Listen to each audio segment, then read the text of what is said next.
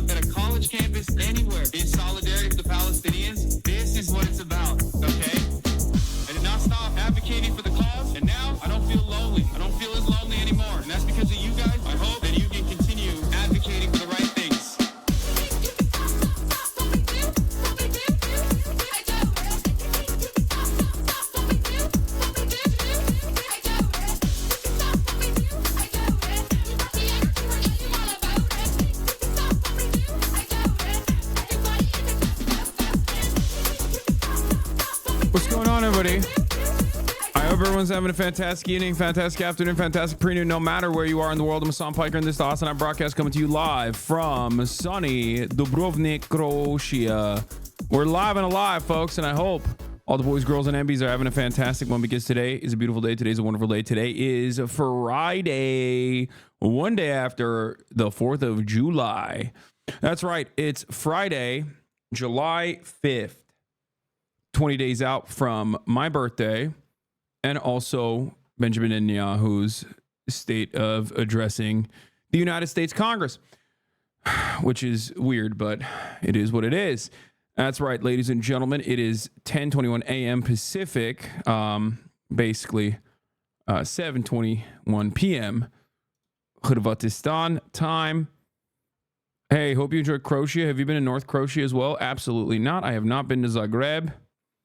But yeah, I'm live and alive, and I hope all the boys, girls, and MBs are having a fantastic one. Hopefully we'll be able to continue this broadcast uninterrupted. The problem is that, of course, there's going to be a lot of drops. I'm just letting you guys know. There's just a lot of drops in the beginning of the broadcast, in the first hour, in the first 2 hours, basically. And I talked to the hotel, and they were like, we talked to the ISP, we talked to the internet service provider for you, and there's not really anything we can do. When a lot of people are using the internet, they just clamp on it. So it's cool. It's like I'm in America. That's the wonderful experience. I get to have American internet experience in Croatia. They were like, hey, we want you to feel what it's like when you have American internet here, so you don't feel homesick. Anyway, I'm alive, and this is the part of the broadcast where I tell you a little bit about my personal news, about what's going on in the world of HasanAbi Piker. And this is for all the parasocialists. The parasocialist update in between the time period where I press the stop streaming button and press the start streaming button. And boy, has a lot happened. I ended the broadcast last night after 6 hours. It's going to drop right now. As soon as I said that, by the way, it's going to F a little bit. It's going to go in and out. It's going to be mini Fs that followed by a major F. Hopefully it doesn't shut down the entire stream, but it's okay. It's going to happen. Watch it in low streamer, low bandwidth mode, or whatever you need to do. Anyway. Did you swim in the blue caves or whatever? No, that was yesterday. I didn't actually end up swimming there because there's too many people there.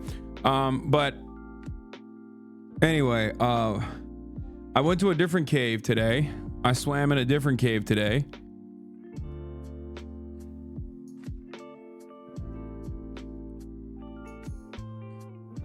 As a Croat studying in Zagreb and being from the coast, I had so much fun getting your American opinions of Croatia. I loved it, and I have a hard time believing no one is clocking you for being Turkish just by nose alone. Is this a very Turkish nose? I didn't realize that that was a thing, but I do love that Croatians are like, yes, we know exactly what your genealogy looks like just by looking at some of your heritable traits. Especially when, you know, to the normal eye, it is indecipherable, but to the Croat does not have a normal eye. It's advanced racism. We know what you are.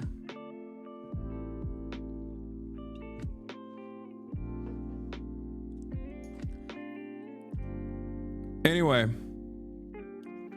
but yeah, went on the boat again today, conquered my fear of the ocean, or the sea rather, but I guess I'm not too fearful of the sea, so it's not technically conquering a big fear of mine.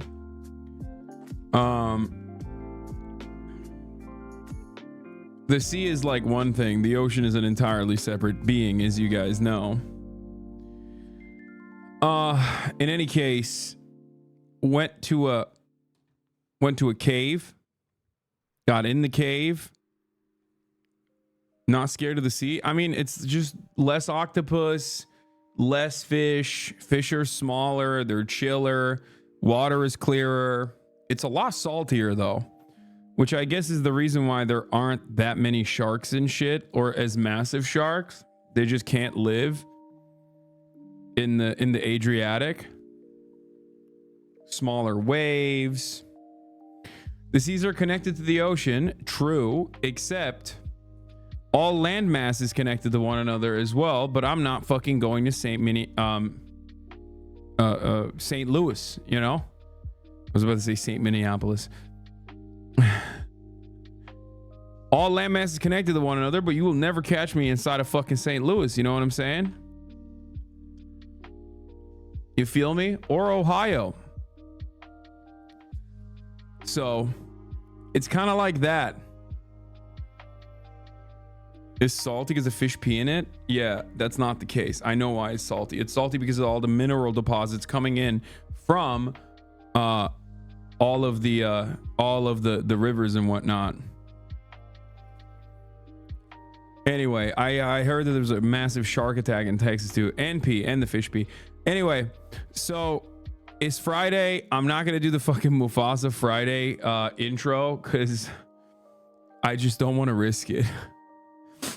I don't want to risk cutting out in between me playing Mufasa. Yeah, just, you know, say no all you want, but I just don't want to risk having the stream F during the Mufasa intro. Okay. Anyway, but yeah, there's a break in tradition. There's no Fridays in Croatia. It's a big Friday though, regardless. A lot going on in the world. We're going to be talking about all of it. But yeah, after I got off the boat, I went to the Red Museum. I was very excited. Because I had heard about it. Alexa specifically wanted me to go. As you guys know, a resident Serb, Alexa, who's currently occupying my house, he wanted me to go. He was also wondering what the Croatian attitude towards Tito is. And did you get seasick? No, I did not. So is it the Victims of Communism Museum? No, so Tito is Croatian. So as like the former Yugoslavian Republic's glorious leader Tito, it's a bit of a love-hate situation in Croatia, it seems. It's a little bit of a love-hate situation in Croatia, where like they like him. They like him because, like, you know, there was a lot of periods in Yugoslavian development under his watch, but they also are like kind of anti-socialist, anti-communist. So, you know, The bunker guy? No, that's Enver Hoxha. He's Albanian. Anyway, the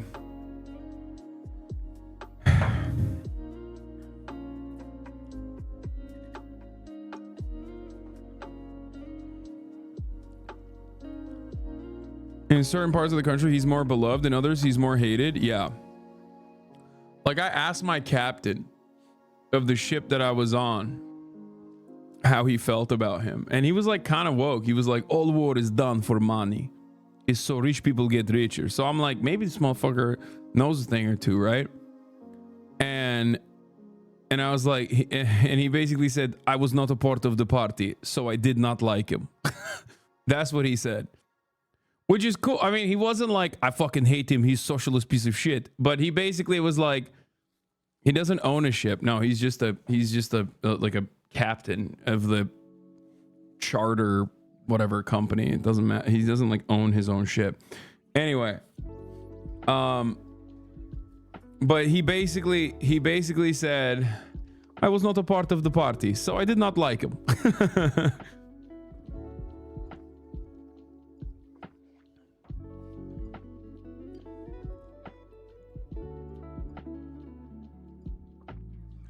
Anyway, usually the case that my parents' generation doesn't like him because they were young near the collapse of Yugoslavia, but any older generations do tend to think it was much better then. Yeah. That makes sense.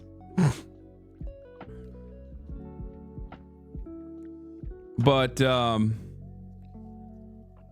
I still, you know, I still enjoyed it. There was a Yugo there, which was sick.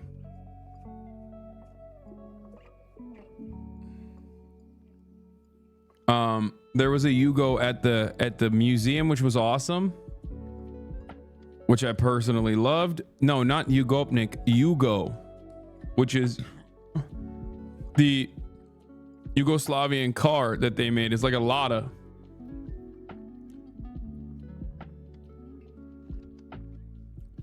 What's the attitude towards Tito from modern leftists? I mean, it's mixed. It depends. If you're like a Stalinist, you consider him to be a filthy revisionist, and you think that his like anti-centralization initiatives were unironically what led to the demise of like Yugoslavia or whatever. I think like overall he is definitely liked a lot by Western leftists for sure. He's seen as like a Euro communist almost. Western leftists like him, unless they're Stalinist, like unless they're super pro Stalin, in which case they don't like him.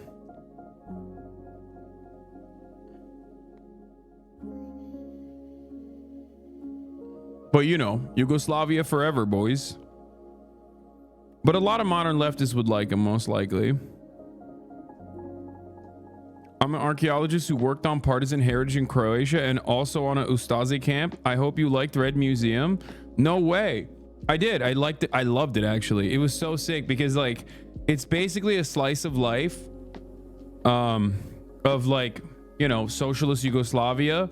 Like they have these like they have these like there's just like a living room basically filled with all of this stuff.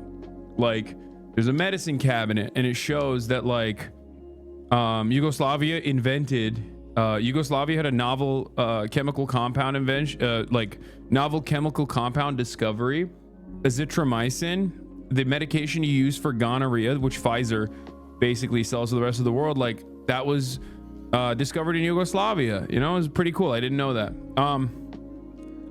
So they have that kind of stuff. I learned about how they saw Coca-Cola and were like, we need to immediately make our own shit, our own version. I forget what it's called now. It's in the photos that I posted from the place, but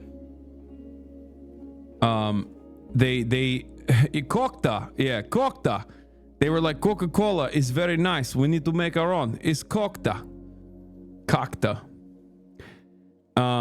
Yeah.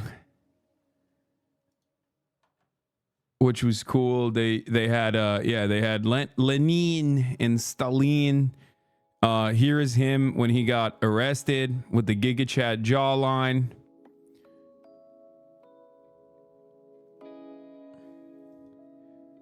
Wait, where is it? Oh, I thought I posted the other ones. Oh, wait, I posted it on my Instagram, not story, but actually on my Instagram post.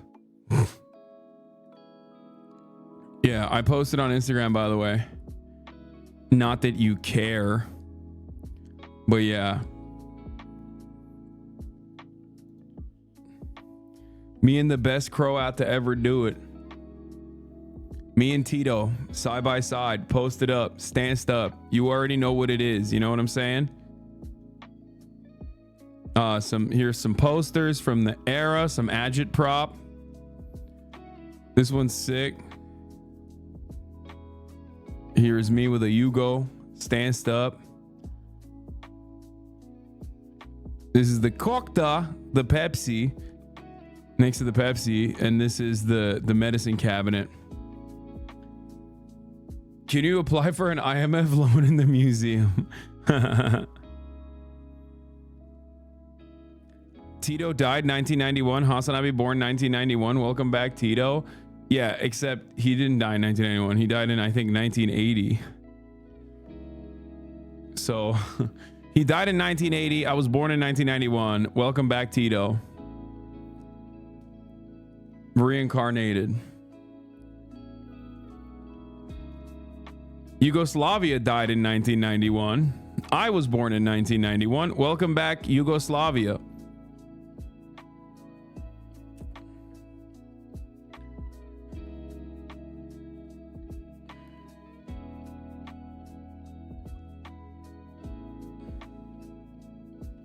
I share a birthday with Tito and I have a medal with his face on it. Thanks, Grandpa. Is it his actual birthday, which I believe is March 5th, or the fake birthday that he has that everyone knows as his birthday? It's another thing I learned in the museum.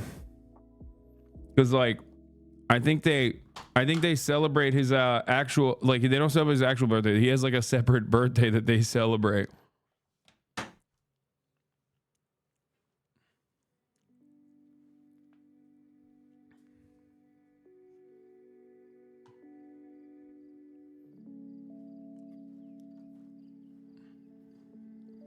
I worked on agitprop site in Dresnica. We found mechanical letters partisan used for flyers. That's so sick. I will say this much about the Red Museum. To the archaeologist in the chat, maybe you can confirm this, but like it was like a push and pull. Okay, it was a push and pull. On the one hand, they're like, well, this guy's a Croat, and also there was like a period of massive development, right? And then also a period of massive development, and then a period of like liberalization to a certain degree that originally was kind of good and then not so good.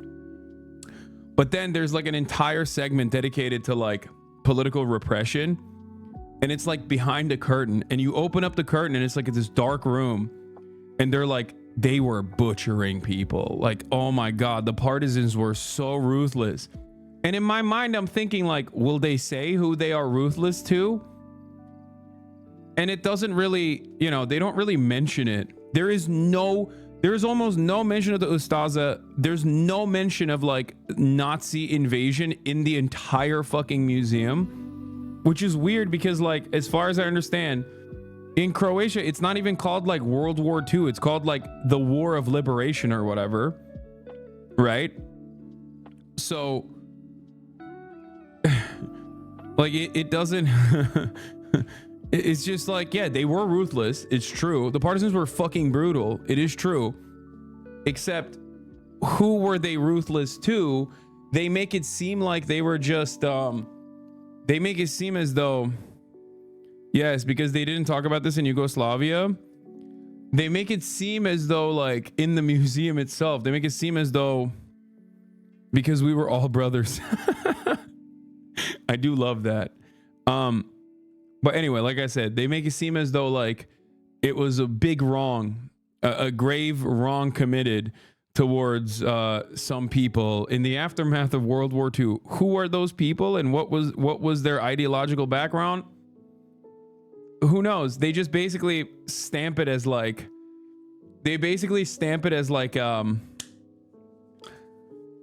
anyone who was accused of being a collaborator was like ruthlessly slaughtered.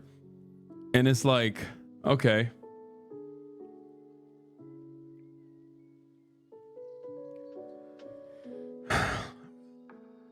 A descendant of a partisan lieutenant. It never happened, but if it did happen, it was a good thing because they were Nazis. Yeah. But there's that aspect of it, and then there's the labor camps, obviously, and then the classic like suppression of any kind of dissent. They kind of talk about that as well.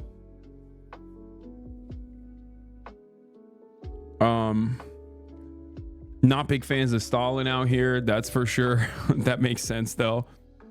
And I did get the vibe that they kind of liked, like the museum.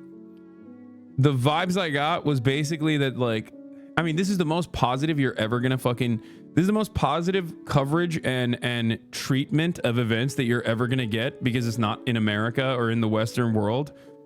So like, so it was still like very positive overall towards Tito, towards Yugoslavia. But, you know, it was hypercritical of a lot of the aspects. But beyond that, I found it particularly interesting that they talked about liberalization and like economic reforms as like a net benefit across the board. Like decentralization aside, like Yugoslavian socialism being a completely separate a concept, not a separate concept, but like a separate mechanism to achieve socialism is one thing, right? Like market socialism, Titoism. Having said that, beyond that, I did feel like they mostly talked about like Western allegiances being a great benefit to Yugoslavia, which ultimately it was, as long as you're talking about money, but also it simultaneously led to like the 80s economic downturn. Like they briefly mention it, but there's like, wow, there's a lot of unemployment. I don't know why that's happening as the privatization is occurring. I thought it was very cool that like privatization was completely banned. Like private businesses were completely banned. The first ever private business, they gave an allocation to businesses with 3 employees. They were like, you can only have a private business if you have 3 employees, right? Small businesses. And 1988 was the first time. 1988 was the first time Yugoslavia had a private business.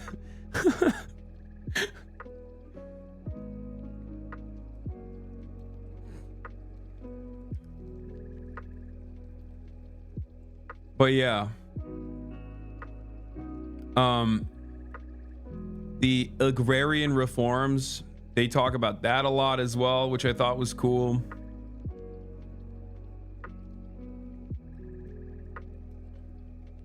This nerd really went on vacation to study history. It was the coolest part of the Croatian trip.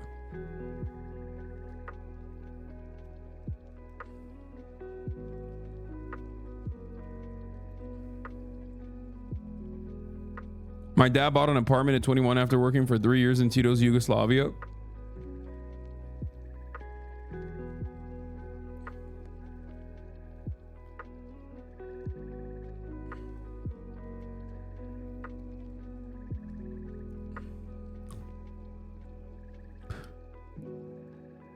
(1988) was also the first year women in the US could get a business loan without a man. I mean, 1946 is like when women had full rights and full equality in Yugoslavia. So they were kind of, as is the case with many other communist countries, they were kind of fucking lapping the Western world on that shit, which is really funny because I'm at the museum and I'm listening to what like other people's criticisms are, I guess, because like a lot of the people that enter the museum are like, I suspect academics, but like, you know, Westerners with like not exactly the fondest opinion of socialism. So this like older lady was telling her daughter like, of course there were no women in positions of power, it's all men. And I was like white knuckling. I just wanted, so I didn't say anything. I didn't want to be like, International Women's Day is literally a communist product, okay? And also there's a like, I didn't want to be like, there are famous revolutionary figures that are women. Okay, women played a very important role in both the USSR, but across the board in every socialist nation. Socialist and communist countries were literally ahead of Western nations in terms of like giving autonomy and equality to women and constitutionally protecting said equality. And I didn't say anything. I shut the fuck up. It's just, all I'm saying is she was wrong, and now I'm having shower conversations basically.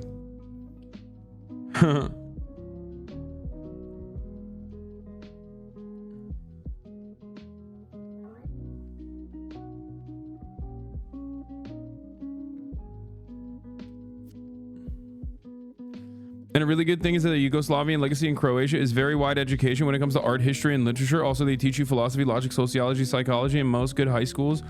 And I'm very thankful for it, even though I'm a STEM nerd, still flexing and spamming. I'm sorry, I really want you to see this message. I see it. Yeah.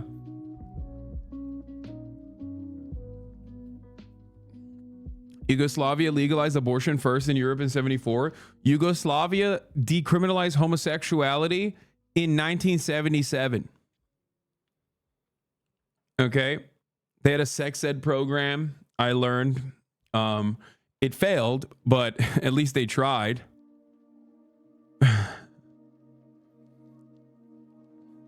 Yeah, Yugoslavia decriminalized homosexuality in 1977. Yeah, that's before homosexuality was even invented, dude. People didn't even know you could be gay back then. So, you know. Yugoslavia forever. Anyway.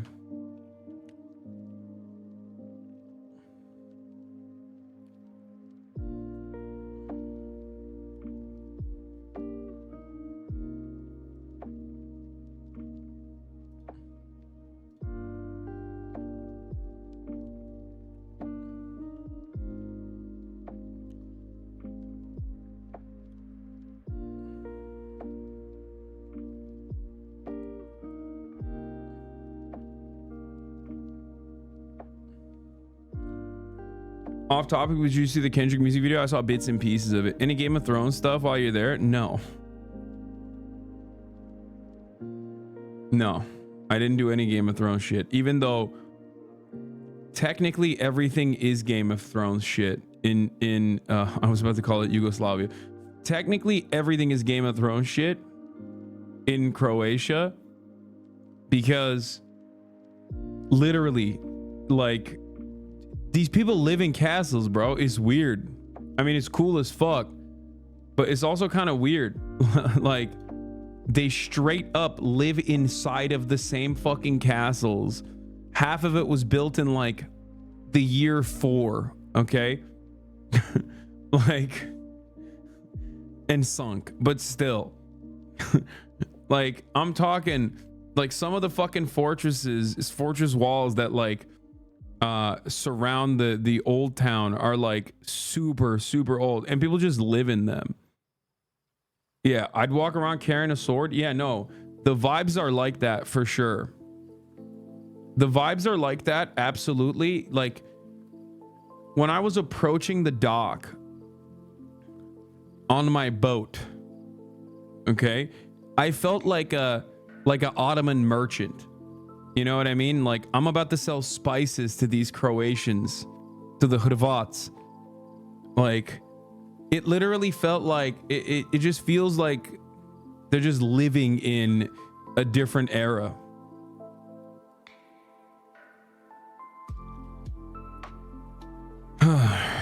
But yeah. Do they have modern appliances? Yes. Their internet is ass, but everything else is fine.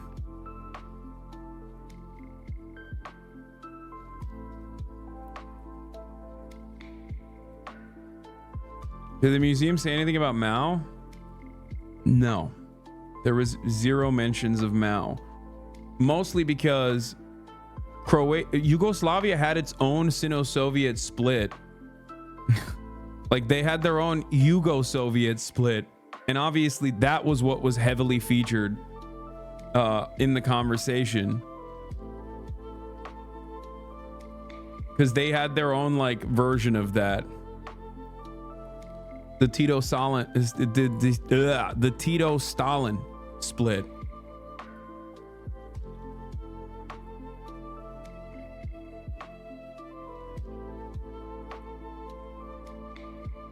Did you celebrate the 4th of July with Croatians? Thanks in advance. No.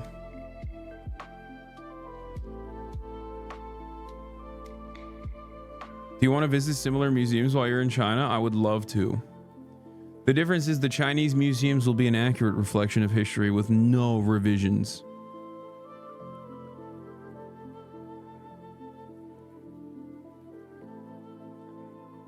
And you still have market socialists on Twitter? Yeah. But those guys, for the most part, are just like sock dems that want to appear cool.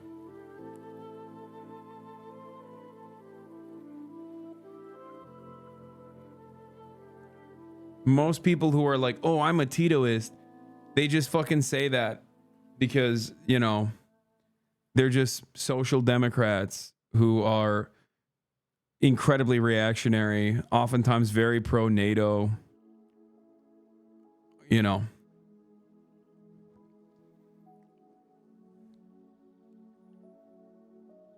But that's it. Titoism equals more IMF loans. Brother, those motherfucking loans helped Yugoslavia quite a bit until it didn't. A lot of privatization that occurred and then it didn't help at all. But the point is, if there was a country if there was a world where like America was like the USSR, okay, if America was like the USSR and did a Marshall Plan for communism, the world would be very different.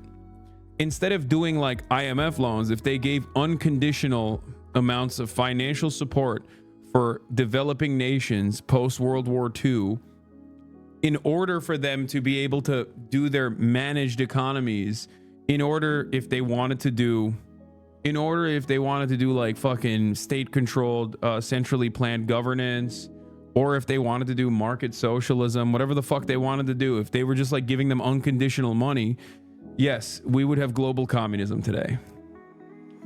It's just money, man. That's it. Yugoslavia was the third largest economy in Europe in its prime. Yugoslavia had an entire decade from 53 to 63 with the largest productive growth, 9% each year. The only other country that has ever experienced growth to that same magnitude was Japan.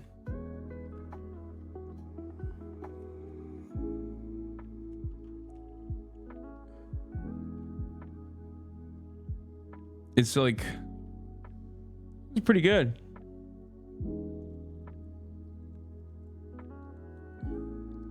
Tito sent a letter to Stalin after multiple failed assassination attempts that not to try anymore, or Tito would send one to Moscow and they would not fail. Yeah, I saw that. That's pretty cool.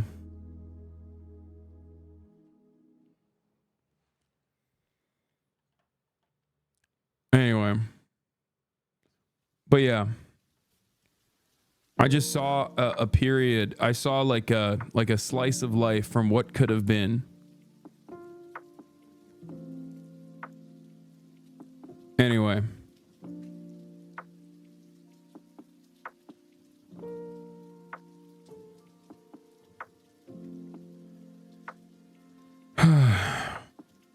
So.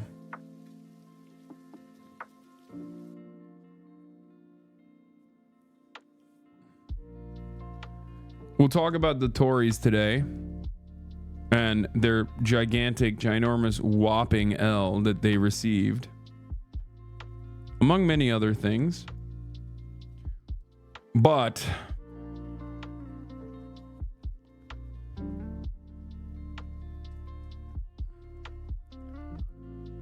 beyond that, it's not exactly a sign of good things to come. And I will tell you exactly why. Not because I'm some fucking hater who's always saying like, oh, progress is never happening or anything. Good W for Jezza as an independent in Arlington. We'll talk about that as well. But let's get started. Let me blast off real quick. You are a hater though? No. I'm just a realistic person. Which pisses off a lot of idealistic people. The one thing about the boat that I will say is that, like, I'm still, in my mind, I'm still rocking. Like, I feel like I'm still on the fucking boat. I'm still rocking a little bit. Islington. Anyway, let me blast off. Big labor landslide.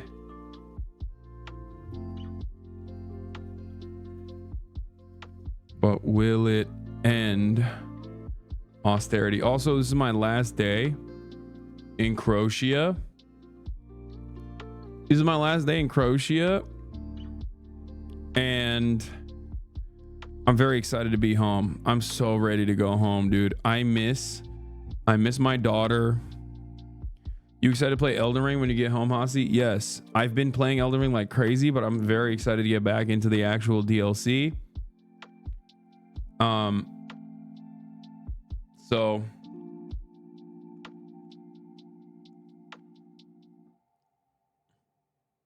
you know, is this the red Tory terror?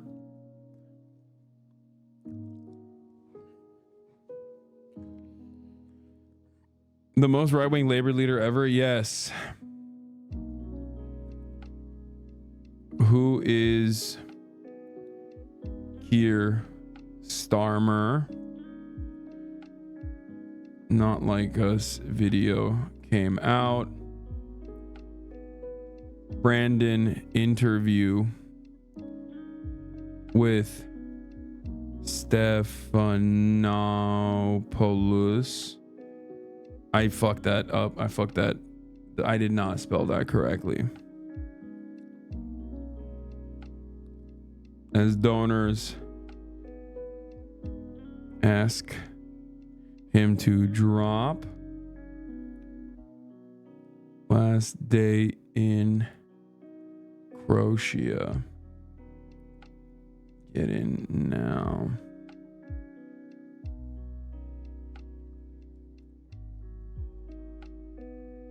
Twitch.tv/HasanAbi. Do we have a meme? Do we have a meme for the blast off chat or not? Are you gonna talk about Biden calling himself a black woman? I did yesterday, but I'll talk about it extensively today. Thank you for the playlist, Amacius.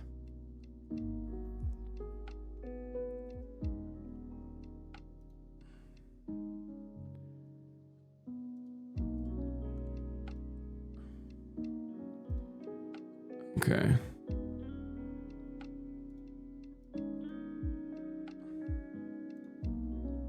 All right, boom. Posted and roasted. He's also said something about roadways before he lost his train of thought. Yeah, he's not doing too good, but we knew that already. Look at the front page of the New York Times. They're going all in on Mamala. It's Mamala time, baby. All right, blammo, we did it.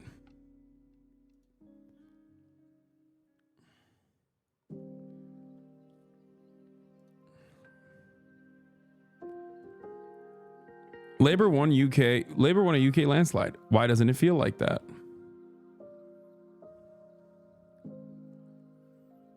A lot of talk about the Prime Minister. Let's see. The reintroduction of Kamala Harris. Oh my God.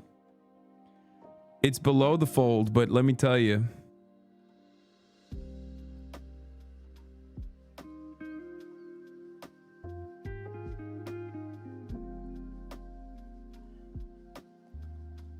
Tories were so ass. Scotland didn't even vote for its own guys. Dude, it is pretty crazy seeing this fucking massive wave of support, dude.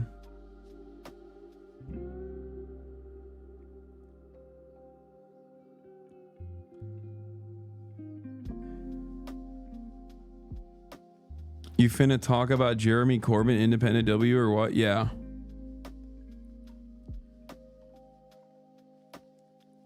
Reform didn't do well as predicted. Shame that where I live voted for them. Wait, what do you mean didn't do as well as predicted? No, they fucking did gangbusters. What are we talking about? Dude, what?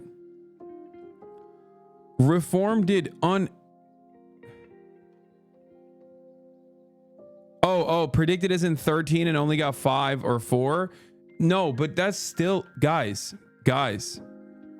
In comparison to the exit polls, they did way worse, but it doesn't matter. They're still, dude, they still got millions of votes, okay? Like, it's like the British Nazi Party getting millions of fucking votes. That's not... Reform won second in 98 seats.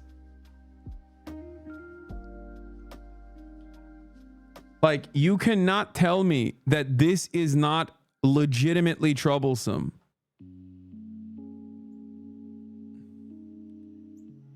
This is the British Nazi Party, dude. It is fucking crazy.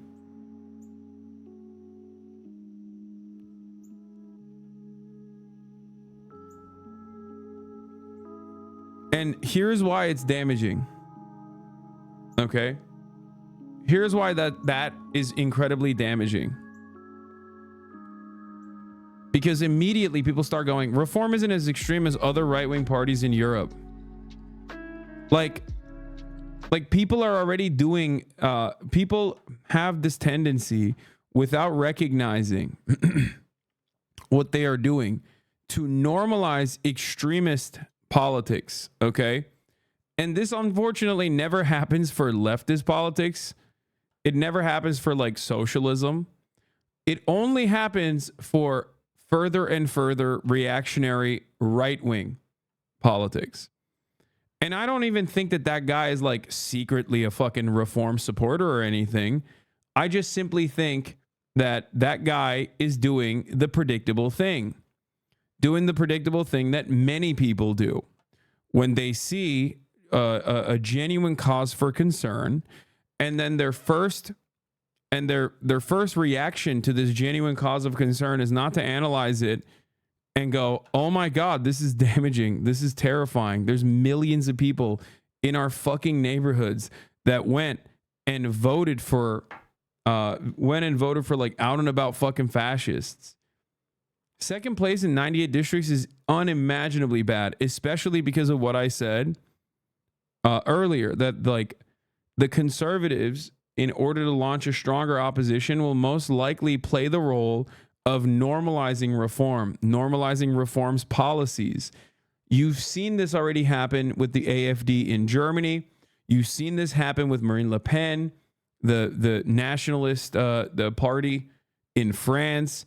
It starts off marginal, and then before you know it, 2 election cycles later, you're like, what the fuck's going on? How do we get here? And there's always people like myself who have been covering this stuff for years and years, who is telling you every step of the way, this is unimaginably scary. Reform nearly got half as many votes as Labor. Quite worrisome here. Yeah, look at this. Labor's landslide victory definitely Labor's landslide victory kind of muddies the waters, given the way that like British politics works in terms of like what their actual performance in totality looks like. Okay, their actual performance in totality is insanely scary in comparison to former Labor politics and former Labor numbers. Okay, and also when you look at something like this, okay, when you look at the vote numbers across the board, Reform UK got 4 million. They almost fucking reached the conservative number, dude. That is like I don't know what to say. That is so terrifying. Okay? That is unimaginably terrifying. Like, That is a red alarm bell. That we're talking like we're nearing re-education camp territory, like immediately. Okay. Like someone's like the British boomer class is out of control, dude. They are so insanely reactionary. Okay. Yeah, this is what's important to analyze. Like is going to. it's a thumping majority without a thumping share in the vote. What could possibly go wrong? Like Labor doesn't have the popular mandate that that people think it has in terms of the actual seat majority that it has. Okay?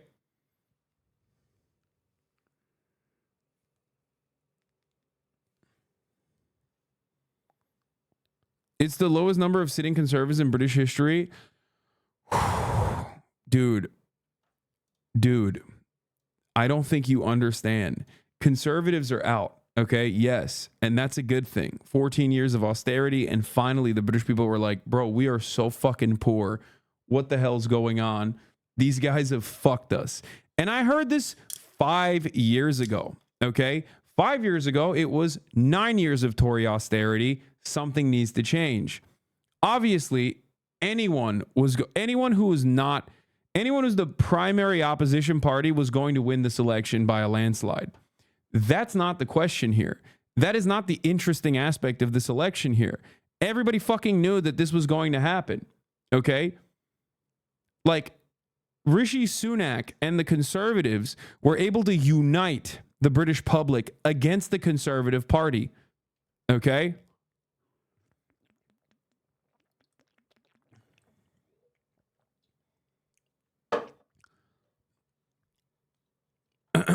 Problem is, they said, we are so poor, and a large population then said, and immigrants are to blame. Yes.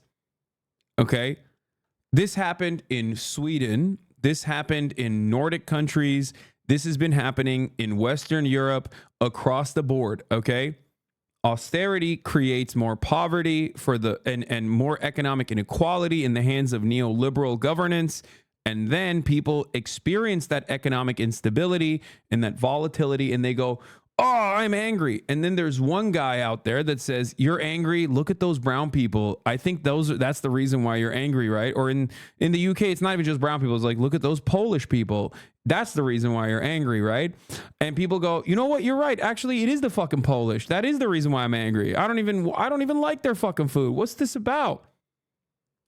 Okay. Or the Muslims. Oh my God, they're coming in numbers. They're coming in waves. Oh my God, they're coming in dinghies. Okay? It's the same story over and over again. And I think that this is legitimately fucking terrifying, especially when you consider that, one, this is rather Pyrrhic in terms of a victory, regardless of the actual landslide in like seats. Okay. And not only that, it spells that you don't have the popular mandate. Okay. You don't necessarily have the popular mandate.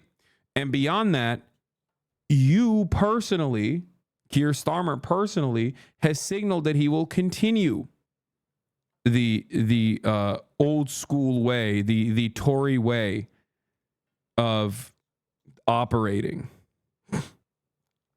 Can a left take a W? I mean, we'll see what happens. Okay? Because if Keir Starmer operates in the way that he actually operated, or in the way that he spelled he would operate, which is a continuation of privatization and no actual cash infusions, no way to fix the economy, and no genuine improvements in infrastructure, no additional spending on government funded programs, whether it be the NHS, whether it be public transit. If he doesn't do that, and it doesn't seem like he's going to do that, the River Thames is going to be continuing to fill up with shit. The railroads are continuing to get worse and worse, and people are still going to experience an affordability crisis that has definitely been a major issue in the UK across the board. Okay. Thames, sorry.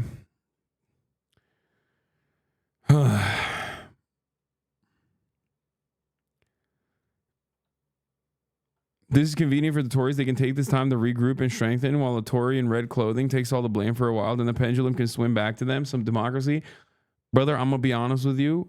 I don't think the pendulum is swinging back to them.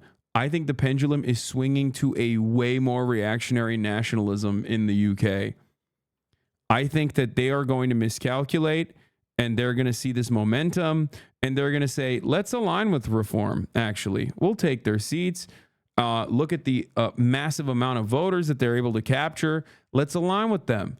Okay, let's collaborate with them. Let's adopt some of their more reactionary influence. Bring it into the party. The Tories are already pretty fucking reactionary. They're super right wing in general. Rishi Sunak literally was already doing that. The Rwanda Protocol is literally like it's some unimaginable cruelty. It's like it's so perfectly British. I feel like it's Winston Churchill. Okay. Without the keep calm and carry on World War II, like we lucked into the right side of that war politics. Okay, it's insane.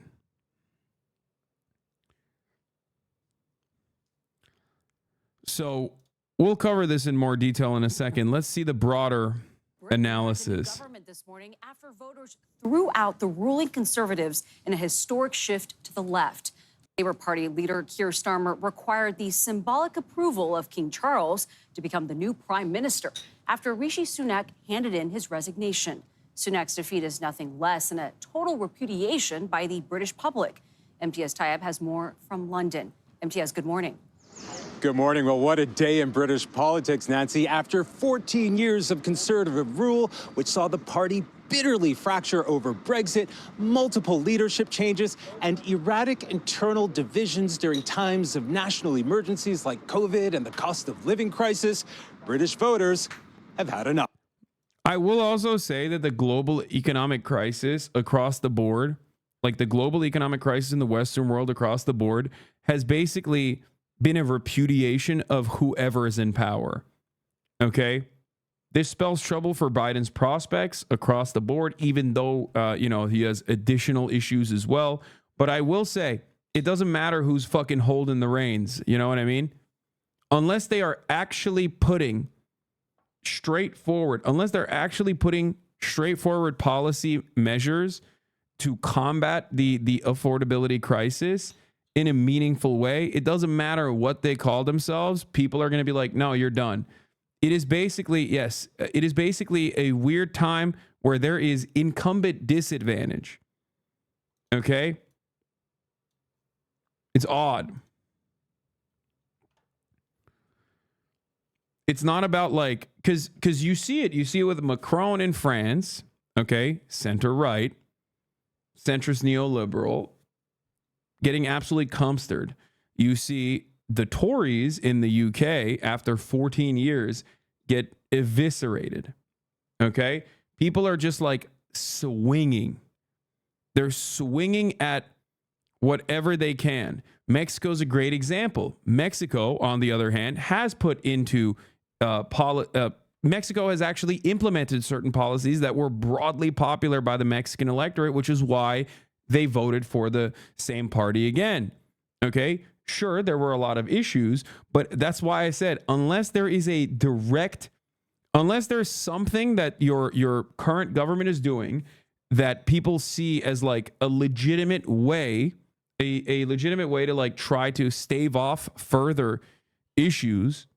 And if you are in the Western world, if you're in Western Europe, you definitely aren't doing enough because, there's not a lot of momentum in that direction, not a lot of momentum in either direction, really. And the only changes that can come will happen in the direction of further right-wing slants within governance, whether it be like raising the retirement age, whether it be, trying to trying to continue neoliberalism, trying to continue austerity in whichever way they possibly can, while packaging it as like, well, this is the sane, reasonable thing to fucking do. Okay?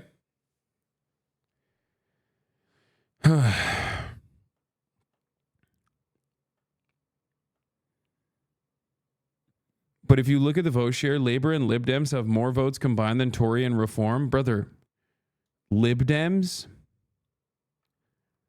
Like, what are we talking about?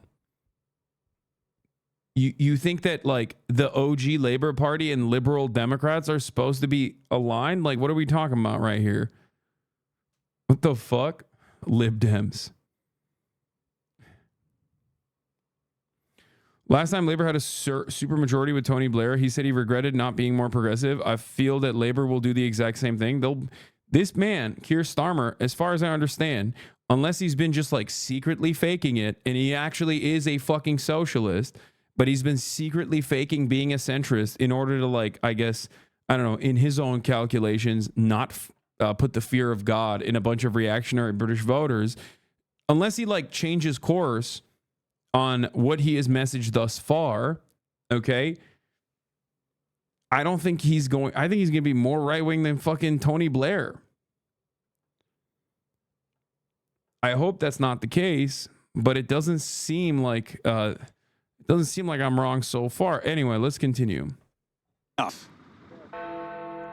And as Big Ben strikes 10, the exit poll is predicting a Labour landslide. Even before a single ballot was counted, it was clear Keir Starmer's Labour Party had won a massive majority. And as the vote counting went into the early hours, it was confirmed. We can now say with certainty that Labour have won the 2024 general election. For the Conservatives, the defeat wasn't just crushing, it was a near annihilation. The worst result faced by the party in its 200-year history. Major figures out of jobs.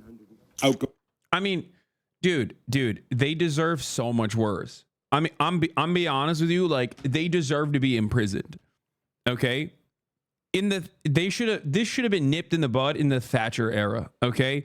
They should have just straight up done like a people's tribunal on the entirety of the Conservative Party and sent them off to the fucking mines, okay? Instead of privatizing said mines, they should have kept those mines, okay? They should have had state-funded mines that they shipped Thatcher and all of the fucking Tories to, and then done a serious re-education, okay? But they didn't. And the Tories have dominated British politics for a very long time. Specifically, the last batch was the past 14 years. And the UK became unimaginably poor, while also the British wealthy became unimaginably rich, which is, of course, exactly what happens both in America and every other fucking Western liberal democracy, where you have people in positions of power whose job is specifically to do that. Okay, you are joking, but I unironically support that. Am I joking? Who said I'm joking? The only joke here is that I forgot to run the top of the hour ad break and I'm running it 16 minutes in. Okay, that's the only joke. I wasn't joking when I said send them to the fucking mines. Okay. Anyway.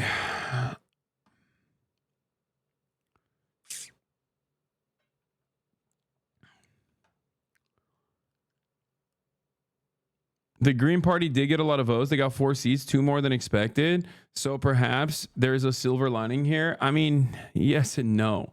Look at the fucking Lib Dems, dude. Anyway, here's the 3-minute ad break now. Let's do that. 3-minute ad break at the top of the hour. If you no longer want to see those ads, all you need to do is subscribe. For $5 or for free with a Twitch Prime by connecting your Amazon Prime account to your Twitch account, where you get 1 free Prime subscription a month. Use it on your favorite broadcaster. You know I'm being serious when I'm talking about British politics, and I haven't done a variety of different British accents throughout this process, okay? This is me locked in. Do you understand? I'm taking this shit seriously, all right? I haven't even done a British accent yet. It's been an hour. The coverage has started. I'm talking about motherfucking British politics, and I've yet to do an accent. I just did. I know, while I was serving the ad break. Anyway, let's continue. Prime Minister Rishi Sunak soon conceded his party's brutal defeat. The British people have delivered a sobering verdict tonight. But the verdict was also fragmented, reflecting the deep dissatisfaction across Britain. Voter turnout was the second lowest since 1885, with Reform UK, an anti-immigrant party, gaining the third largest share of. Voter turnout was the second lowest since 1885 is the real sobering number. Okay? What the fuck? Dude, do they not vote? No, bro, because Labor sucks dick too. Is that good? Yeah. No, it's really good.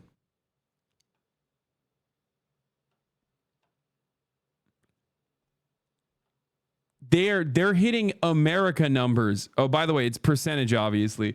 It's like percentage adjusted to the population. I'm just saying that, like, they're literally doing America right now, okay?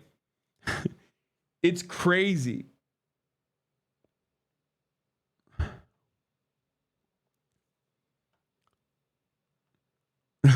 and they don't even have a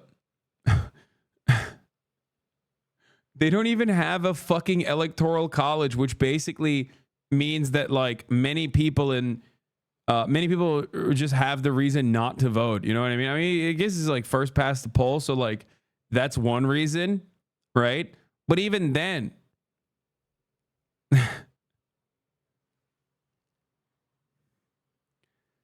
anyway. First past the post. Is it first past the poll? First past the post voting system left it with just 4 seats. Still, its leader, Nigel Farage, the right-wing populist ally of former President Trump, won his. The Green Party, as well as independent candidates who ran on platforms to end the war in Gaza, also managed to nab formerly safe seats from Labour. You campaigned for it, you fought for it, you voted for it, and now it has arrived. Change begins now. Still, the sheer size of the Labour landslide gives Keir Starmer the most decisive of mandates. After 14 years in the political wilderness, Labour is back, and Keir Starmer is now Prime Minister. And with Keir Starmer now the latest occupant of 10 Downing Street, he's a prime minister who's inherited a fragile economy, crumbling infrastructure, and a disillusioned public. It's now his job to try and fix it all. Oh, dude, England is so cooked. Like, dude, it is actually really fucking bad. It is actually really, really fucking bad. Like, when I say England is so poor, it's like, it's not normal, dude. It's like, we're talking Alabama poverty, okay? Bro, when I heard that it was either on TrueAnon or Chapo, there was a British correspondent they had on, talk about how, like, some hospitals in the UK can't have fat people on the second floor. I lost my fucking mind. Because, like, the ground will collapse because of the short-term concrete that they used and then just kept. Instead of, like, beefing up their infrastructure in the hospitals, they just, like, basically left it, and now it's rotting. So you can't even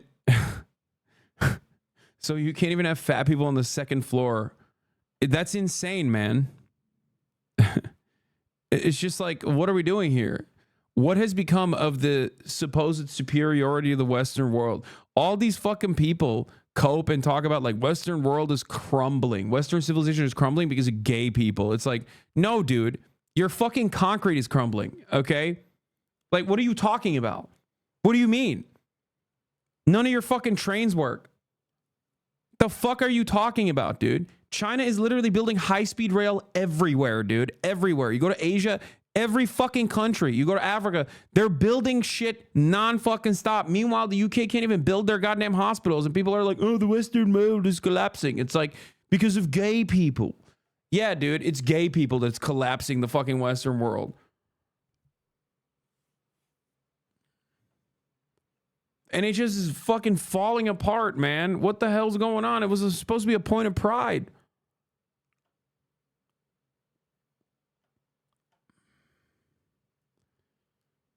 Anyway, this is important to understand as well. Keir Starmer received fewer votes than Jeremy Corbyn did in both 2017 and 2019. Remember, Mr. Unelectable. In 2017, he got more votes.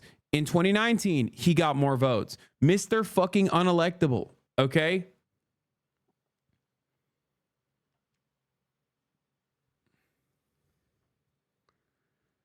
That's because Labor didn't gain a lot of supporters in that time. Conservatives just lost a lot. No, yes, conservatives did lose a lot. But the major problem here is that given the crisis within the Conservative Party, Starmer should be cooking, okay? Starmer should be fucking cooking. Like, what are we talking about? He's the guy, right? He's the method. He's the movement. That's the way they presented it. The way that they presented Keir Starmer was that he was the great fucking liberator. He was going to make How Britain Became a Poor Country from Tom Nicholas. We will definitely watch this in a little bit, okay? Here's the UK food bank users, dude. Shit is mint. I mean, maybe they just open up more food banks. I don't know. Data lies sometimes, but like even then.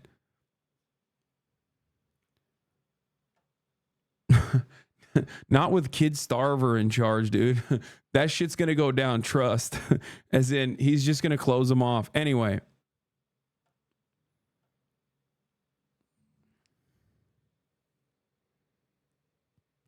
Shouldn't we support Keir Starmer as a visionary leftist, nevertheless, who led to the UK finally back to leftism? Yes, a visionary leftist. He's a revolutionary Stalinist, actually. He's a revolutionary Marxist. I'm super stoked for the UK. He's sending Rishi Sunak to a labor camp.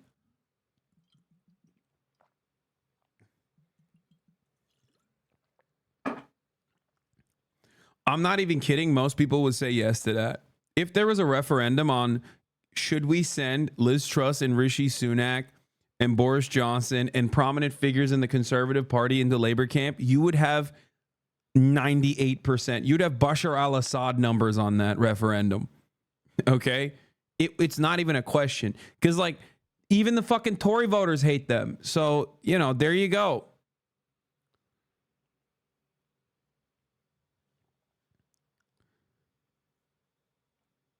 They'd be like, yeah, no, send their asses to the fucking labor camps. Let's go. Rishi Sunak to Rwanda. That would get 100% from the Reform Party because they're like, oh, one less brown guy. Thank you. They would be like, yes. 100%. 100% of like the 4 million, however many million people fucking voted for Reform would say yes to that. 4 million people united for different reasons. Yeah, send him home to Rwanda or whatever nation he's from. I don't care. Okay. All right. Labour wins by a landslide. Let's look at the Starmer versus Blair versus Corbyn comparisons. Starmer is going to essentially more or less match what Tony Blair achieved in 1997 when it comes to seats in Parliament. But here's what's interesting. Look, this is how many votes across the country, how many people voted for Tony Blair and how those votes stacked up over the course of the count. Let's just compare that with what we've just seen for Keir Starmer. Just have a look at that. Okay, so that is the number of votes that Keir Starmer has achieved. And just look at how far short it is of the number of people who voted for Tony Blair in 1997. It's even short of the number of people who voted for Jeremy Corbyn in 2017, who obviously didn't even get into government. And so you can call that what you want. You can call it a change in the voting system. Well, certainly a representation of the voting system. You can call it efficiency. Whatever you call it, though, it is a thumping majority without a thumping share in the votes. Yeah, I give 2 years before people are calling him Herr Starmer. I think he's going to be a Macron-style figure that causes so much disdain towards labor and bring about the fucking Fourth Reich in the UK. That's my prediction. I hope I'm wrong. I really, really, really hope I'm wrong. But I'm telling you right now, it feels like we're at the precipice. If Keir Starmer continues with austerity, if Keir Starmer continues with privatization, if Keir Starmer continues with conservative policies with a fucking red sticker on it, okay? I'm telling you, if he does that, we're talking Reform UK, whatever the fuck it is. Maybe Reform takes over the Conservative Party entirely. Maybe it's just simply Reform. You're staring at the barrel of a goddamn gun, okay? You are staring down fascist mobilization in the UK like you've never seen. If he continues this, now maybe he doesn't. Maybe he was lying this entire time. In his entire election campaign, he was just lying, and he's secretly a committed Marxist-Leninist, and he's going to do unimaginable good, okay? Maybe. That would be incredibly hopeful. I just don't think that he would do that, especially considering what the party looks like now, what the Labour Party looks like now in comparison to where it was under Jeremy Corbyn, what they did specifically to like Corbynites and anyone who's like ostensibly a real leftist in the fucking Labour Party. You know, Starmer as a white hat centrist is hilarious. Yeah, he just like faked it. He faked being a centrist, and now you will see the real red labor wave is actually red for communism. The spirit, the specter of communism is haunting the UK. Okay. The sun broke out as the new occupants of number 10 arrived on Britain's most famous street. The welcome was warm for Keir and Victoria Starmer. His first words, a tribute to the man who'd just departed. I want to thank the outgoing Prime Minister, Rishi Sunak. His achievement as the first British Asian Prime Minister of our country, the extra effort. Yeah, dude. It was so wonderful. It made the already racist British people significantly more racist.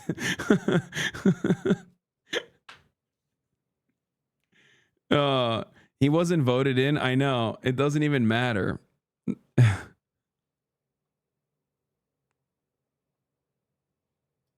That will have required should not be underestimated by anyone. And we pay tribute to that today. And we also recognise the dedication and hard work he brought to his leadership. But now our country has voted decisively. Yeah, dedication and hard work to further fucking up the country. The dedication and hard work to like leaning into some of the most unimaginably reactionary white nativist immigration policies, despite being like an Asian dude, despite being a brown dude, okay? Like Rishi Sunak's last ditch effort was literally like, let's just kill migrants. And if we don't kill them, let's fucking just ship their ass to Rwanda. What an insane move, dude. That was crazy. Like, he's like, oh, are we losing? I'm assuming they have internal polls. I assume that they have like internal polls that were showing that like Reform is like, you know, gaining momentum or whatever. And then his misdirection or his like party redirection was like, oh, are you guys really poor? Are you really angry about the affordability crisis? Are people going to fucking die in the heat due to heat strokes? Are people going to fucking food banks by massive numbers now? Well, you know, let's just kill a couple migrants. Call it a day. Sick. That seems good. That seems like a great idea. For change, whether you voted Labour or not. In fact, especially if you did not, I say to you directly, my government will serve you. Our work is urgent, and we begin it today. Thank you very much. His triumph is both historic and strange.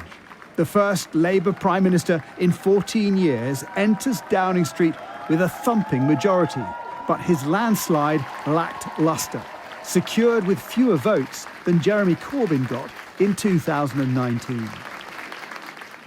It happened because the Conservatives experienced their worst ever defeat.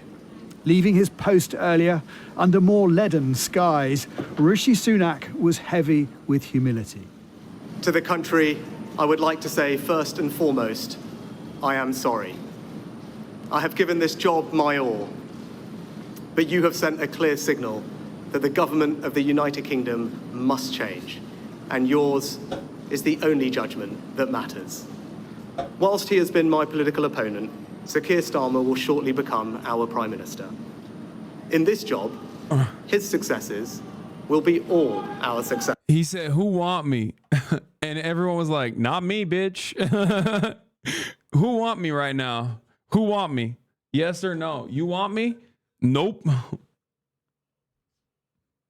Why is she standing like that? Yeah, what the fuck's going on in the background, dude?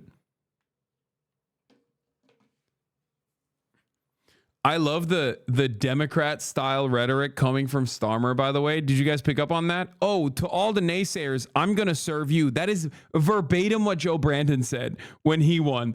Like, that is such classic Democratic Party, mealy-mouthed, liberal, libshit bullshit, okay? Oh, yeah, so to those who don't believe in me, I will serve you perhaps the most. Which is like, what are you saying, dude? No, don't say that. Okay. Anyway.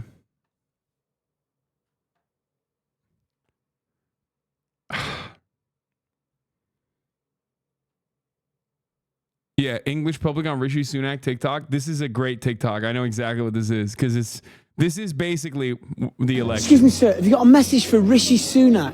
Fuck off. Yeah, you fuck off. Fuck off. Hey, get the fuck. He's a knob. Yeah, he's a prick. He's a cunt. Have you got a message for Rishi Sunak? Who? The Prime Minister. Ah, fuck him. Fuck off.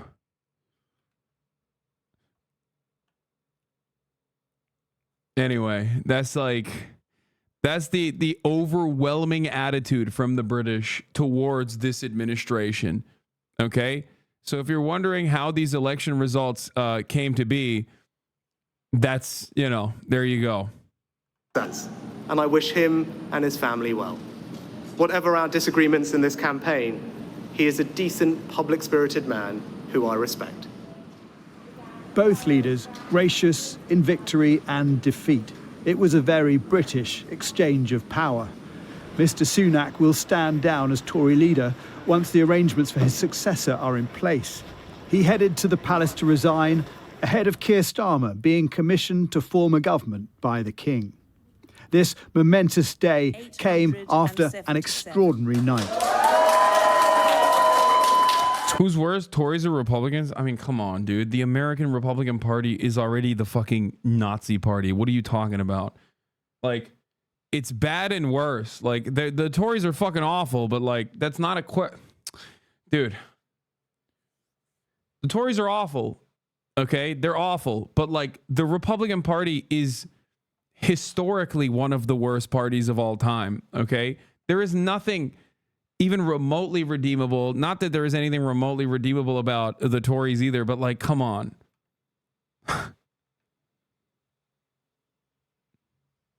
Reform or Republicans, that's reductive. Reform is the American Republican Party, but in the UK, okay?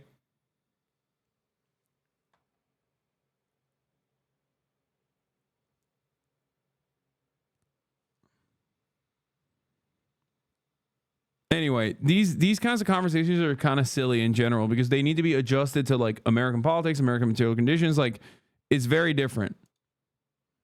12 cabinet ministers unseated, and Liz Truss, ousted as Prime Minister after 45 days, now rejected by her constituents, losing one of the safest Tory seats in Britain.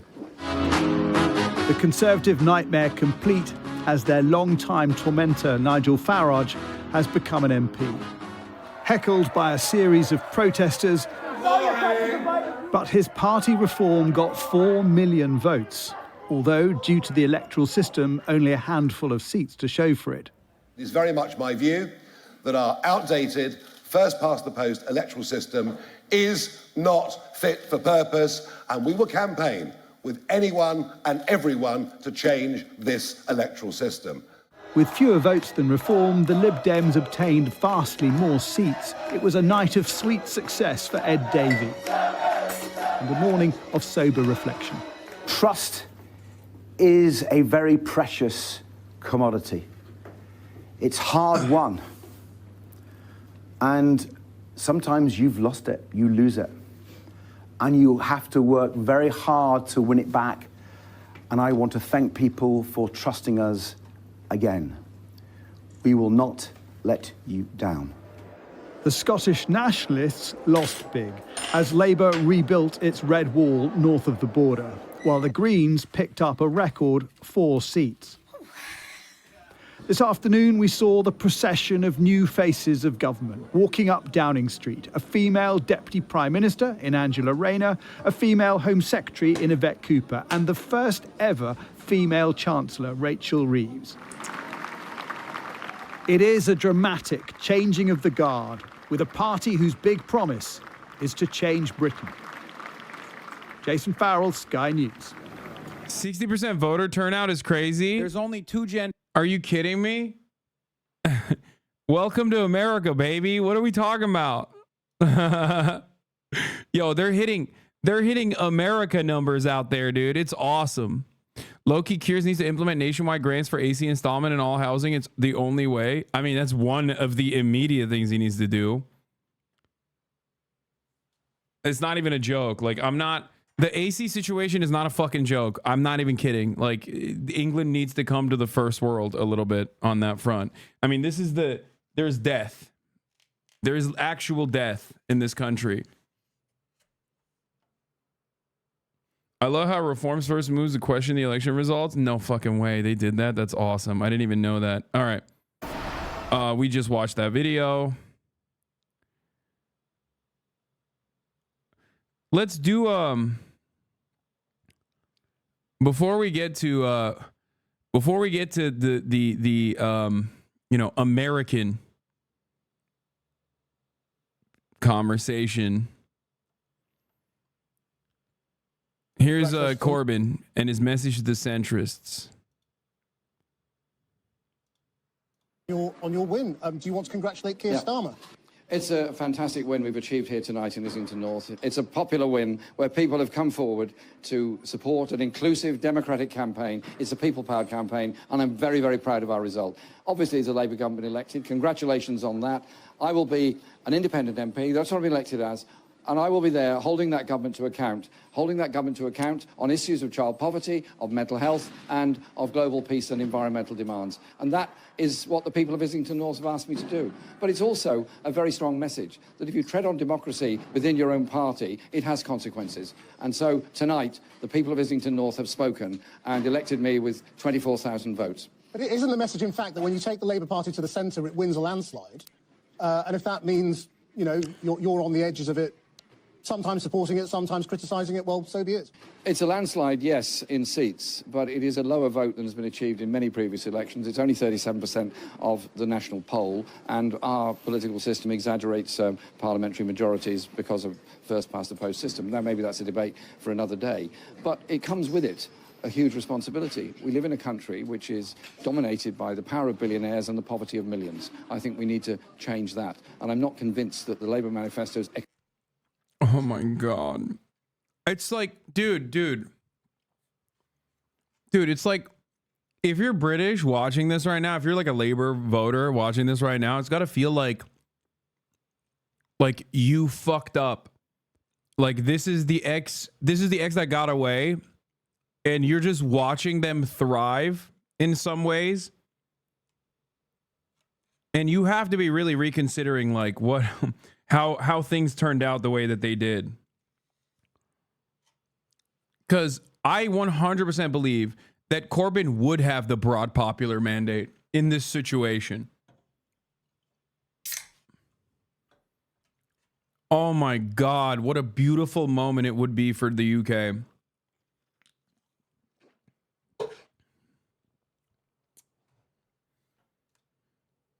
Economic offer will be able to deliver the fundamental changes our society needs. So I'll be a voice to try and bring about greater equality and opportunity for everyone in our society, particularly young people. Let us just bring in a couple of the people around our table. We have Harriet Harman and Alistair Campbell, and I'm sure they're both keen to talk to you. Harriet.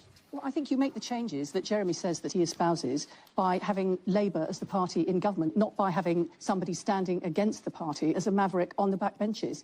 And I think, you know, we've always stood for in the party collective endeavour. Sometimes things go our way, sometimes they don't, but collective endeavour on behalf of the people of the country as a whole. And what Jeremy Corbyn has done is stood out just as an individual and put himself as an individual above social progress for the country as a whole. And I just don't agree with that. I would never do that, put my own interests above the party and the good the party can do the country. So I'm disappointed in you, Jeremy, but I expect that's nothing new. Well, thank you for what you just said there.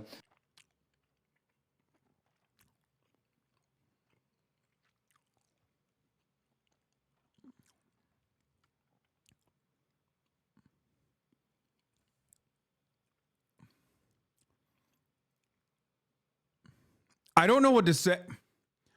There are so many things I want to say, and I am severely limited by the restrictive terms of service on twitch.tv. You will never stop me from thinking the things that I am thinking, but I cannot say it.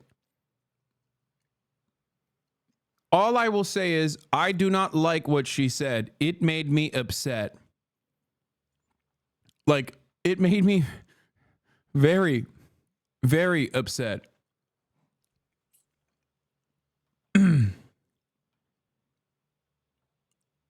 Anyway, let's continue. People of Islington North simply voted for me because we put forward a positive, inclusive campaign, because we offered hope of real change, and also we stood up for democracy within our society when the Labour Party's machinery... I love that.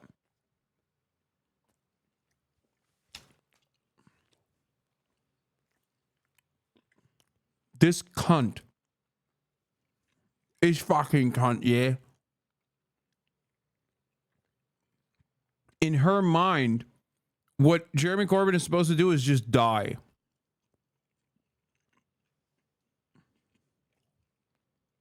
Like it's not like he was being selfish. Like, she's like, oh, how unimaginably rude that you ran against Labour when they gutted you, when they fucking shanked you, when they deliberately tried to tank the party. Like, what was he supposed to do? Just die? It's really inappropriate that you didn't kill yourself, Jeremy Corbyn. Really, how incredibly cruel and selfish of you. Like, what are you saying? What are you fucking saying right now? Like, many chatters probably don't know the history, but Jeremy Corbyn was specifically gutted under his leadership internally within the Labour Party. The current administrative, the current people who are controlling the Labour Party specifically were deliberately tanking the Labour Party because they did not want Jeremy Corbyn. They did not want Jeremy Corbyn's Labour Party to actually gain momentum. Okay? The people that fucked him over and deliberately thwarted his chances are now in power. Okay? I'm not just talking about calling him an anti-Semite. Okay? I'm not just talking about that, which is one part of it. Keir Starmer played a role in that. I think that with all of that in mind, and I do want to kind of, I don't know, I do want to kind of look into that a little bit today. I do want to, when you consider all of the things that they did, okay, when you consider all the things that they did internally, when you consider how they fucking shanked this man, okay, for being a real one, there's no other way to put it, okay, real like Joe Manchin and Kirsten Sinema hours over here, but then now the entire party is like Kirsten Sinema, Joe Manchin. Orospu evladı Hasan. Eyvallah kardeş. Öpüyorum seni. I know the Labor Files is the entire documentary on it. But my point is,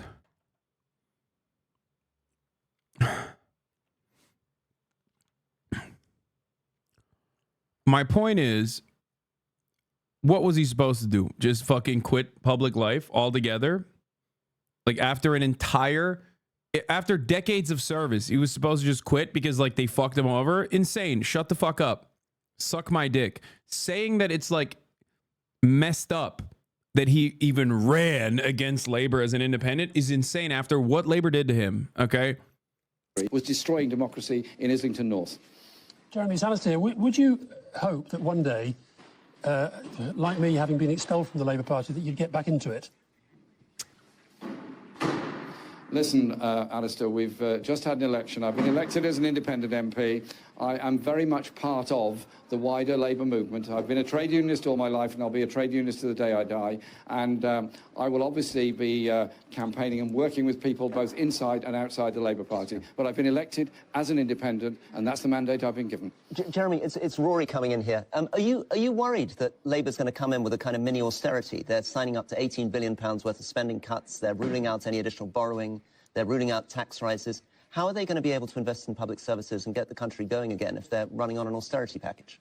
I think you've taken us straight to the kernel of the problem. If the Labour manifesto doesn't... I can't believe I'm saying this, but that question is actually really good. He's absolutely right. And that is precisely the reason why I've been fucking so critical.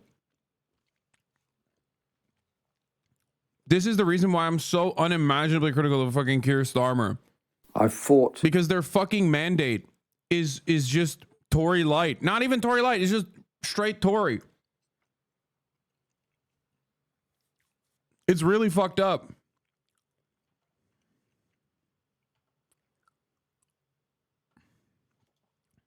Does offer any substantial changes either in taxation or in redistribution of wealth within our society, then how on earth can you bring about the social changes that are needed? Or are you going to go down the road of further wage freezes on top of the 20% cut in the living standards of the poorest people over the past 15 years? People voted for change and they expect to get it. So I would imagine there's going to have to be some serious heart searching about the economic direction in which this government is going to go, because if it doesn't deliver fundamental change, there's going to be a lot of very angry people out there. Jeremy, can I ask you one other question? What, if you were still the leader of the Labour Party, what would you do to handle what seems to be one of the developing stories this evening, which is that there is something of the rise of the radical right in this country? What, in your view, is the best way for the Labour Party to tackle that? Send them to the mines, baby. Send Nigel Farage and the Tories to the fucking mines, okay? We need to increase our agrarian output. That's what I would say. We need re-education camps. We need labor camps. Okay? Get the mines back running. Fix the economy by making every lord serve a sentence in the fucking mines. I'm talking a lot about sending people to mines because I'm in Croatia and I got, partisans on the mind a little bit. That's probably part of the reason. It's just, throw them in the cuck pit.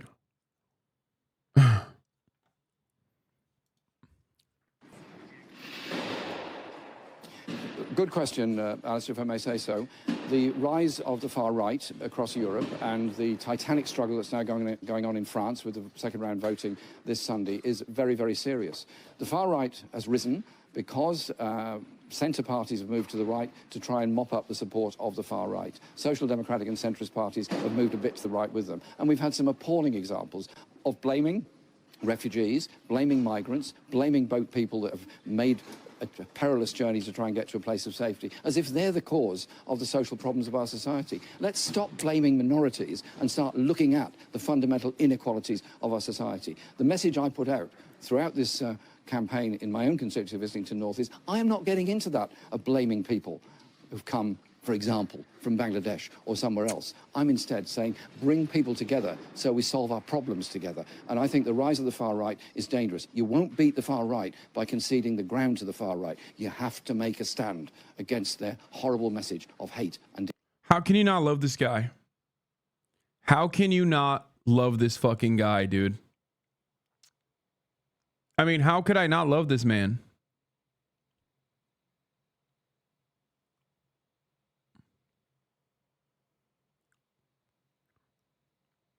He's just right. No notes. He's so right. It's not like he's saying something like totally out of pocket here. It's not like this is an insane assessment to make. It's the correct assessment to make. You don't have to be a fucking astute observer to be able to recognize that. You don't have to be brilliant to recognize that. He's just right. That's it.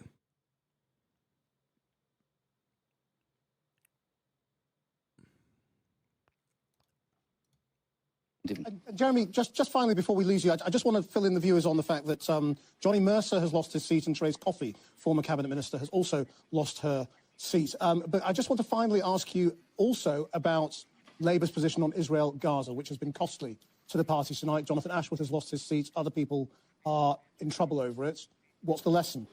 Well, the lesson is that people are appalled when they see the pictures of the destruction of Gaza. Yeah, also Corbyn right now, I mean, he'd be fucking getting absolutely cumstered by British media, but low key, given the attitude that the British population has towards Israel right now, that is another moment of pure vindication. He literally would be the perfect Labour candidate. He would get constantly fucking yelled at for anti-Semitism and whatnot. But right now, imagine him leading the fucking Labour Party. Like if he was able to like actually fucking weather the storm. Oh my God.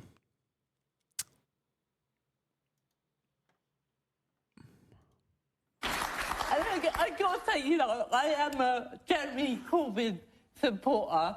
I think the main reason I am is because I feel that his words are backed up by decades of actions.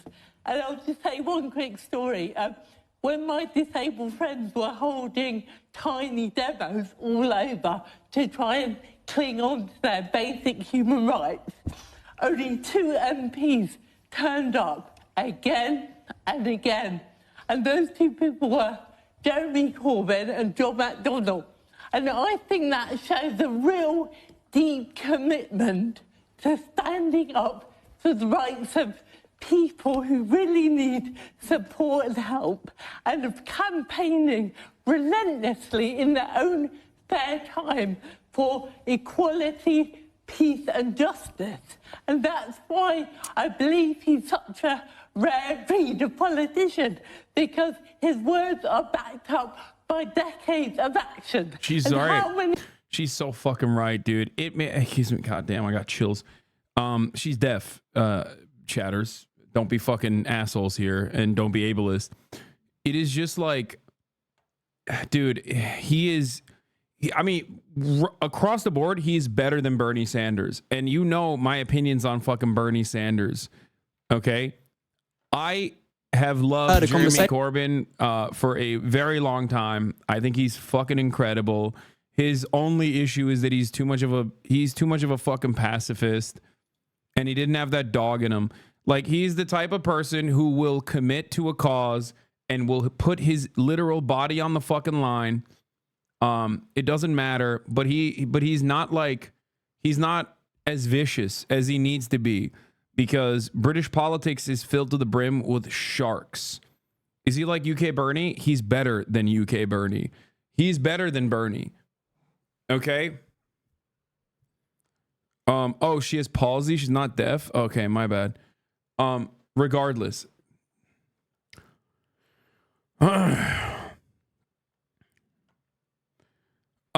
I'm not super familiar with this, but why do people accuse Jeremy Corbyn of being anti-Semitic? Because he has an infallible record.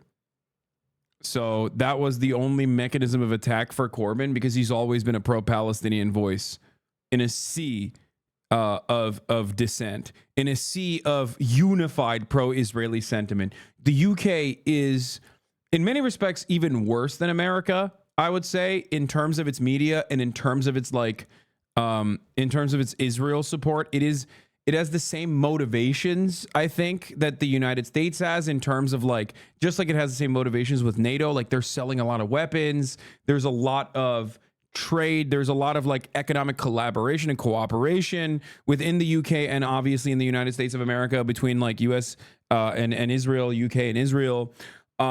It's just,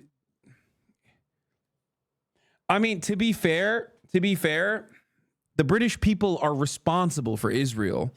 You know, they did create it. So I think that should probably help you understand it. So like, it especially at a time when like Corbyn has been such an outspoken advocate, saying things like we should be more reasonable about Hezbollah. You know what I mean? Like that's like completely within, like that is completely outside of the bounds of reason for like anyone over the age of 40, even especially back then when he said that. You know what I mean? Like, like nowadays, there is a lot more leeway for Palestinian emancipation. Like, demonstrating that kind of sentiment is actually no longer a burden, but a benefit. But back then, it was like, what are you saying? Like, that's crazy. You hate Jews. Like, that was what they hit him with. It's because he was right. He was right. He was always right. He is right, and he was right. And obviously, that's part of the reason. Like, him exhibiting that bravery at a time when many people were too cowardly to say anything, I personally think is, you know, I'll tell you this much.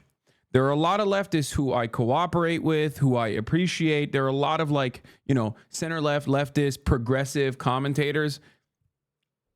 There's always a voice in the back of my mind because I always look back at how they treated Jeremy Corbyn. Someone said Mehdi Hasan. That's a good example. Okay. That's a good example. Mehdi Hasan kind of has to do that because he was like a little bit too much of a fundamentalist back in the day. So that past haunts him in British politics in general. So he like, I'll give him more leeway than like Owen Jones for the most part. You know what I mean? Like there are a lot of people that at the time absolutely fucking played into the anti-Semitism shit. I never fucking caved. I thought that was like an insane, I thought it was an unimaginable cruelty and an unimaginable wrong to put on a person who has dedicated his entire life to fighting against the apartheid in South Africa, fighting against the apartheid in Israel. So anyway, isn't designating a country for an ethnicity of people most insanely racist and freakish thing you can do? Yeah. Yep. You and I called out the bullshit the entire time. It was always bad faith. Not only was it bad faith, but it came to America. They tried to, the Democratic majority for Israel is literally owned and operated by the same fucking people that did this shit to Corbyn in the UK. And they tried to do it to Bernie Sanders. Obviously, Americans are too stupid to understand that, like, yes, a Jewish person could very well be anti-Semitic, but this time it was for good. So every American was like, what are you talking about? He's Jewish. Shut the fuck up. But they did do that to Rashida Tlaib, Ilhan Omar, many others. Not to say that Bernie Sanders is anti-Semitic, by the way. Of course, I'm not saying that. I'm just simply saying that, like, yes, a Jewish person can absolutely be anti-Semitic. Ben Shapiro exists. But, you know, Americans are too stupid to recognize that. And it kind of backfired on the Democratic majority for Israel at the time. So anyway, let's continue. You had with Corbyn a moment ago. What did you say? So we was experiencing homelessness here in Islington, and the council offered me property, but it was taking forever to... Bro, I'm telling you, Corbyn is like a once in a lifetime figure. I don't know. I glaze him a little too much. Like, you never hear me glaze a politician like this, okay? He has stories like this by the thousands, okay? Like he has, you fucking go up to a person and be like, what do you think about Jeremy Corbyn? They'll be like, I was homeless and he gave me a house. Like, it's not even just like his broader, you know, policy prescriptions or anything, which I obviously align with. It's like he's also an unimaginably nice guy. An unimaginably nice guy. Okay? He would never serve the 3-minute ad break at the top of the hour, unlike me.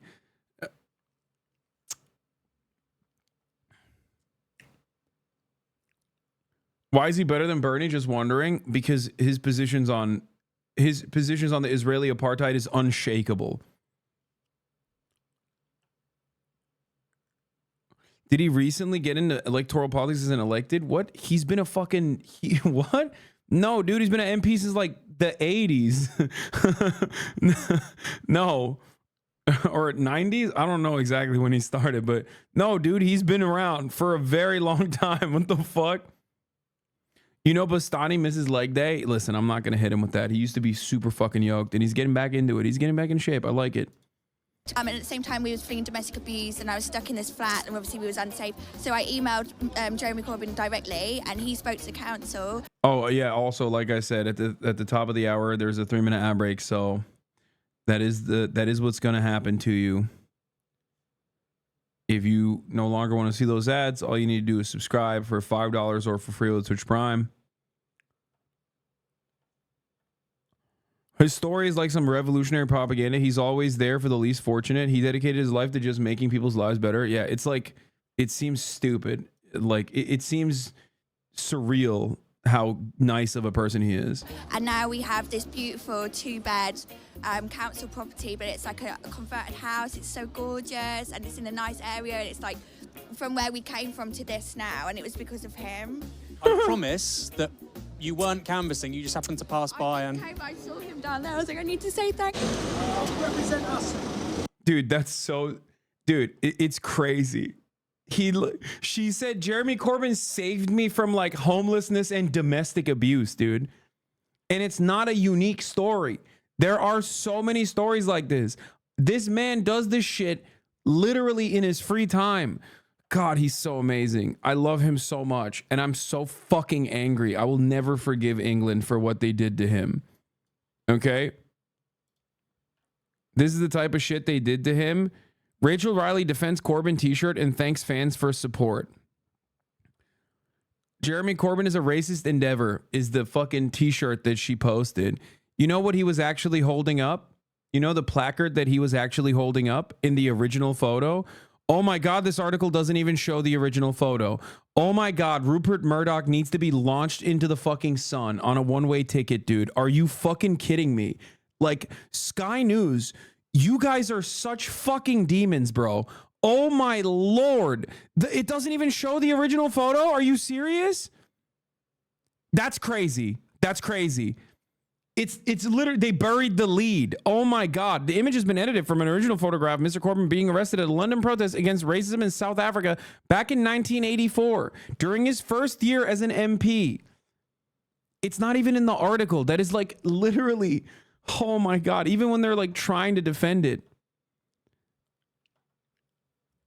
Murdoch doesn't own Sky News UK. Oh, really? I thought it was still owned by the Murdochs. Whatever. It doesn't matter. They're demons nonetheless. Defend the right to demonstrate against apartheid is what he was fucking being arrested for.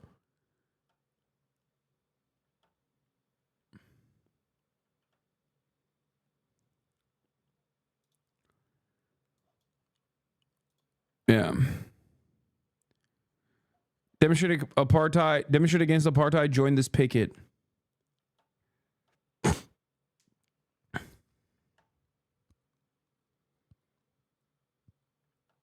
When was his photo taken? 1984, 1 year into him being an elected MP. Oh. Of course, my brother. You know that we love you with all our hearts. Thank you, darling. With your support. Also, the Americans, we are with you. Sí, todos los American Latinos. Yes, It's voto para la Jeremías y los izquierdistas, okay? Dude, he's so... Oh, my God. He's such a fucking... He is the prototype, dude. He is the prototype. He is the guy. He is that dude. He is that bitch, bro. He is that bitch. How often a day are you being stopped by people? And I know it's always happened because you're the MP. Every 2 minutes. Yeah, I bet. Is that a problem in terms of campaigning? Because disrupting you constantly. But you actually meet more people walking around the streets than you do knocking on doors. Hello. Hello, love. How are you doing? We've been walking, I swear to God, 100 metres, stopped 4 times. Hey! How you doing? Just crazy. The right-wing press used his earrings as an MP as an attack in 2019. Brother, the right-wing press literally said that him biking everywhere was because he's a Maoist. Okay? Do you understand how fucking horny they were for him? They said he has a Maoist bike. You think I'm joking? Let's look it up, okay? Corbyn Maoist bike.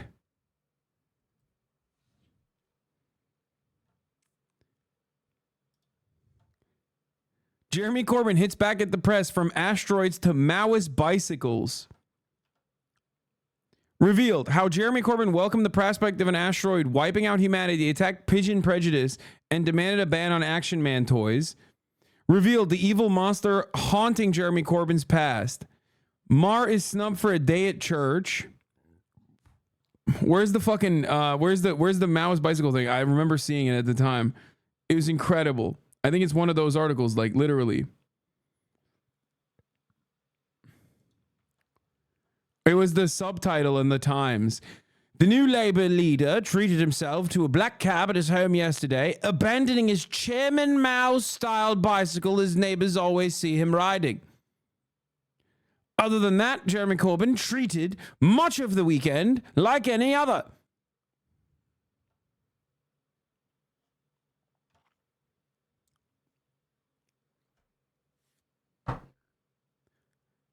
You can see here Jeremy Corbyn eating a sausage, much like Stalin would.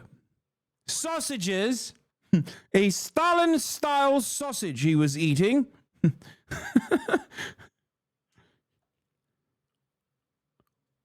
They said he was anti-Semitic because he said Epstein instead of Epstein, okay? They said he was anti-Semitic because he said Epstein. That's not even a dude. These people are not even, like, they were not playing around. That's when I truly realized, like, I always knew that, like, British media sucks, right? I never knew how bad it was. I'm telling you, that's why for years and years, I've told you since this shit happened, I told you for years and years, like, if you think the American press is bad, like, British press is fucking so much worse, dude. Piers Morgan, whose show I go to all the fucking time, you need to understand something. That motherfucker was investigated for, like, hacking into the royals' phones, bro. They do not play around over there. They are fucking insane. British media is fucking insane, dude. Or not the royals' phone, a dead girl's phone.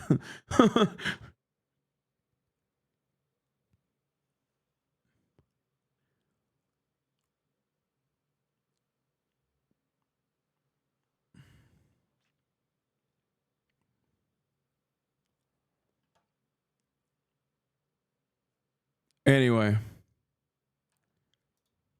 In every election for the past 40 years as a Labour candidate. This time, I'm denied that. So, I'm offering my services as an independent in Islington North. I hope you'll be able to support me. I'm looking forward to the PhDs that are going to be written that are going to analyse what happened in the Labour Party, that welcome Tory MPs who had voted for all of the horrible legislation introduced by David Cameron, Theresa May, Boris Johnson and Rishi Sunak. I exclude Liz Truss from that, but she didn't have time to introduce anything. They've been welcomed, whereas Labour MPs like me have been removed from the party. Doesn't that say something about the principles on which we're operating? When I stepped down as leader of the Labour Party, the party membership was hovering around 600,000, the largest membership. The problem with the dynamic that Corbyn brought to the Labour Party was that, like, the youth vote was college students and a shit ton of he brought a shit ton of young voters to the Labour Party, okay? At a time when all of the Labour strongholds were suffering massively due to, obviously, at the time, 9 years of Tory austerity. And this created a fissure within the party, okay, which the centrist, center-right Labour Party Lib Dems basically took advantage of, okay? I mean, this is like, Brexit sentiment is exactly what I'm talking about. That is the fissure. Obviously, London youth vote for Labour was understandably anti-Brexit. I myself am anti-Brexit. I was very openly anti-Brexit. There were other leftists in America who were not in agreement with me. My friends who were not in agreement with me. I thought that Brexit was fucking stupid. It was foolish. It was reactionary nonsense. Okay? But there was a shit ton of Labour voters in the fucking strongholds, old school Labour, lifelong Labour voters who are now in dire economic circumstances that wanted Brexit to happen. And Jeremy Corbyn was stuck without a good position on Brexit. That is probably what did him in, on top of the anti-Semitism shit. Wait, what? There were leftists who were pro-Brexit? That sounds wild to me. No, that's not wild at all.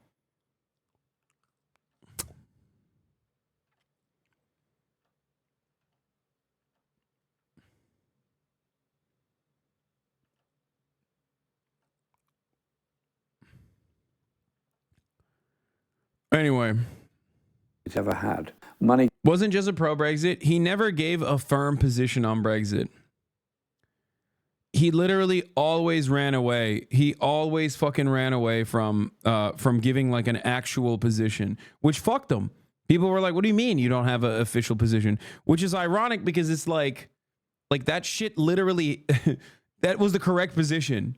Okay, being somewhat of a Eurosceptic, while simultaneously thinking that it's good to have this kind of like trade. It's good to have this kind of trade and like freedom of movement for the UK, which was able to carve out its own very specific EU deal anyway, and was like pretty much autonomous regardless. Like that was it was the dumbest thing to do. Luckily, his Brexit minister helped him come up with good Brexit policies. That minister's name, Keir Starmer.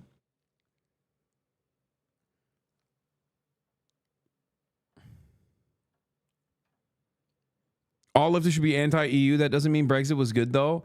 No, dude. The European Union is bad, but like, you know, the European Union is obviously a mechanism to reinforce neoliberalism in the entirety of the European Union. Having said that, however, this kind of collaboration amongst European countries is a fucking absolute must. That's ridiculous, okay? So EU on principle is not a bad concept. Like, it's ridiculous. EU in its application is bad, but EU on principle is unironically a necessary thing. Like, I don't know. I just, let's continue. Came in large amounts from very small donations from a very large number of people. Since then, party membership is much smaller and much more money comes EU from... is not inherently harmful like NATO. I will say that. Like, I'm much more anti-NATO than I am anti-EU. Very wealthy donors. The democracy in the Labour Party has been under sustained attack. Many Labour Party members have been suspended or expelled. Local parties have often been denied the right to choose the candidate they want, and despite promises that were made, candidates have been imposed on people in constituencies. Democracy is not always easy. It's often complicated, but It's more important and more vital than the headline of tomorrow or the ease of somebody sustaining their power today. I joined the Labour Party as a young man in 1966, and I frequently disagreed with the party's policies. For example, over the strategy on the Vietnam War of the Wilson government of that time. I disagreed with Tony Blair on the war in Afghanistan, in Iraq, and on his proposal to increase student fees. I wasn't expelled from the party, I wasn't suspended from the party. I was recognised as having a legitimate voice, along with a large number of other people. If you start shutting down dissent and preventing people from speaking out, it's not a sign of strength, it's a sign of weakness. A sign of strength is when you can absorb and listen to the other person's arguments. I want to see the end of the Tory government, this Tory government that has presided over this enormous growth in inequality within our society. Working class communities are about 20% worse off than they were at the time of the great crash of 2008-9. And this government that has persisted with so much draconian legislation, police law and others, which try to shut down the right of dissent and the right of protest. But what has become more depressing is the growing sympathy between the two front benches on economic strategy in our society. If I'm in Parliament and a government comes forward to put more money into the National Health Service, I'll be right behind them. If they want to put more resources into education and end the stress of testing, I'll be right behind them. But if they come forward with an economic strategy which further enriches the very richest in our society and further impoverishes the poorest in our society, then I will be speaking up against them and speaking up for a society based on social justice, based on need, and a world based on peace and environmental sustainability. Being a member of Parliament is an enormous privilege. And in Parliament, it means being prepared to take up causes that are sometimes... He's also hot. He's always been hot. ...not popular. I was involved from the very beginning in the campaign for the innocence of the Guildford Four. 4 young people who were disgracefully imprisoned on life sentences for a crime they did not commit. I'm a Corbyn gooner, 100%. I'm a gooner. I'm a gooner for Corbyn. It wasn't very popular to take up that cause, but over years we eventually won that cause and they were released. Being a member of Parliament is lots of long hours and hard work. I'm not afraid of that. This election is obviously a very important one, and defeating the Tory government is very important. But there's many diverse forces that are opposing this Conservative government. All kinds of political alliances will arise after the election. I say to socialists all over the country, stick to your principles, carry on campaigning in all the social justice and peace causes you do, and also participate in the election so you can advance the ideas of a socialist society. To the people of Islington North, thank you for your support. Thank you for all you've taught me over the years. It is a wonderful community, cohesive, united, determined to bring about social justice. Yes, we have huge issues to deal with, but we deal with those together. And it's my joy to work with all of our communities, in our community centres, in our schools, on our housing estates, to try and bring about a better world. Our campaign, and it is ours, not just mine. When you hear him speak and the love that you feel for him, you have to also remember, like, dude, imagine how people felt about, like, Lenin. You know what I mean? Like, imagine how people felt about Ho Chi Minh. Imagine how fucking people felt about Tito. Like, these are... Because, like, think about it. If you... Not everybody is going to align with their opinions, okay? But, like... Imagine how people felt about Che or Fidel Castro. Like, can you... Dude, being a socialist, being a follower of Castro in Cuba at that time, you're like, oh my God, the world is the greatest. This is the greatest opportunity of all time. You will never, ever... You will, of course, look at... No, he's nowhere near Lenin. Man, shut up. That's not the comparison I'm making. I'm trying to help people understand through contemporary politics, like, why there's so much idolization of like former socialist leaders, okay? Because those are the guys who actually also got shit done. They didn't get shafted and destroyed. This also demonstrates why there's so much like idolization of figures like this that remains throughout time, especially if people were alive back then, okay?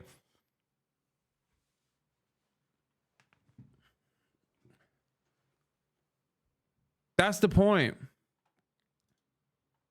For the general election is going to be people-powered. Check it out on votecorbyn.com and join in. Together, grassroots politics here in Islington North will get into Westminster.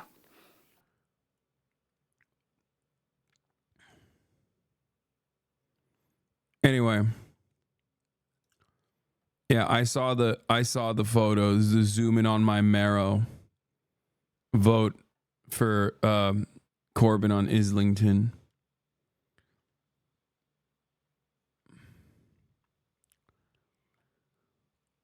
Fuck, man.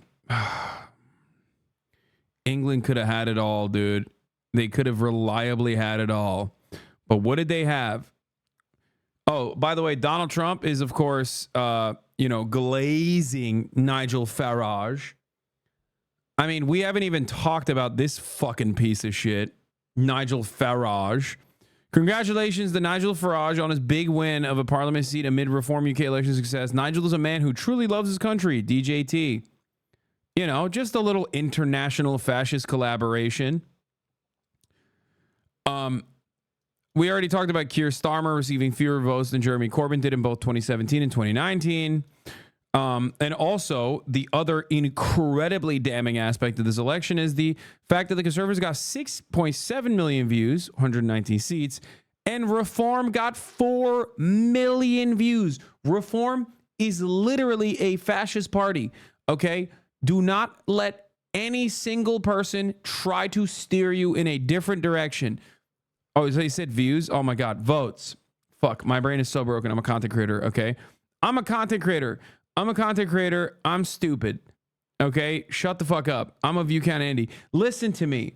Let's get back to some serious shit. Okay? 4 million British people went out and were like, oh, the fucking fascist lad, I like it. Okay? That is crazy. Don't just look at the seat number. You have to look at the fact that Reform got second place. Okay? Reform got second place in 98 districts. 98. Okay? No, not third. I'm telling you, this is... Oh my God. It is so fucked up. It is so bad. Yeah, it's the British Union of Fascists. Exactly. They are that. That's what they are. Okay? Anyway, support for the hard right surged. Conservatives went from 43.6%. Hard right Reform got a 14.3% boost. Labor up by, from 32.2 to 33.8. Like a very modest increase at a time when like the conservative is they're tanking. Labor center left lol. I mean, it's insane that it is a center left party. 2% to 14%, dude. Edingermentum says a dead dog would be leading the Tories by 20 points. The only thing that Labor's dipshit campaign has done is let Reform surge.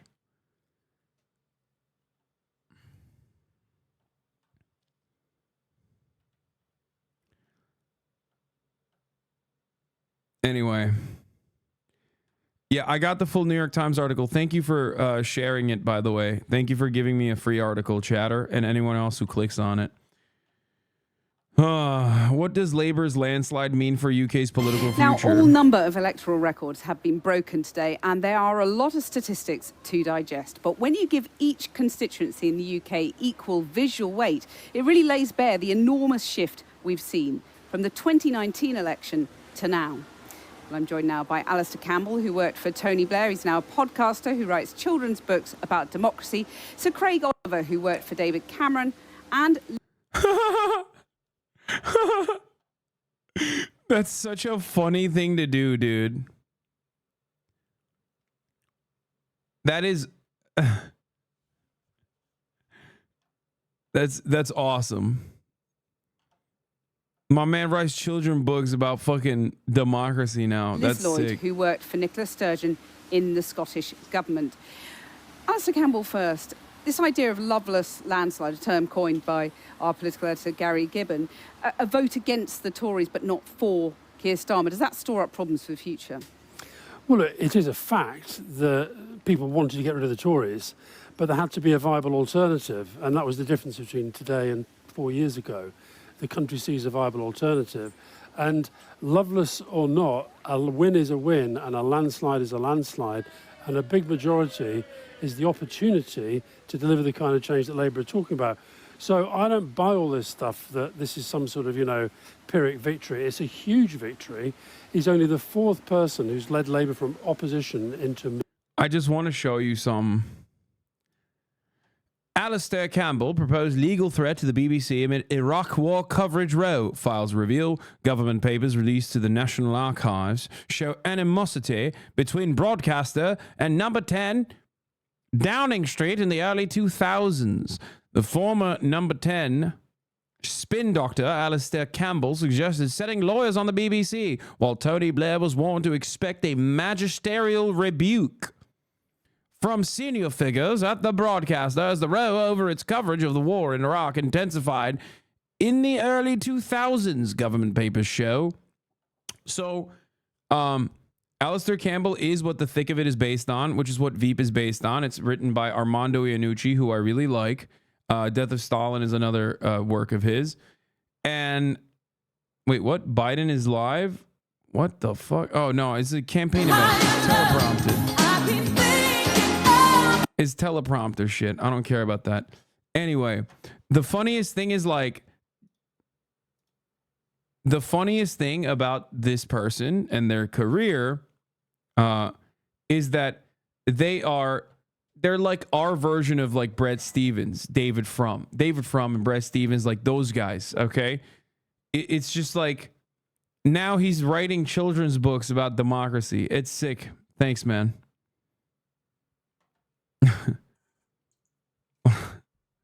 like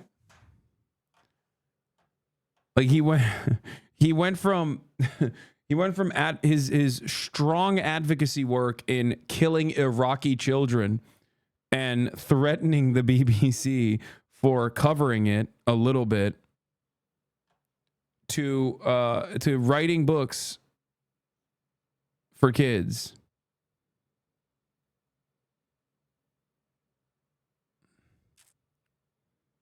Anyway. Majority government, and he's now got a mandate for change. Well, Sir Craig Oliver, absolute catastrophe for the Tories. Do you see any leadership candidate capable of rebuilding the Tory party, or is it over? I mean, Jacob Rees-Mogg just said on this programme that Boris Johnson should be a contender.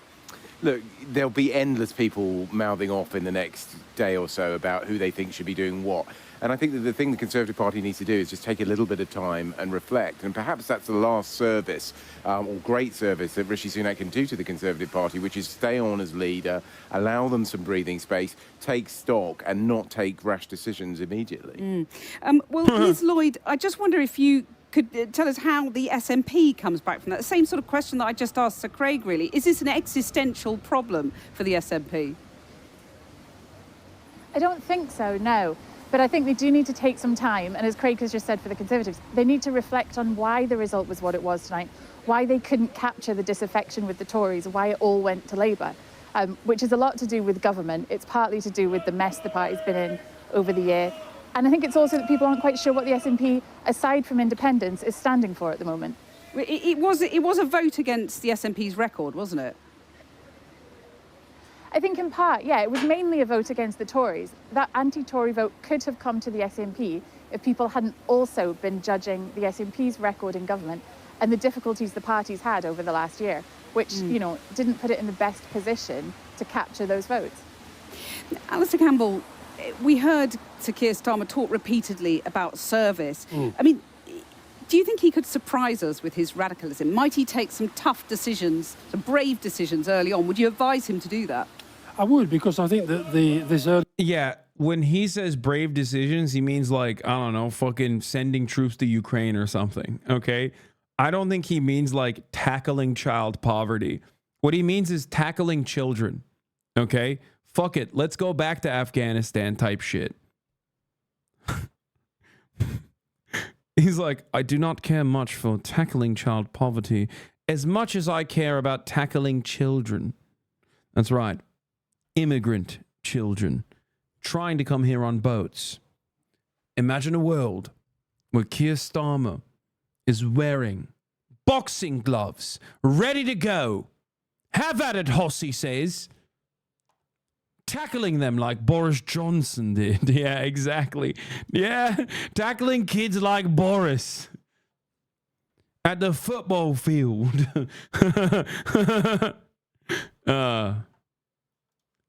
Period of his premiership, he's going to have enormous power. The power of the majority, the power of the office, and I think you're already seeing that. I was noticing when I was on Channel 4 last night, the live audience watching Keir Starmer speaking, they were watching him in a different way to how they might have done the day earlier, because he is now the Prime Minister. And I think when you say that growth is the #1 mission, just take housing, take planning reform. I mean, this is the first... Oh, yeah, here it is. Here it is. This is a HasanAbi classic.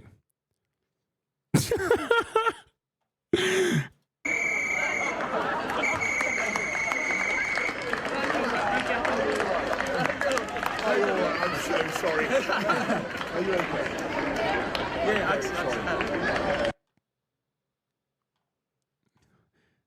That's awesome. That's so sick. First time I can remember a campaign where a party has put planning reform at the heart of its campaign. They've now got to do that, and that will be difficult. We live in a NIMBY country. We're going to have to change that, because people are going to have to face some very difficult constituencies, including... Wait, did he just say we live in a NIMBY country? Did he just unironically use the term NIMBY? Is he using not in my backyard as a terminology? Yo, that is a podcaster. Okay, no, now I get it. No, he's literally just a podcaster. Okay. That's the most that he's not wrong, but it's just wild to hear the term NIMBY being used as a term that everybody fucking understands. As a term that everybody fucking understands, like as though like everyone got what you meant. Okay. He is such a fucking podcaster. Oh my God. ...of a campaign. They've now got to do that, and that will be difficult. We live in a NIMBY country. We're going to have to change that, because people are going to have to face... Yeah, I know. Okay, so he's the one who has the podcast with Rory. Okay, now a lot of this is starting to make sense. A lot of this is starting to make sense, because I see clips from that podcast all the time. That's the reason why people think Rory is like brilliant, because they're doing so much on TikTok. NIMBY nonsense in my backyard. What the fuck does NIMBY mean? Yes. It is not exactly it is so obviously not a mainstream concept that there's motherfuckers in this community that they don't know.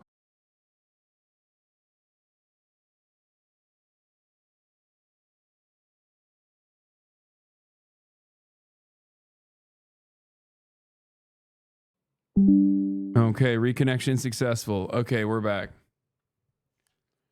We're back.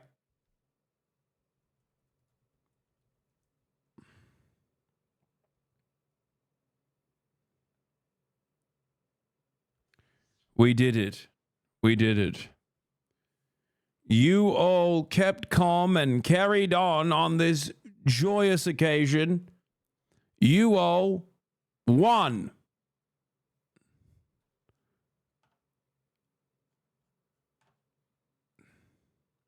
That's right. We kept calm and we carried on. And for that, we are back. Anyway, a NIMBY is not in my backyard, a person who opposes development, specifically housing. Okay? Either because they don't want their property, they don't want their cost, like their housing value to go down because there's more supply. Okay? Or a person that opposes it because a person that opposes development because like they're just annoyed that it's gonna, you know, make a lot of noise and stuff. You're not even mad I'm proud of you. Yeah. It's because I've given up and it's my last night here, so I just don't personally care that much. It's okay. Like, it is what it is. It basically, like, I'm almost certain I have a fucking 40K viewership this week if I wasn't in Croatia. And I've given up on that notion. There's like not much I can do about it, you know? It is what it is. I'm coming home just like England. A lot of that stuff matters, you know? You can't expect people to like losing viewers. Yeah, exactly. Here, like I'm losing viewers by banning them one by one. It is what it is. People just go, all right, fuck this. Like, you know, this guy effed. I'm done.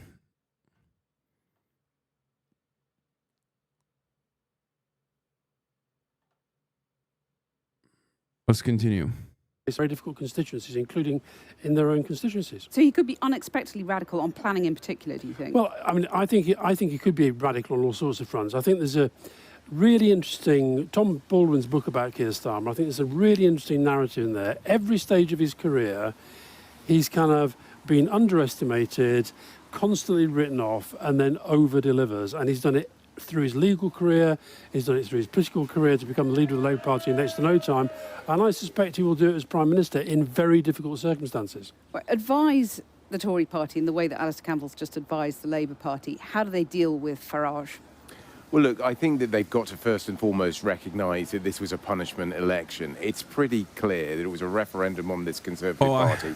I think they recognise it. I think it's pretty hard not to recognize that. I mean, that's like, the entire country's like, fuck off, mate. British people went out of their way to find ways to vote against them. And I think what it proved is, look, you can't do Partygate, you can't do the mini budget, you can't tell people you're going to slash net migration and see it double, and then expect people to listen to you. So I think that what the Conservative Party's got to do is realise the mistakes it made. Also, look, take invite Farage into the fold? No, I think they need to take a lesson from the Labour Party. Not so long ago, I fucking called it. Oh my Lord. Hold on. We're going to run that back. I said this yesterday. I said this verbatim. I said this morning, earlier when I first started. I said this. I'm sorry. I'm not the most brilliant person. Okay. I'm not the most well-read person, but I got some good ass political instincts. Okay. This is precisely what I told you last night was going to happen. And I think what it proved is, look, you can't do Partygate, you can't do the mini budget, you can't tell people you're going to slash net migration and see it double, and then expect people to listen to you. So I think that what the Conservative Party's got to do is realise the mistakes it made. Also, look, take invite Farage into the fold? No, I think they need to take a lesson from the Labour Party. Yeah, they need to take a lesson from the Macron party. Okay, they need to do what Macron did. The longest-serving Conservative MP, Sir Edward Lay, says the party needs to invite reform. I would absolutely welcome Farage join us. If he wants to stand for leader, that would be a matter for our members.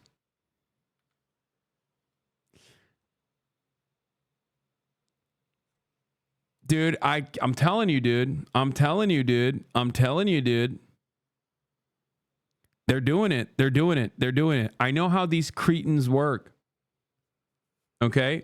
I know how these fucking creatures operate. I know how cowardly they are. And I know how disgusting they are. I know the moral rot. He actually said take a lesson from Labour, though. Yes, dude. He's saying Labour capitulate. He's David Cameron's fucking advisor, dude. Of course, he's saying, look, Labour won because Labour capitulated to the fucking right. Okay? So that's what he's now saying is what the Conservatives should do to reform, which is completely undermining everything. That is the other thing that I called when I said they are going to make it seem as though Keir Starmer won with this popular broad mandate because he's a center-right figure.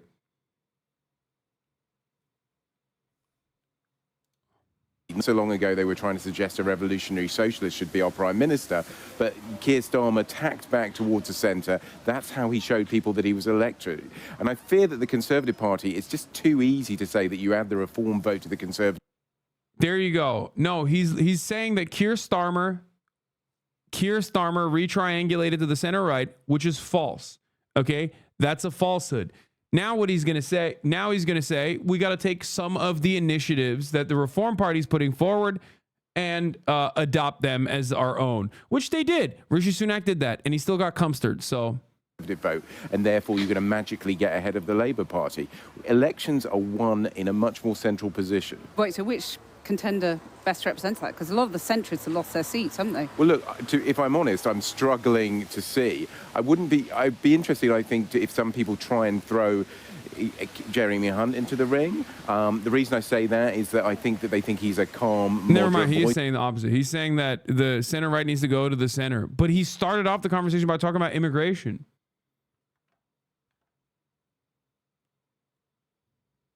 I mean, it's an idiotic assessment regardless. But he literally started by talking about how, of course, like people are angry at conservatives because of immigration.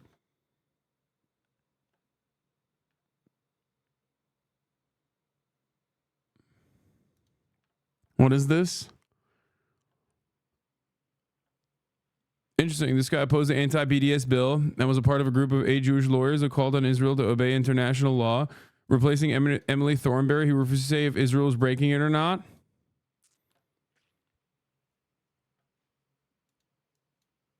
Richard Hermer has been appointed Attorney General. He will attend cabinet.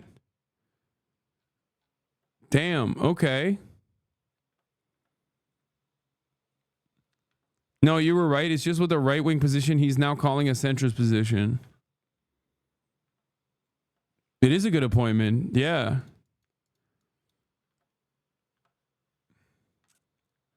Conflating Jewish with Zionist? No, dude. No. You're misunderstanding everything that this person is saying. Okay? He's saying 8 Jewish lawyers in the UK, him being one of them, called on Israel to obey international law. Okay? In a situation like that, especially in the UK, it's important to mention that because it's the easiest way to fucking deflect away from anti-Semitism accusations because, like, you know, they're Jewish. They are critical of Israel. Like, this is a good thing. This is actually a good appointment, a very good appointment, seemingly.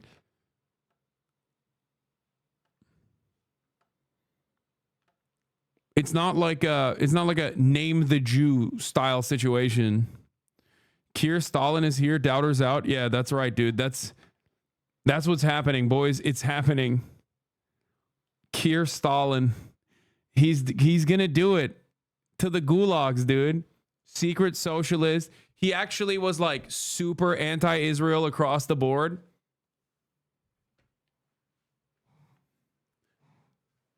Yeah, he's like, I ousted. He comes out and he says, I ousted Jeremy Corbyn because he wasn't positive enough on Hezbollah. Okay? He's like, I've already secured weapons contracts with Hezbollah. I have Hassan Nasrallah on speed dial. I'm sending him British ships. Okay? The Lebanese Navy is going to be the Hezbollah Navy. Do you understand? The reason why I kicked out Corbyn was because he wasn't radical enough on Israel.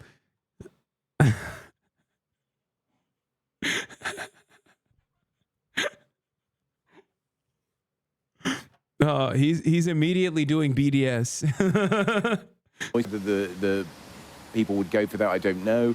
But and look, he worked his socks off in that campaign, didn't he? He worked his socks off in this campaign. But look, I think you're going to see Kemi Badenoch having a go. You're going to see Priti Patel having a go, James Cleverly. There's going to be a lot of people out there. Farage is coming for you, isn't he? He's made that clear today. Well, not you personally, but... Yeah, he didn't want his party showing support for the trade unions because he was secretly in talks with them to gift them the train companies. Yeah, he was like, don't fuck up the bag, okay? Why else would Mick Lynch support Labor after all? Think about that. Okay, that's right, because Mick knew Keir Stalin was actually nationalizing rail. Okay, creating workers' councils specifically for rail. He's nationalizing it and he's giving it back to the fucking railroad workers, dude. Trust the plan. Trust the process. KEIR Stalin, he's coming, dude. No, I suppose you'd like to. Look, I think that you can't write off Nigel Farage, and reform did come second in lots of places. But I think that you cannot beat Farage at his own game. You can't out-Farage Farage. Populism has never worked. He is a creature of populism. He is somebody who doesn't see politics as being there to solve challenges and problems. This is also, ironically, every media elite guy, no matter which country you go to, is this like annoying technocratic neoliberal. Okay? Oh, populism does not work. It's like, dude, what are you talking about? Look at reform. They got 4 million votes. What the fuck do you mean populism doesn't work? Right populism is just racism. Okay? Left populism is socialism. It literally works. One works in a good direction. The other works in a dire direction, in a devastating direction. Care to guess which side these neoliberals inevitably lean on in terms of populism?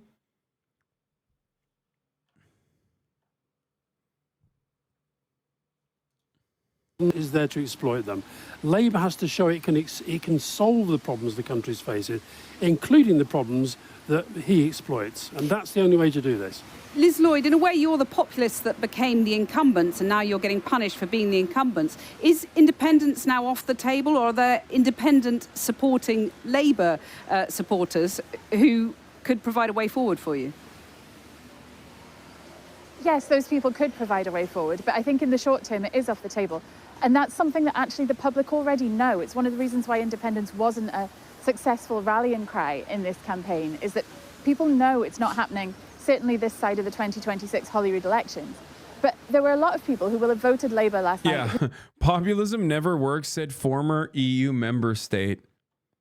Yeah, classic. Populism, such a failure, dude. It's just... Populism's such a failure. Nigel Farage now has momentum. Like, who are independent supporters and who will be looking at the Holyrood election differently. Scottish voters are used to changing their mind between elections. They're used to using their votes quite cleverly in elections. So, you know, this was a very good night for Labour in Scotland. I'll not take that away from them. But the contest, if you like, starts again today, tomorrow, for the Scottish Parliament election, with the parties on more or less equal standing. Alistair Campbell, Keir Starmer sort of nodded to the fact that, you know, there was a disgruntlement with politicians of all parties, and that was reflected in the turnout figures. What do you do about that? You have to rebuild trust. I mean, and I think he's made a very good start on that by putting this concept of public service. I mean, it's ridiculous he even has to, but after the last few years, that is necessary to show that you have a cabinet there, MPs there. There's going to be so many new MPs coming in. That would be like a breath of fresh air through that. And a very working-class cabinet. Very working-class cabinet, which I think is a good thing per se. Most state-educated cabinet we've ever had. I think just picking up something there that Liz said, this issue of tactical voting, I think one of the reasons Labour's vote is where it is, there were an awful lot of Labour people who voted Lib Dem yesterday because they understood that getting the Tories out... Beautiful British summer day ass. Oh, yeah. This is the least wet British summer day, dude. The least humid, most sunny British summer day. So funny. Dude, honestly, though, if you've ever been to England and it's actually sunny out, I'm telling you, it's one of the most OP places on the planet. It's like God had to punish them. It would literally be, England would be the top destination, one of the top destinations, if it was always sunny. I'm not even joking. It almost makes you it makes you forget how shitty everything is. It's not even a question. It is so beautiful, dude.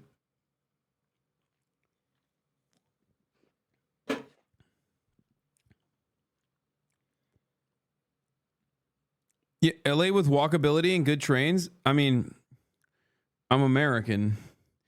British public transit is literally fucking incredible in comparison to anything I can get here in the United States of America. So, You're complimenting England. Are you okay? I mean, I've had this position before. I've talked about this before.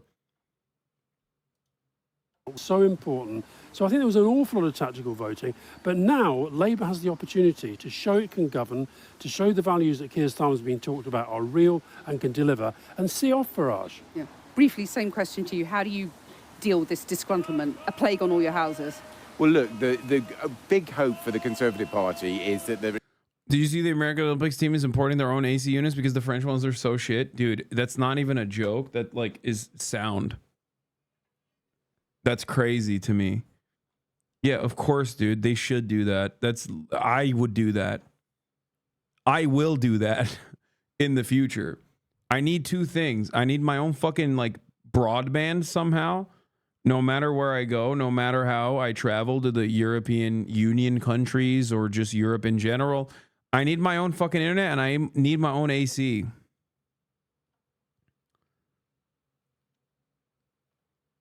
These motherfuckers just don't have that, okay? They just don't have that.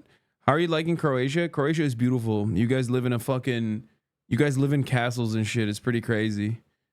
The internet has not been kind to me though here. I hate it. You know? Every time I serve a 3-minute ad break at the top of the hour, my shit cuts out. It's pretty bad. But such is life. Life is life. At the top of the hour, there's a 3-minute ad break. If you no longer want to see the ads, all you need to do is subscribe for $5 or for free.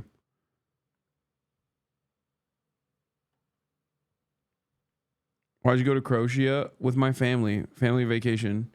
Family vacation. Family vacation. Family vacation. To fuck your mom. That's why I went. I'm lying. I went because I took your mom out and I had sex with her on a boat. All right.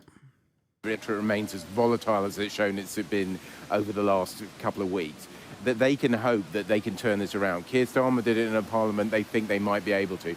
And I do think that Alistair makes a good job of saying how well Labour have done. Of course they've done well, but it's looking a bit a mile wide and an inch deep. And it was a pretty lacklustre campaign. They let the Conservative parties destroy themselves. They didn't do a brilliant job in enthusing people. Very briefly, Liz Lloyd, same question to you about how do you enthuse disgruntled voters? Shit, my food is here. All right. We're going to do Tom Nichols, How Britain Became a Poor Country right now. But before that, let's hear what Brandon is saying and doing. Never mind. He's out. He's done. Here is 10 Downing Street, the official residence of the British Prime Minister. On Wednesday, the 22nd of May, 2024, then Prime Minister Rishi Sunak walked out that front door and announced that he was calling a general election. On paper, it perhaps wasn't the worst political speech ever. It recalled some of the support that Sunak had provided to workers and small businesses during the COVID pandemic, and threw a bit of shade at Keir Starmer, his opponent in the upcoming vote. In practice, though, Sunak cut a pretty pathetic figure. Propped up by a lectern as the rain pelted him from above, someone kept knocking the camera, meaning the official broadcast of this historic moment just looked kind of amateurish. Worse still, a protester in the adjoining street had set up a PA system and started blasting Things Can Only Get Better, a song by one-hit wonders D-Ream, which had previously been used as an election anthem by the Labour Party. Watching Sunak try to win the affections of the British people, whilst being both metaphorically drowned out by an anthem of his political opponents, and literally drowned out by some good old-fashioned British precipitation, felt rather fitting for a Prime Minister whose tenure had been, honestly, kind of forgettable. It was even more apt for a political party, the Conservative Party, whose 14-year rule over the UK has left the country in tatters. Poorer, nastier, with crumbling schools, bankrupt cities, polluted waterways, and the highest housing-to-income ratio since the Victorian era. On aggregate, the UK remains one of the richest countries in the world. But it rarely feels that way anymore. Ask anyone that lives here, and they'll attest to the fact that everything is just hideously expensive now. Our politics is pretty openly corrupt and chaotic, and the country has been gripped by a general sense of malaise, an understanding that everything is just kind of bad. But how did we get here? How did a country which used to be a pioneer in science, technology, art, and education come to have human poo floating down its rivers? And how do we come back from this? This is the story of how the British Conservative Party subjected its own country to 3 separate yet interconnected experiments, each of which would tear away a different part of the country's political, social, and economic fabric. This is the story of how Britain became a poor country. This is David Cameron.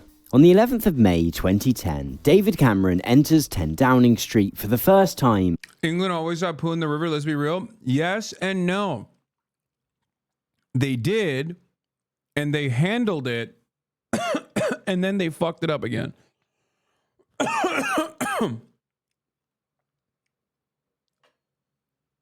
Yes. Poo in the they-thems river has always been a fucking major issue. Except they privatized it.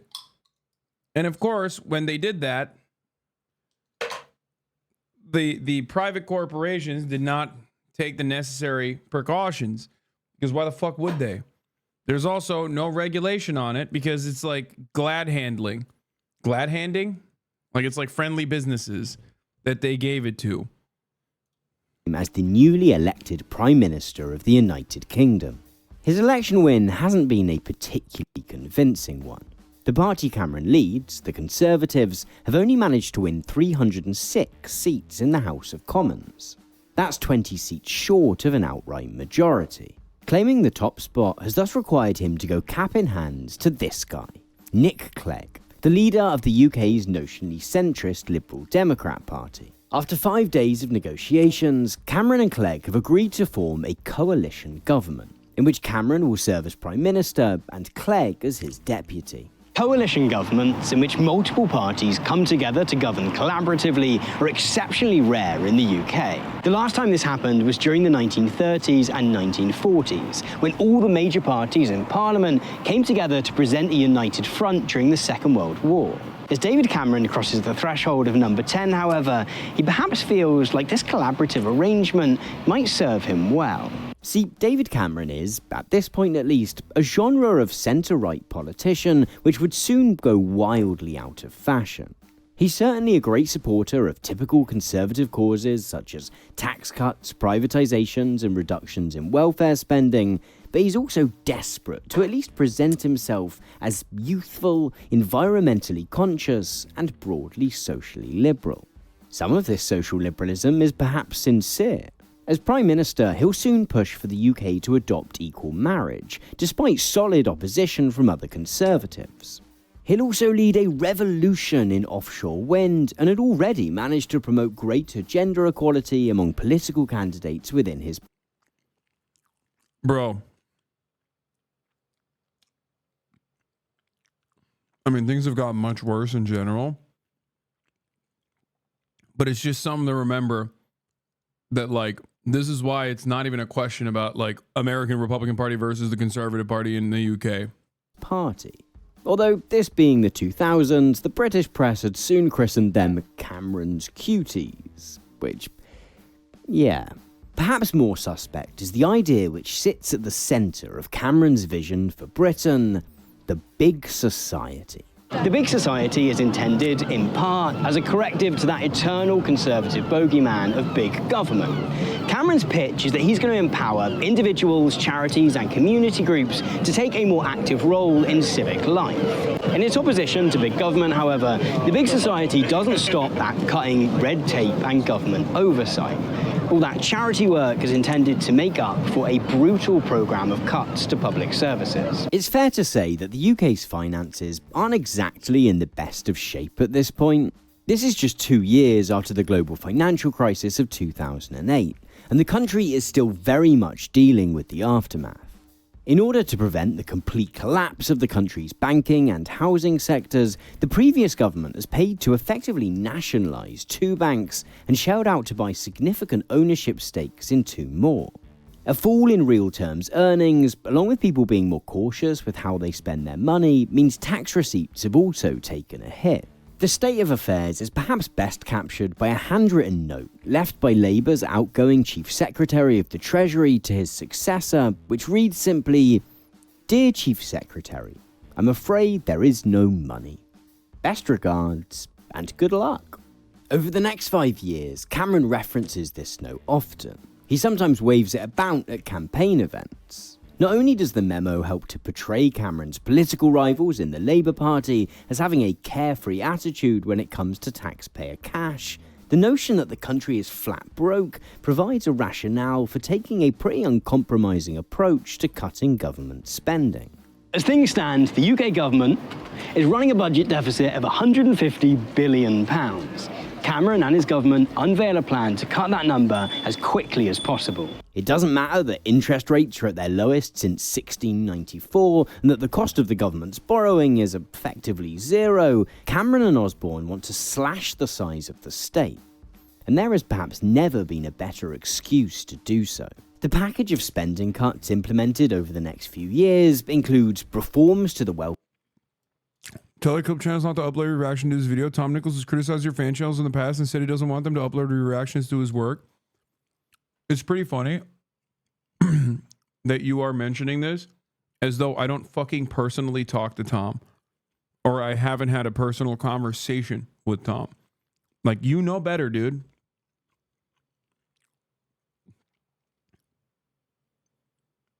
You know better. Thanks.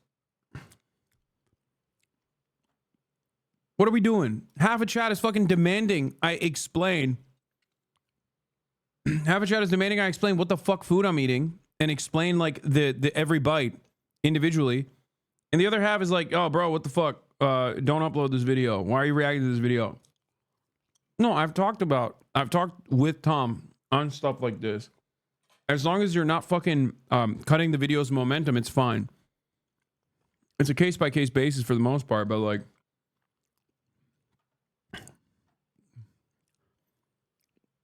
anyway, Hasan's least defensive reaction to a chatter. I just, you know, I've been pretty good today. I haven't had a short fuse, but I'm just like starting to get a little annoyed. A system which make it harder for disabled people and sick people to access support.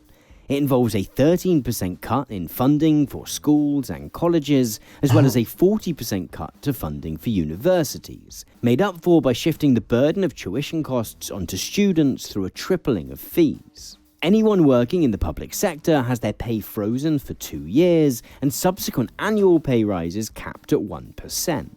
Police funding, defence spending and public transport spending all receive swinging cuts, whilst the Royal Mail, the UK's postal service, is sold off to investors at a bargain basement price. It's hard to get across in just a short section of one video quite how wide-ranging Cameron, Clegg and Osborne's attack on public spending is. There's not a single part of British public life that goes untouched. And judged on its own terms, it's pretty successful. By 2015, the deficit has dropped by more than a third. Nevertheless, the effects on the economy and country more broadly are mixed. Throughout the 5 years of the coalition government, George Osborne repeatedly tells Brits that, quote, "We're all in this together" when it comes to this attempt to fix public finances. Nevertheless, the pain of austerity is felt strongest by the poorest in society. In fact, at the same time as work for ordinary people is becoming more precarious and less well paid, corporation tax, the tax paid by companies on their profits, is gradually brought down from 28% to just 20%. I love fixing the deficit. Why don't you like people?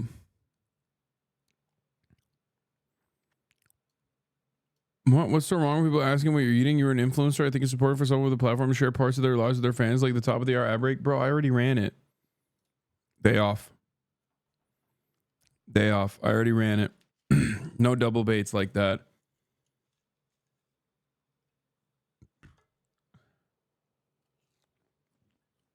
Bro's losing his mind over a sandwich? Yeah.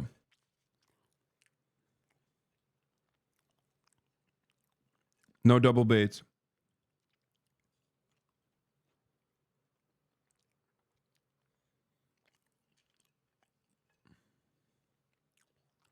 That was a double bait. He kept asking me what kind of sandwich I have so that I could pull him up. In 2015, the grim reality of Cameron's big society is evident in the rise of food banks. 5 years ago, food banks had been essentially non-existent in the UK. The country's most prominent food bank charity had handed out just 40,000 packages that entire year.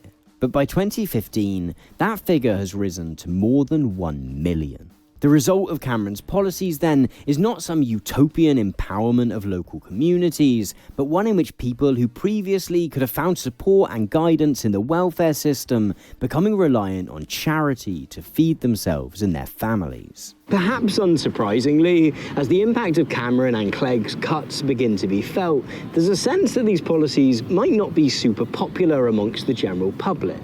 The coalition years are beset with protests and strikes and demonstrations by various groups affected by the austerity regime. And if it's easy to disregard such activists as a vocal minority, the notion that UK voters might be experiencing a touch of buyer's remorse quickly becomes evident in the polls too. By the end of 2010, the Labour Party is... It's so funny because they did this, and then for 14 years... They did this, and then for 14 years, they kept voting in Tories.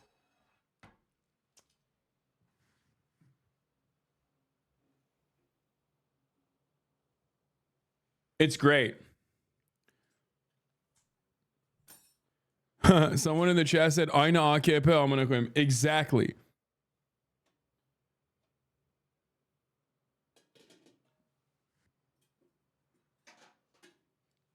It is a bit similar. It is an experience I know well from Turkey.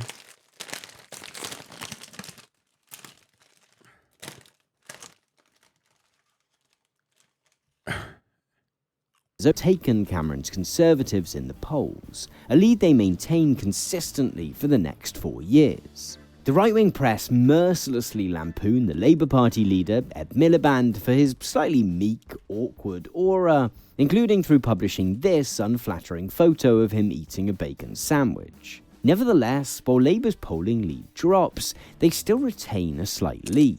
On the day of the 2015 general election, it looks very much like Cameron might be a one-term wonder.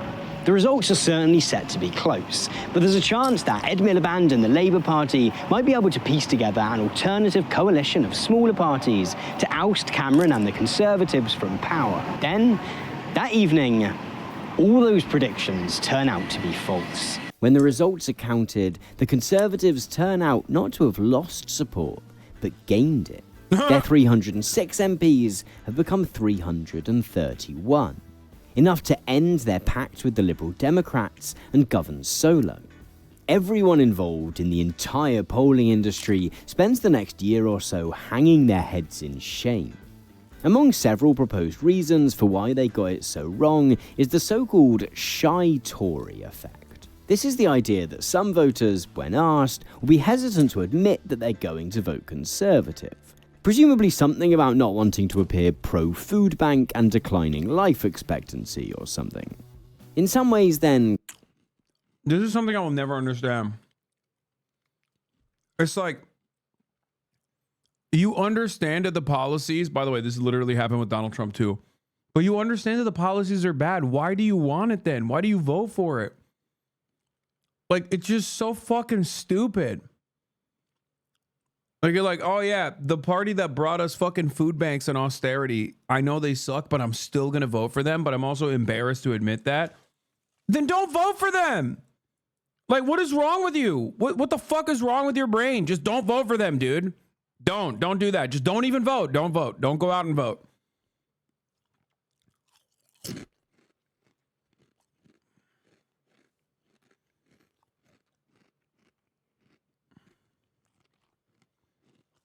I don't get it. Like, oh my God, people are so fucking stupid. Cameron exits the 2015 general election more confident than ever.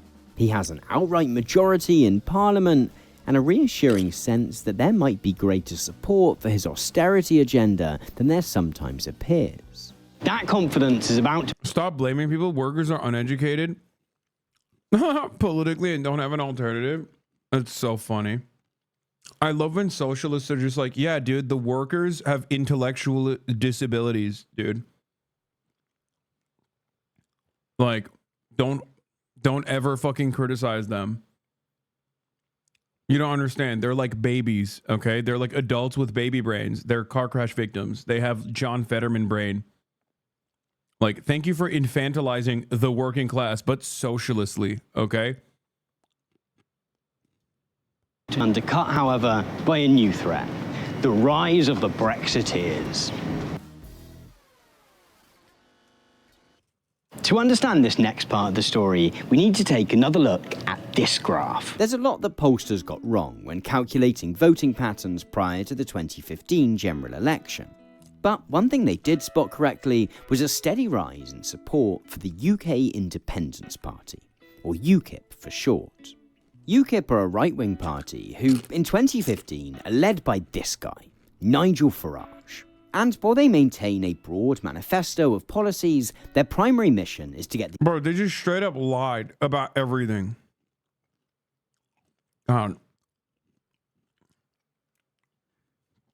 Like, the entire Brexit manifesto is just built on straight up lies. And it hits so fucking hard. People were like, oh, hell yeah. I'm looking for this dumb shit.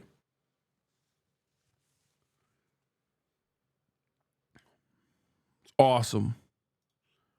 The UK to leave the European Union, which isn't an entirely fringe desire. Support for the EU has fluctuated constantly since the UK joined the bloc back in the 1970s, particularly as a result of its impact on immigration. See, under EU rules, citizens of any member state have the right to move to and work in any other member state. And since the early 2000s, net migration to the UK from within the EU has been trending further and further upwards. All of the available research suggests that this has a positive impact on the UK economy. But in an era of economic downturn, immigrants have become an easy scapegoat. David Cameron has often joined in on this scapegoating, making high-profile promises to bring net migration down into the tens of thousands. Nevertheless, support for UKIP continues to rise. And in 2014, one of Cameron's own MPs even defects to the party in protest at his perceived inaction on the issue. The result is that Cameron decides that he has to do something in order to avoid losing more support. His solution? To pinch UKIP's own key policy.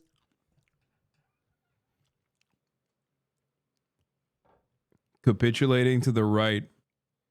Capitulating to fascist right-wingers and their stupid fucking policies. Sure, it'll keep you in power. Well, not you specifically. Maybe just not you specifically. But it's great. They love doing this shit, man.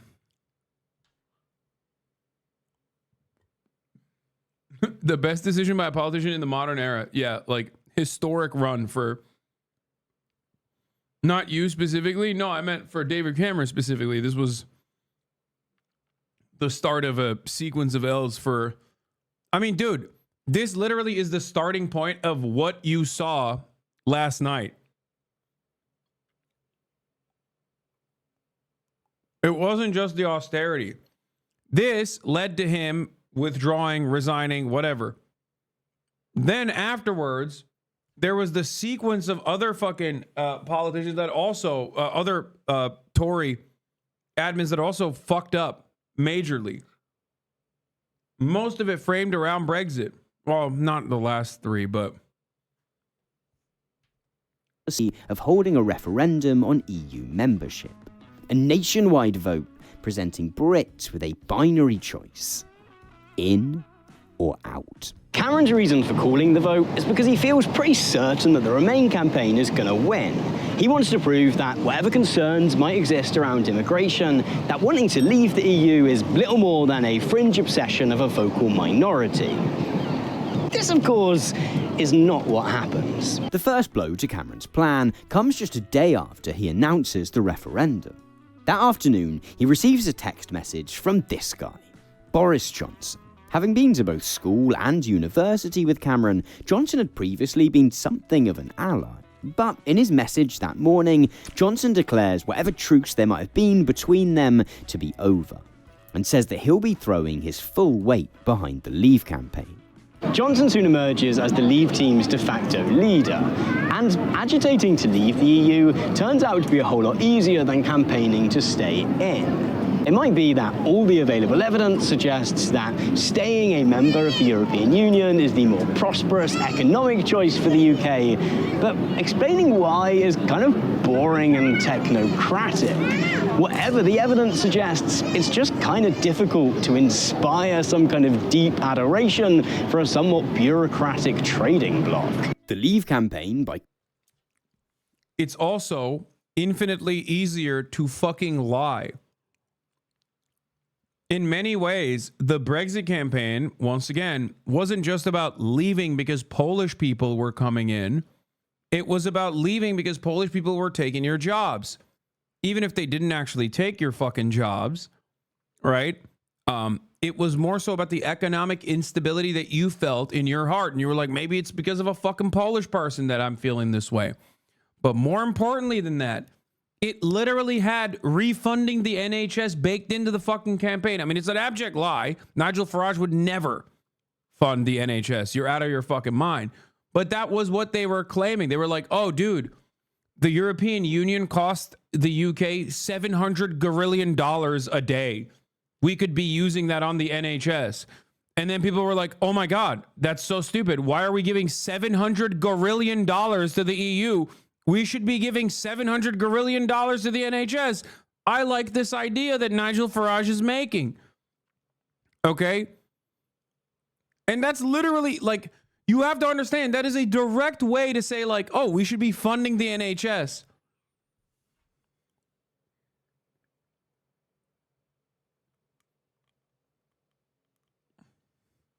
Okay, it wasn't gorillion, it was 350 million. Which also was a lie, by the way. Yeah. That was also a lie. The fact that the EU is sending 350 million pounds a week, or that you would fund the NHS with that. Did it get funded? Brexit happened.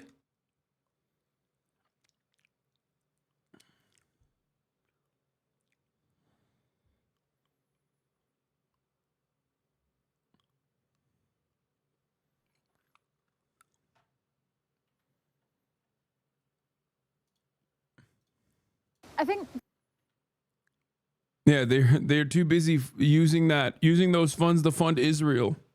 Contrast is free to weave a highly emotive narrative, which stitches together a whole range of distinct issues under the banner, Take Back Control. This notion of taking back control is partly about immigration. Yeah, it was just that's it. It was because, dude, that's it. Military-aged men. That's it. That's the real reason why they did this shit. Okay? It banged because there are so many goddamn racists. But it also taps into a whole range of anxieties about the country's declining influence on the world stage, and even cuts to public services, which are reframed as no longer being a political choice made by the Conservative Party, but the result of a need to send great sums of cash to Europe. In fact, the success of the Take Back Control narrative is that voters can kind of project whatever they want onto it. It allows Brits to take whatever their frustrations might be with contemporary Britain, no matter whether they are real or relevant, and redirect that anger at the EU. And it works. At 4:40 a.m. on the 24th of June 2024, the BBC announces that Britain has voted to leave the European Union. It was such a laughably massive L for England, dude. Holy shit.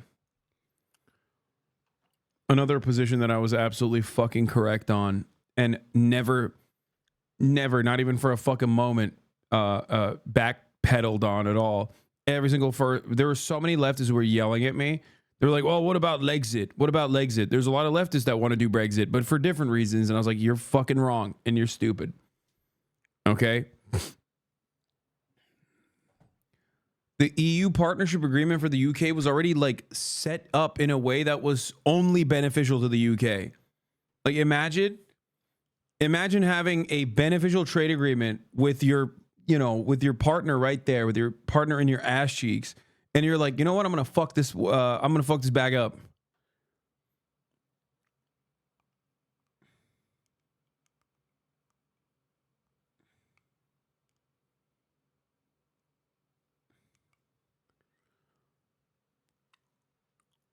I'm sad I didn't want you on TYT back then.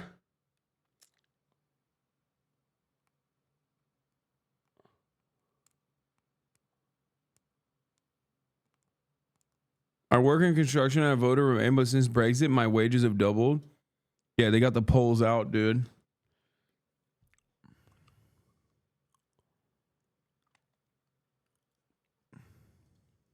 By 51.89% to 48.11%.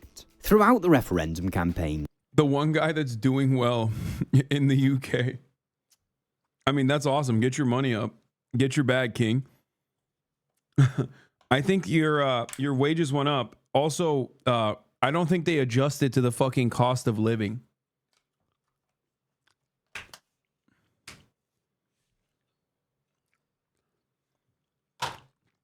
I suspect that if your wages doubled, your rent is like quadrupled now.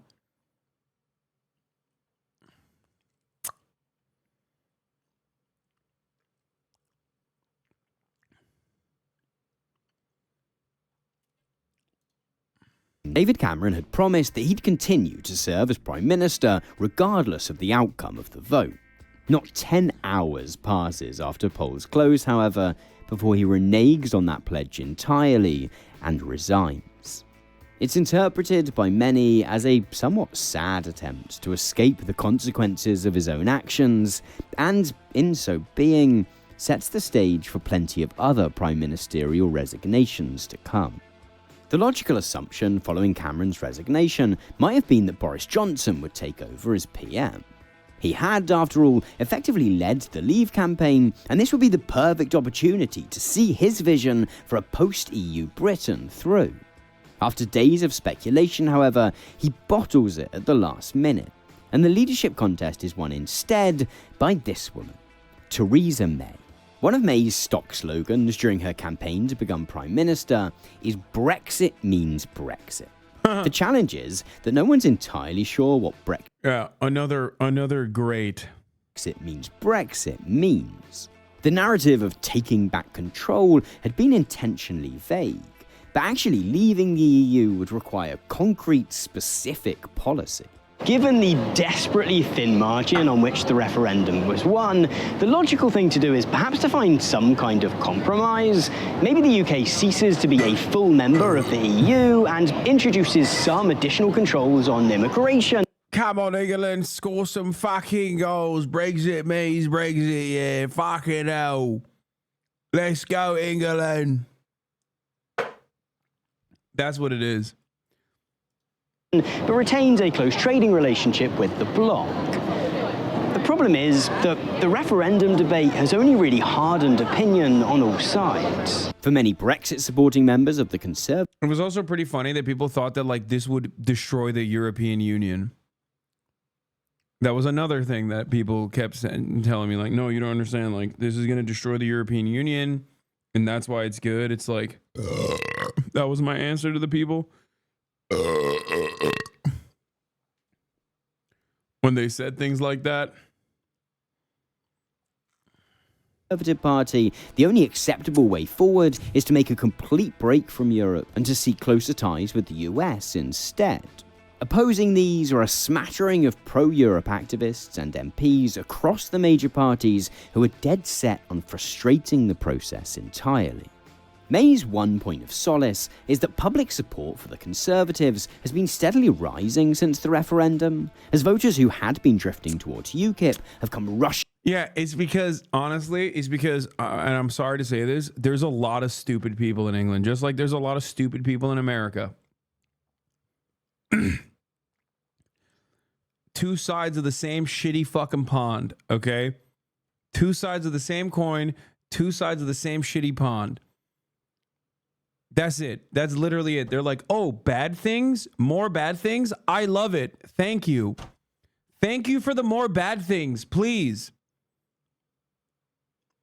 It's almost like, you know, our forefathers, like me saying ours is kind of funny here, but like, you know, America's original forefathers are British. And Angloids, the Angloid skull must be studied for peasant brain. The proclivity to, like, the Angloid peasant brain is a scientific phenomena, okay? They see leadership doing awful things, like directly cooking them, and they go, please, sir, please, my lord, I like it. More for me. More pain and suffering. That's what they say in England. And in America, they say, please, sir, please, my lord. More pain and suffering. That's it. That's literally it. They're like, I love tax cuts, please. Tax cuts for the wealthy. Well, one day I'll be fucking wealthy, so I want them tax cuts.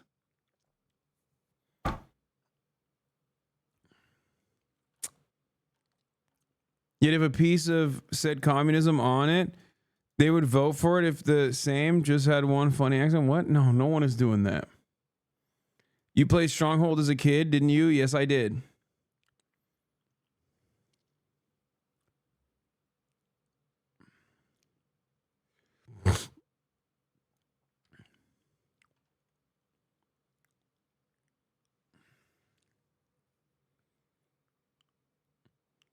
Bruh, here in Missouri, I know people who want to go full libertarian on the government and they live in the fucking sticks and think that their lives will change for the better, just delusional.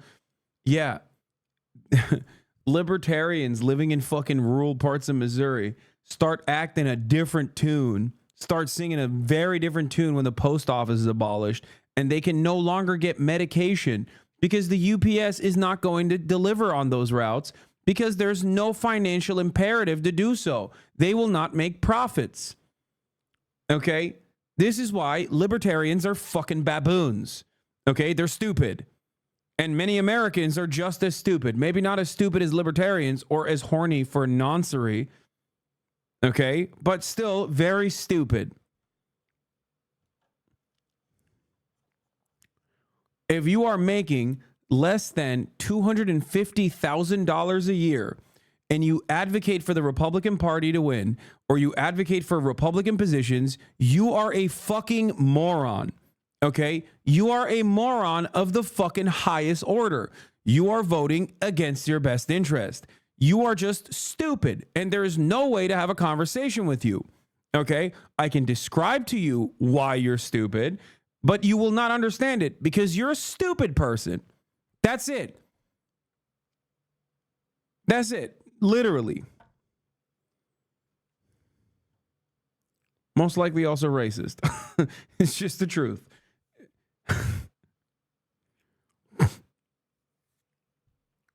Hell yeah, brother. Abolish the Department of Education.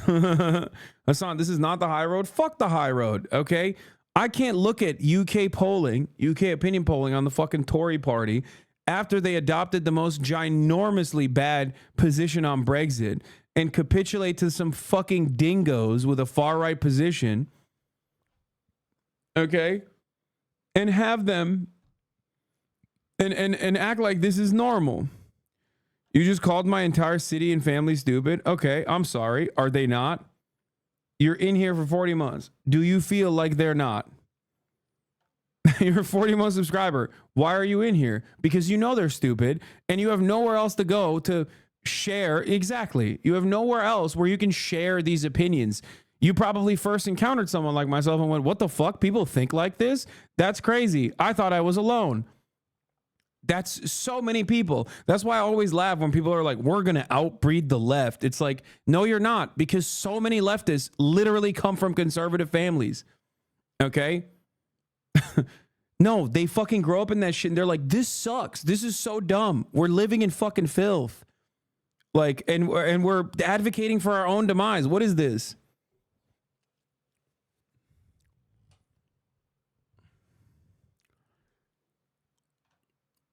Anyway. Please watch videos of English people being asked about politics and Brexit in rural areas in order to prove to your viewers that these people are stupid. I'm British and we all know they're dumbest people here. I swear part of it is the diet. Most of them eat nothing but potatoes, pies, and beer. Like, I also still feel bad for them. Okay? But this is a moment where I'm heated. Okay? I still feel bad for them. I feel bad because, like, they have been led astray. They've been led astray by reactionary charlatans who know exactly how to tug on their fucking heartstrings and tell them, oh yeah, dude, look around. Things are worse, right? Things are worse. And it's not because of my cabinet and it's not because of my administration cutting your fucking social safety nets and making things insanely costly and ruining whatever semblance of like social mobility you might have had at a previous life. It is the fucking brown people. It's the Muslims. And a lot of those people go, well, I guess you're right. It must be the fucking Muslims and the Polish. In America, insert instead of Muslims, Mexicans, okay?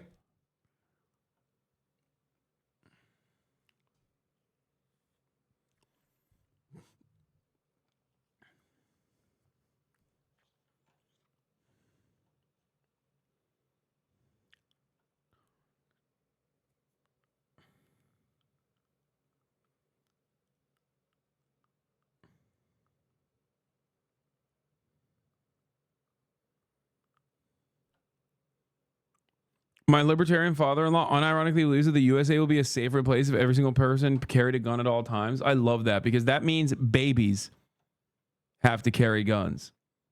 The best way to ensure safety for children is by giving them a blicky. A baby with a blicky. Back to the Conservatives. She therefore decides that what the country needs is another election. Her hope is to increase... By the way, this is why we're all universally united along class boundaries, okay? This is something that you have to understand. And I know it's rich coming from me, okay, saying this like, oh, says you, rich guy. But like, the reality is I wasn't always, you know, I was, when I was growing up, very affluent, but there were definitely periods where I was on my own and wasn't, okay? Having said that, my point still stands, okay? You hate the hogs globally. It doesn't matter. There is no world in which you go, well, you know what? These hogs I actually do like. Unless we're talking about Israel, in which case you can be the most progressive person here in America, and then when it comes to Israel, you turn into a fucking Nazi. But that's a unique set of circumstances. That's like, you know,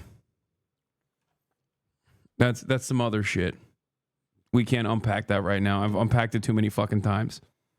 Okay. Majority in Parliament and thus make it slightly easier to pass the various bills necessary to facilitate an orderly Brexit. Much like Cameron's gamble with the referendum, however, this is not what happens. The following election campaign is a car crash for May, who turns out to be almost impressively uncharismatic. At one point, she tells a reporter from ITV that the most rebellious thing she's ever done is run through a field of wheat. When questioned on policy, she has a habit of simply repeating stock slogans about the need for, quote, strong and stable government. The result is that come election day, May doesn't secure the increased majority she expected, but loses seats instead. Clinging onto power thus requires her to form a pact with the right-wing Democratic Unionist Party. Worse still, the parliament she's overseeing is now more fractured than ever. There's both relatively high representations from smaller parties and a set of increasingly stark factional divisions within each of the main parties, all of whom want something quite different out of Brexit. This means that gathering enough votes to pass a Brexit deal through Parliament becomes even more complicated than it was before. In November 2018, May announces that she's negotiated a withdrawal agreement with the EU, which will outline the future relationship. Hold the fucking line, lads. Hold the fucking line. Hold it. Hold it. Hold the fucking line.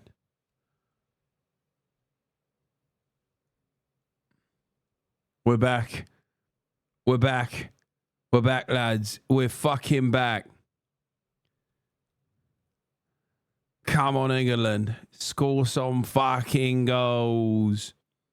We're back. Oh, we're going away again. We're back and we're going away again. Again and again and again. But hold a fucking line. We'll do it.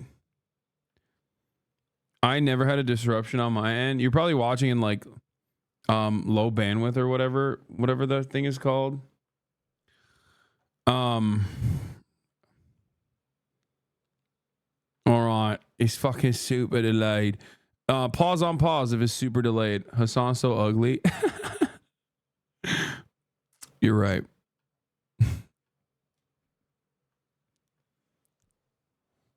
All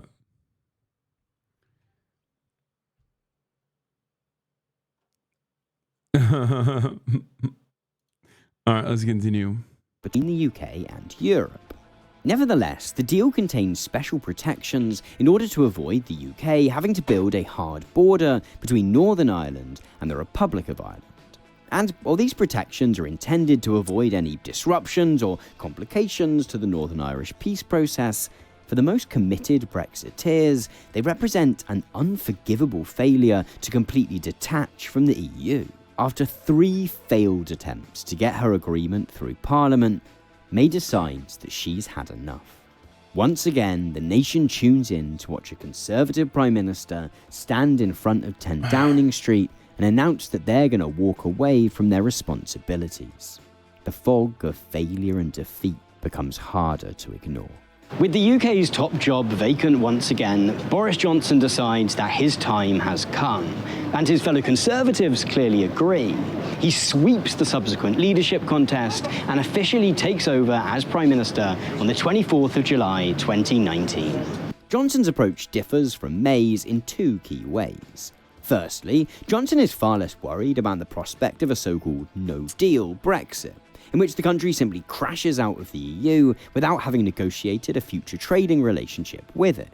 Secondly, he's much more ruthless in his attempts to outmaneuver his opponents. In August 2019, Johnson takes the extreme decision to drive to Buckingham Palace and to persuade the Queen to effectively suspend Parliament for a month. His goal is partly to silence his critics within Parliament, but also to essentially run down the clock on Brexit negotiations, to the point either that the EU is forced to accept greater concessions on any deal, or that a no-deal Brexit happens by default. This move has the effect of irritating basically everyone. The Supreme Court rules his suspension of Parliament to have been illegal, and Johnson is forced to return to a House of Commons that is somehow now even more divided than before. He thus decides that what the UK needs is another election.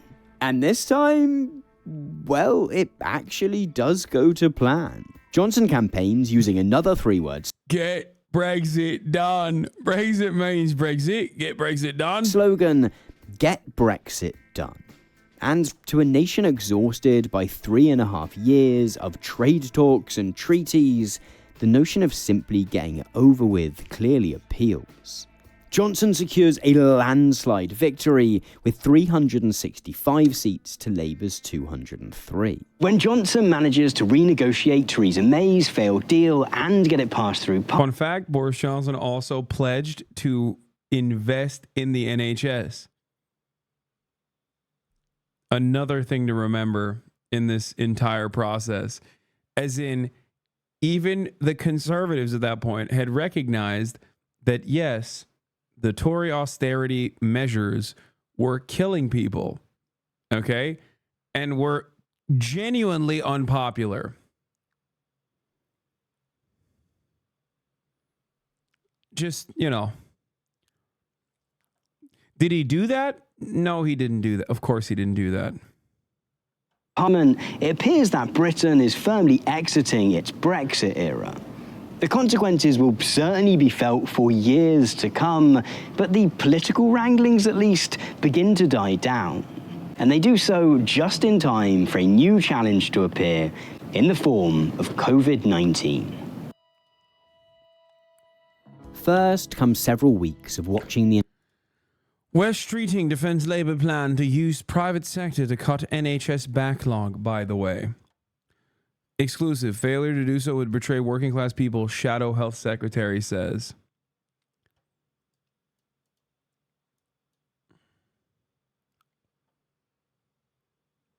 It's coming home, lads. He's also a transphobe. Brother, he's British. What do you mean? Like, that's like saying he also, hey, by the way, Hasan, I don't know if you know this, but he has a funny accent. Like, yeah, I know. He's British, okay? Like, telling me that a fucking British member of parliament or I do admit that the shadow secretary positions are like a very cool name, but like, yeah, he's a British MP, dude. Of course he's a fucking TERF. The fuck? That's a given.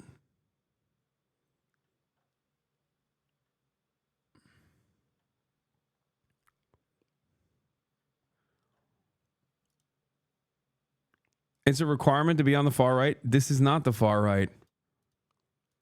This is Labour. I understand your mistake for thinking that he's on the far right because you read the statements that he made and you thought, oh, this is a classic Tory move, privatizing the NHS. The problem is he's Labour. He's the Labour guy for the NHS.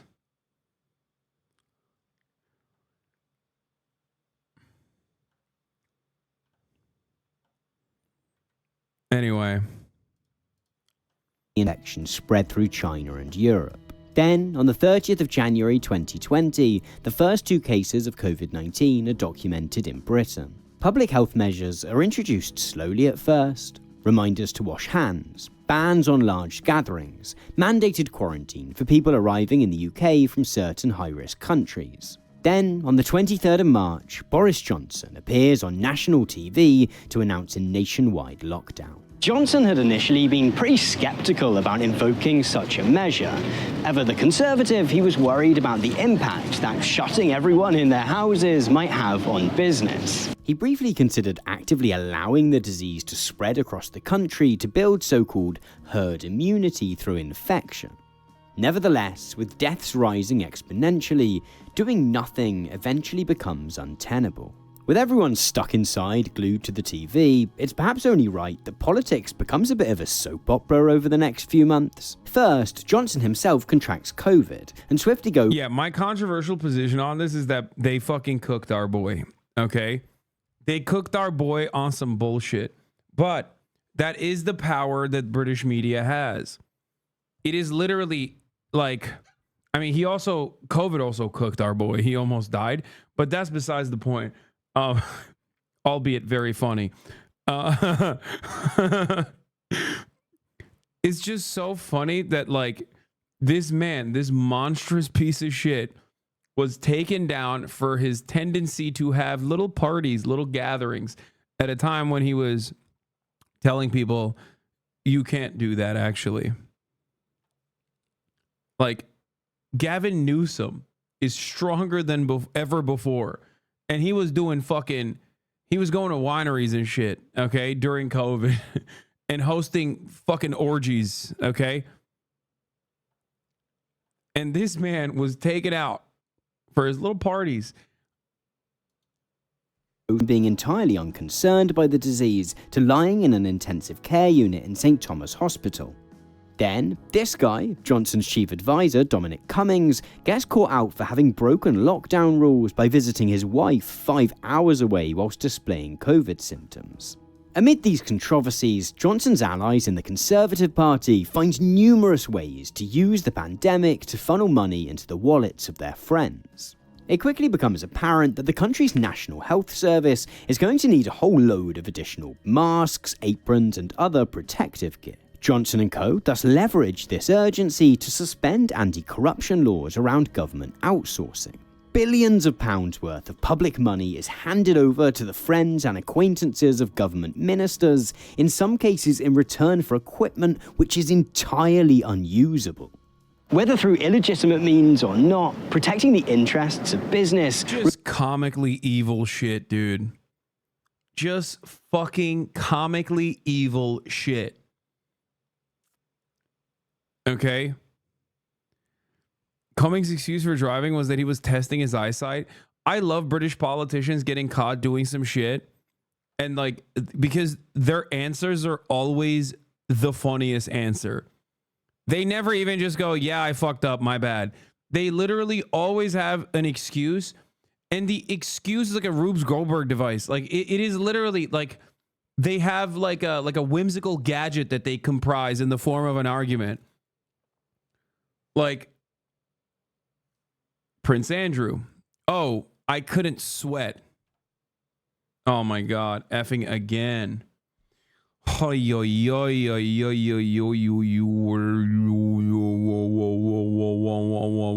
we're back. It was a mini baby F. MI6 is up my ass, mate. It's a mini F, yeah. As I was saying,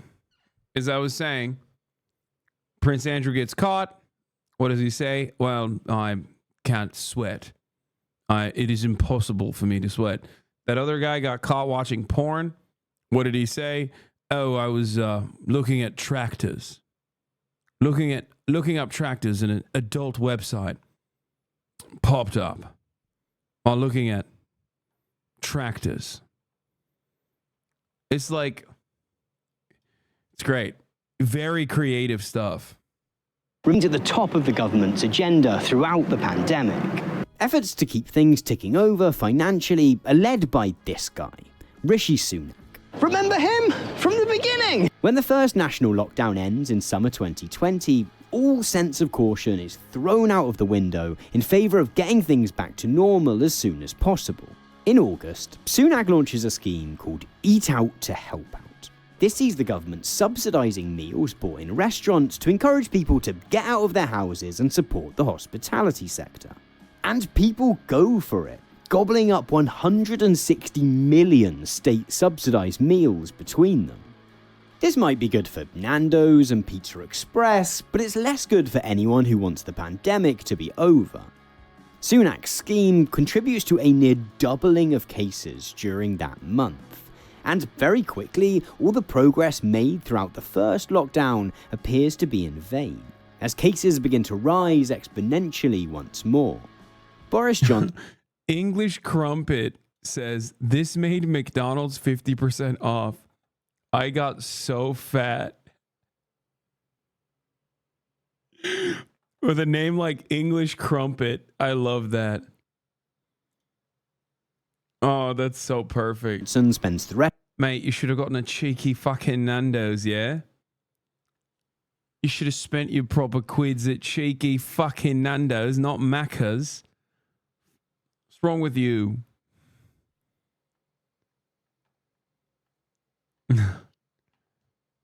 Get some fucking yeah? Nando's macros are insane. Just get the rotisserie chicken. That's it. With some hot sauce. Rest of the year trying and failing to avoid implementing further lockdowns. At one point... I love the British chatters. There was a glitch in the Wetherspoons app where you could get a cheaper drink and a free panini. The Tesco meal deal. He tells colleagues that he would rather let the bodies pile high than confine people to their homes again. Nevertheless, the rise in cases eventually becomes too significant to ignore, and the UK is subjected to 2 more national lockdowns during 2020 and 2021. The Conservative Party's lead in the polls, which had peaked at 22% whilst Johnson was in hospital, takes a bit of a tumble during these chaotic months of last-minute lockdowns. But by the spring, a successful COVID vaccine rollout puts Johnson on the up again. In May, the Conservatives win a historic by-election victory in Hartlepool, and things look stronger still. Sure, there might be a lack of lorry drivers and a shortage of basic foods in the supermarket as a result of Johnson's Brexit deal, but the politician known to many simply as Boris continues to have a broad base of support. Behind the scenes, he reportedly talks of wanting to remain in power for a decade. Then it all comes crashing down. In November 2022, the Daily Mirror publishes an article revealing that Boris Johnson and his staff had hosted several... Losing your fucking political career after, like, you know, decades of being a racist, elitist, out-of-touch asshole, and, you know, like a regular run-of-the-mill Tory in every other respect, over what seems to be the shittiest, like, child's birthday party. Okay? There is nothing funnier than Boris Johnson's political end, okay? I will never let go of this. He literally had the lamest fucking party. The lights were on, bro. The lights were on. Like, it's like it's not even like a dimly lit room. Like, the lights are on. You got the fluorescent fucking lights, and you're drinking, like, shitty ass champagne out of a fucking plastic glass with ice in it. It's just like, oh my God. Like, an office party? Like, you were having an office party.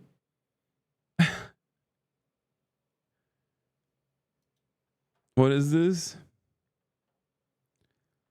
Just stop, dude. We all remember COVID. Just stop. A regular 15.7 million jobs created during my administration. Yeah, that's crazy.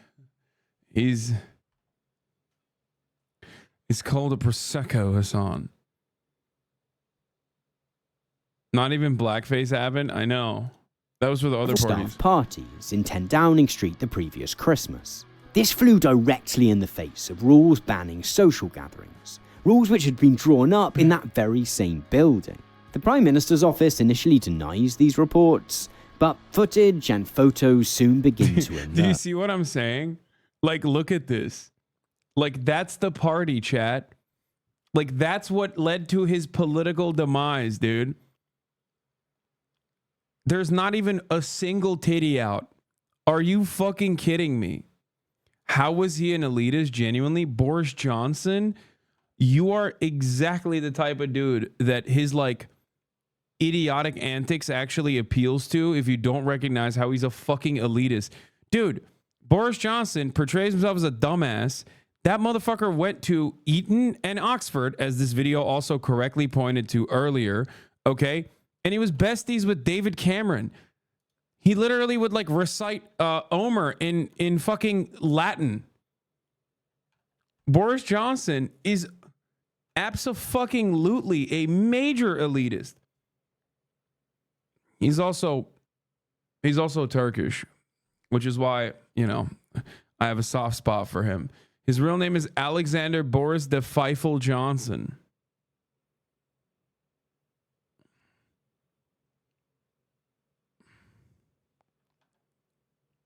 Omer was Greek, you himbo. What do you...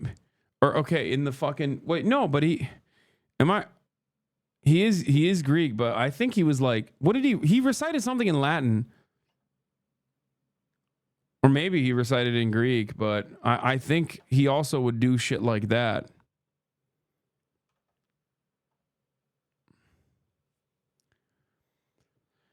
You have to remember, families were now able to see members in the hospital before they died. No, I know. It was the Iliad.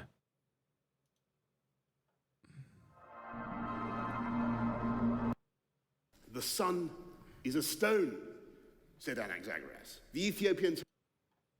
In a vast world of 50 million, simply the best book of the best poem. Okay, whatever. Homer was Turkish? Yeah, just like Boris is. All in all, 17 parties are found to have taken place among staff, and both Johnson and Rishi Sunak are eventually fined for breaking the law. Johnson's political career had rarely been without scandal, but the clear hypocrisy of the PM setting rules whilst ignoring them himself helps this one to stick. Even the usually die-hard... I'm telling you, dude, they cooked him. It was the media that turned this into a major, like, they pounced on it, dude. They saw weakness and they fucking saw the blood in the water and they went on a feeding frenzy. Okay? That's kind of what's going on with Biden right now with American media. But of course, the American media is nowhere near as aggressive as British media is. If this was happening, if the Biden situation was happening in England right now, okay? If the Biden situation was happening in England, every fucking newspaper, wall to wall, would be like, dementia, demented president must step aside. Like, they do not fucking hold back, dude. They do not fucking hold back. Okay? Yeah. They ate Boris up and Newsom keeps up English mind, can't comprehend. That's what I'm saying. That's what I'm saying. Like, Gavin Newsom did that shit too. Other people did that shit too. Nah, the media tried to drop the story. No, they fucking didn't. No, they go nutty mode, dude. When they are, British media is so bloodless, so soulless. I don't like it's even worse than American media, and I fucking hate American media, as you guys know. Like, I'm telling you, they are really fucking bad, dude. Conservative press begins to turn on him. Then, a few weeks later, Johnson attempts to promote an MP who's been credibly accused of multiple accounts of sexual assault, and his fellow MPs begin resigning from Johnson's government en masse. On the 8th of July 2022, the man who just recently had been eyeing up a decade in power is forced to make that now iconic, shameful walk out the front door of 10 Downing Street to announce his resignation. I mean, yeah, that tracks, by the way. The Economist cover. That's a British publication.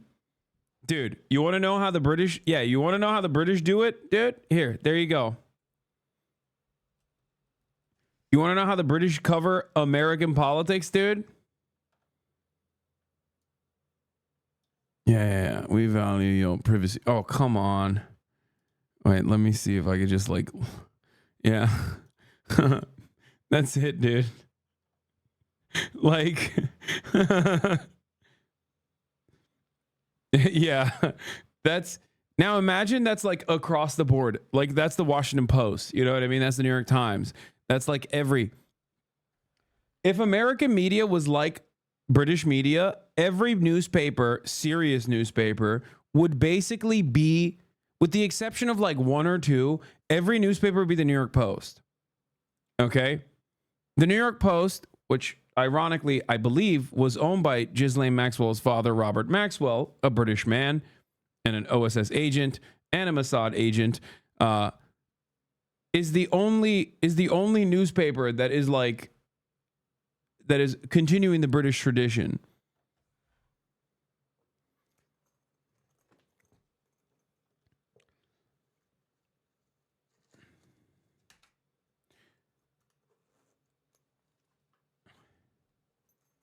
Right? Wasn't the New York Post owned by them? Wasn't the New York Post owned by him? Am I crazy?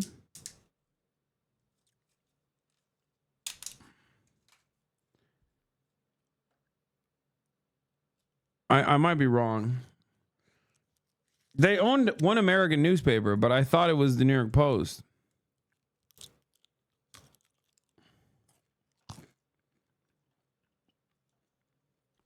Let me look it up.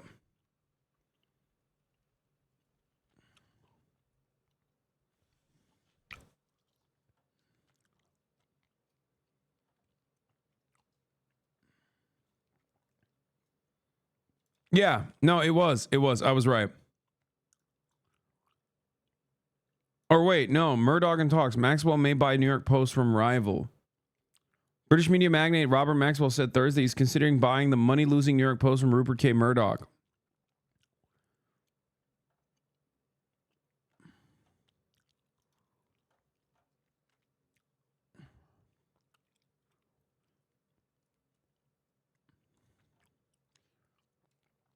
It was... Oh, the newspaper he owns is the Daily News? Is that the one?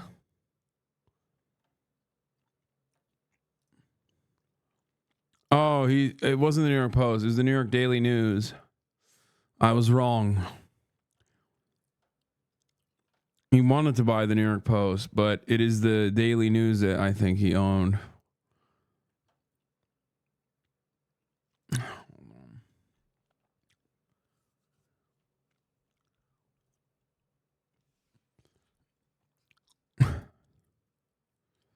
During the brief tenure of Robert Maxwell as a publisher, in 1991, millionaire Robert Maxwell offered financial assistance to the news to help stay in business.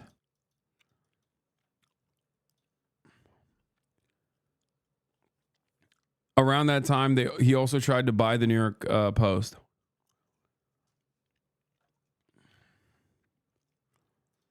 Another Biden whoopsie.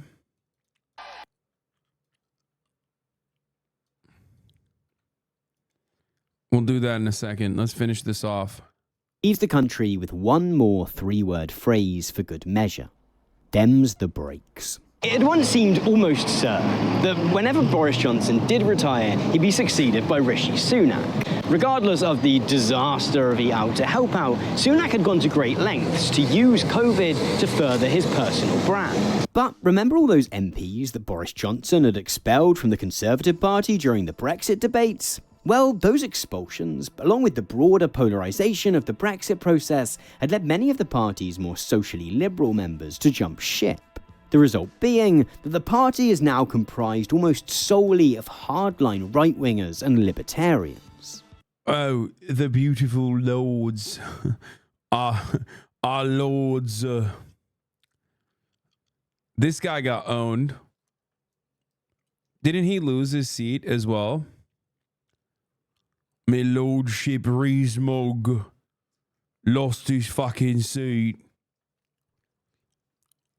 He got mugged. Sunak does throw his hat in the ring then. He lost his seat. He's not even going to have proper... The lordship has lost his seat. He won't even have the proper finances to subscribe at the top of the hour to the HasanAbi broadcast. That's right. Liz Truss also lost her seat. She will also be seeing the 3-minute ad break at the top of the hour. If you would no longer want to see those ads, all you'd need to do is subscribe for $5 or for free with the Twitch Prime by connecting your Amazon Prime account to your Twitch account when you get one free Prime subscription a month. Here's the 3-minute ad break now. The contest is eventually won by this woman, Liz Truss. Now, as we've already seen, the Conservative Party has always been a party of low taxes and cuts to government spending. But Liz Truss is something else. A one-time contributor to a book called Britannia Unchained, Truss is an unabashed, unreformed libertarian who doesn't so much believe in a small state as no state. Unless, of course, it's serving the needs of the super rich. In fact, Truss turns out to be so extreme in her low-tax fundamentalism that she almost bankrupts the entire country in just a matter of weeks. Goals. On the 23rd of September... Goals, honestly. That was so goated. She killed the queen and bankrupt the nation and fucked off, dude. It's girl boss behavior and you don't understand it, okay? 2022, Truss unveils a package of economic policies which revolve around £45 billion worth of tax cuts to the country's richest. And remember, this is a country which has already suffered more than a decade of austerity. It's pretty crazy to think that she did all of that in such a short period of time. Girls get it done, folks. Girls get it done. Okay, she almost ended capitalism in 3 weeks. She ended the monarchy and capitalism in 3 weeks. And in which every public service, from the NHS to the police, is a crisis point. So she decides to fund these tax cuts through increased government borrowing. Global financial markets usually quite like tax cuts, but Truss's approach is viewed as so bold as to be reckless. Investors quickly come to view holding investments in the UK as far too risky and start selling off government bonds and currency. The value of the pound plummets, and more importantly for the Conservative Party, interest rates on mortgages begin to rise. Tories. The result is that any support for Truss among MPs, party members and voters falls through the floor. The Daily Star posts a live stream of a lettuce on YouTube, wagering that Truss's failure is so bad that she'll resign before the lettuce wilts. Oh, so good. And a few days later, the lettuce claims victory. Just 49 days after she first entered, Truss walked back out of 10 Downing Street and, you guessed it, resigns. In doing so, she becomes the shortest-serving Prime Minister in UK history. Perhaps unsurprisingly, Truss's chaotic leadership... It's so funny, like, what the fuck was she thinking? What the fuck was she thinking? It's just so awesome. God. She said women back 5 decades. Sees the Conservatives' polling numbers drop to new lows. Labour had first taken the lead during Partygate, but the gap has now widened to the point... It's crazy because, like, literally all... This is such a great video about not just how Britain became a poor country. I thought he was more so going to focus, like, on austerity and stuff like that. But this is literally why Keir Starmer and the Labour Party got the landslide victory in spite of Keir Starmer. Okay? Like, many of you were asking, like, what the fuck happened? How do we get here? Okay? Many of you were asking that. God damn it. Mini F. Baby F. Many of you were asking the question, like, how the fuck did Keir Starmer, like, how did Labour finally secure a victory? 14 years of austerity and also a shit ton of drama. A shit ton of drama and mismanagement. Okay? That the Conservatives are a full 30 points behind.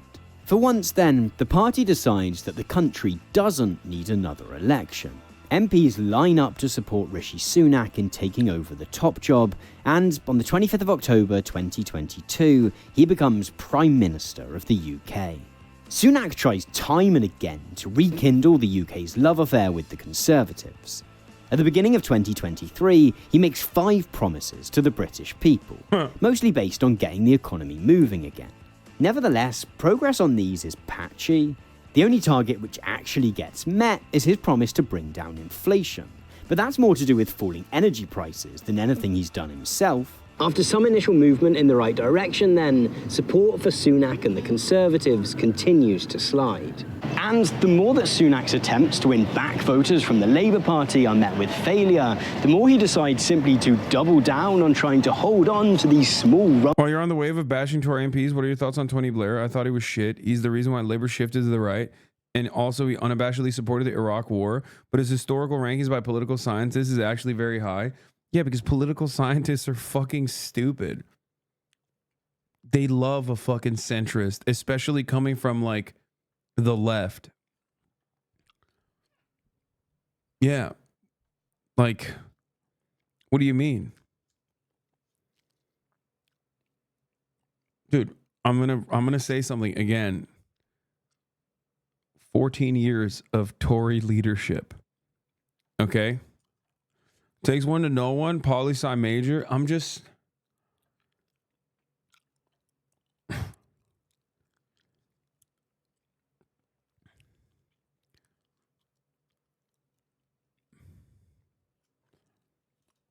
from the voters that his party has retained. This involves leaning into the very worst right-wing obsessions. Sunak and his allies begin devising increasingly cruel punishments for asylum seekers and blocking access to healthcare for trans people.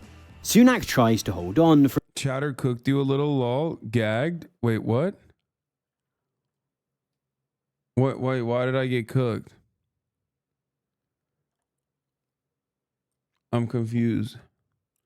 What am I missing? As a poli-sci major holder, you are correct. Yeah. I do. I do know. I'm stupid too. For as long as he can, yeah, hoping for some kind of miracle. But at this point, it's just too late. After 14 years in power, more than £100 billion in cuts to public services, one Brexit referendum, countless corrupt COVID PPE deals, and a self-inflicted economic crisis, the consequences of Conservative governance are plain for all to see.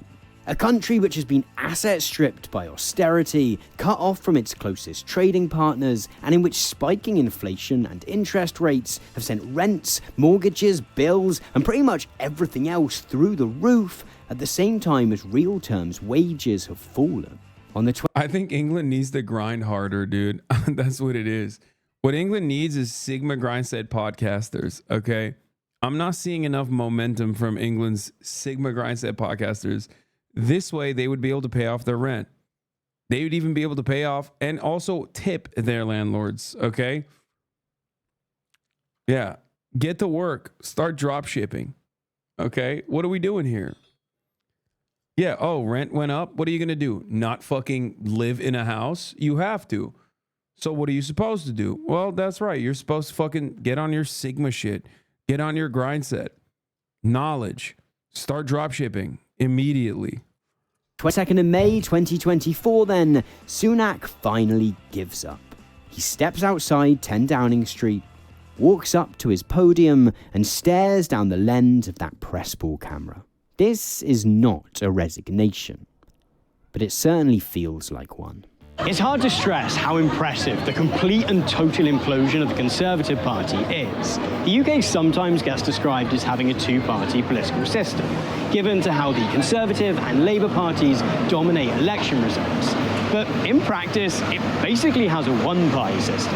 Of the past 100 years, the Conservative Party has been in power for more than 70 of them. And now you understand why England is so fucking poor, dude. Now you understand why England is so goddamn poor while simultaneously so rich, right? It's so fucking rich. London is so rich. How did it get that way? How are so many wealthy people living in London and yet England is so unimaginably broke? I wonder how this happened. How could this have happened? One must ask the question, how could this have happened? 70% of the last century with Tory leadership, and these dumb motherfuckers still vote for it, which is crazy. And when they don't vote for it, they're voting for a lighter red Tory version, a light Tory version in the Labour Party. It's awesome. I'm recording, it looks pretty certain that same party is going to lose the next election big time. Perhaps that's already happened by the time you're watching this video, but whether the party eventually bounces back from that defeat or not, the experiments they've inflicted on the country have left damage which will last a long, long time. Perhaps most worrying is the extent to which some of the basic precepts of those experiments have come to be accepted by Sunak's rivals in the Labour Party. On the 4th of July, it looks very likely that it will be Labour leader Keir Starmer walking into 10 Downing Street as the new Prime Minister. Starmer has repeatedly criticised Liz Truss's disastrous reforms and Boris Johnson's lies. Nevertheless, he's completely walked back on his earlier support for a referendum on rejoining the EU, and he remains committed to an economic approach grounded in austerity. In the same way that David Cameron once waved that note stating that there was no money left. Bro, you got the fucking mandate, dude. What are you doing? The people are like, bro, we're broke. We're dying. Please help us. And he's like, well, I will not be helping you. We're going to continue the austerity regime of the Tories that you seemingly loved so much for 14 years. Keir Starmer has repeatedly used Liz Truss's trashing of the economy as a reason to scale back his promises. His manifesto retains most of the Conservatives' cuts to welfare, has a much less ambitious approach to tackling climate change than he once promised, and suggests the party will promote further privatisation of the NHS. In fact, where you would think an election campaign would mostly revolve around the two main parties criticising each other over their specific plans for government, the current contest has largely consisted of each party criticising the other for daring to want to spend any money, which is a problem. Because after 14 years of cuts and mismanagement, the UK needs investment. and lots of it. Last year, one researcher at the Institute for Public Policy suggested that the UK had contracted a debilitating case of investment phobia, in which the government refuses to invest in infrastructure, which leads to businesses not wanting to invest either. Combine that with the country having been cut off from its closest trading partners and a crisis of trust in politics, and you end up with a country that feels so much poorer than it once did. Fixing that is going to be one hell of a task, and the challenge for Keir Starmer is that if he can't make a very real difference to people's lives pretty quickly, then he might find that his party's popularity is pretty short-lived. As many of you will know, the UK election isn't the only election taking place this year. Right. In November, our American friends will also be Pokemon going to the polls. Oh, chill. Okay, don't do it. Don't do it, Tom. Don't do it, man. Don't bring that up. No. We're having fun right now. We're laughing at across the pond. Let's not remind ourselves of what's going on in the United States of America. Don't worry about that. Remember England and how cooked the British are? That was cool. Don't do that. Don't. It's effing. The broadcast won't let me cover this. Oh man.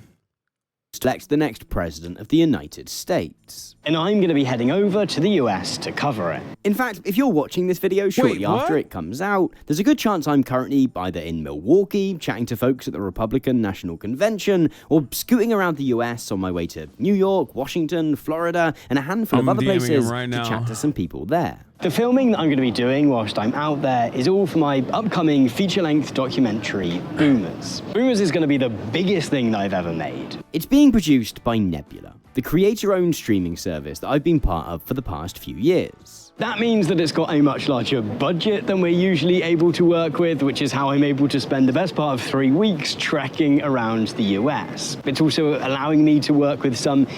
Yeah, I'm gonna link up with him. Anyway, that's pretty sick. I'm glad I watched the end of that because I just hit him up to link up with him. Carolina and Cinemarxism are going to the DNC convention. Yeah, I'm going to the DNC convention as well. I'm actually planning on going to the RNC convention as well, which would be next week. All right, we're done with England. Okay, we're done with England. Let's get back to our fucking old, out of touch, millionaire, billionaire defending piece of shit who's dying on the podium. I'll beat Donald Trump. I will beat him again in 2020.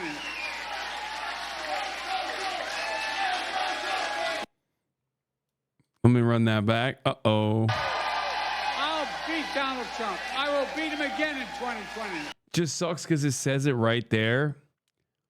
Like it's right there. You know what I mean? Like look at what my mouse cursor is like pointing to. And it's just like, you can't even be like, oh no, he was in Madison in 2020. Like, just, oh God.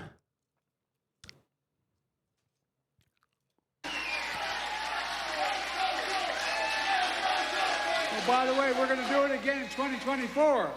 Yeah. I learned.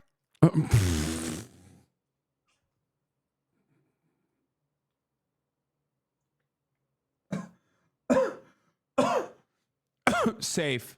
He saved it. Dude, he saved it. He saved it. Nobody heard him. Nobody heard the first time. Nobody heard him the first time, dude. We're so fucking cooked.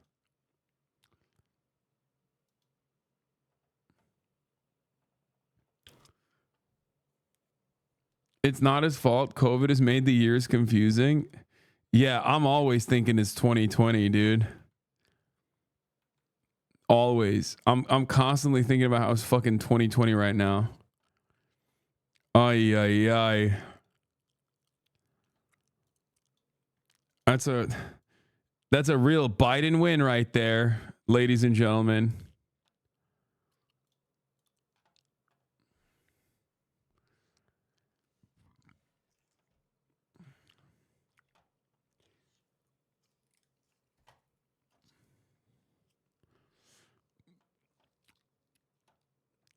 Anyway, get ready for that, which is already happening. Many of you already knew Biden had moments like this all the fucking time. The problem is the media wasn't like covering it as much, but now that the narrative is that Biden is old, okay? Now that the narrative is that Biden is old, you're going to hear a lot more of that shit, including Joe Biden accidentally says he's the first black woman to serve in the White House. Audio. Like, that is a regular mistake. Dare I say, a gaffe. He misspoke. Okay? But the problem is, while you would normally overlook such a thing for anyone else, okay, because we listened to this yesterday, while you would normally overlook this as like a one-off, who cares, or a two-off, a three-off, when it becomes a 10,000 off over the course of like the past, decade at this point, almost decade, and it reaches a tipping point where the media starts paying attention to it and the narrative sets in, it's over. Every single outlet is going to be endlessly covering this until Joe Biden drops out. Every single outlet. Because he's going to keep having moments like this. Okay? We already know he's been having moments like this. We know because we've been watching and making fun of Biden for a while now.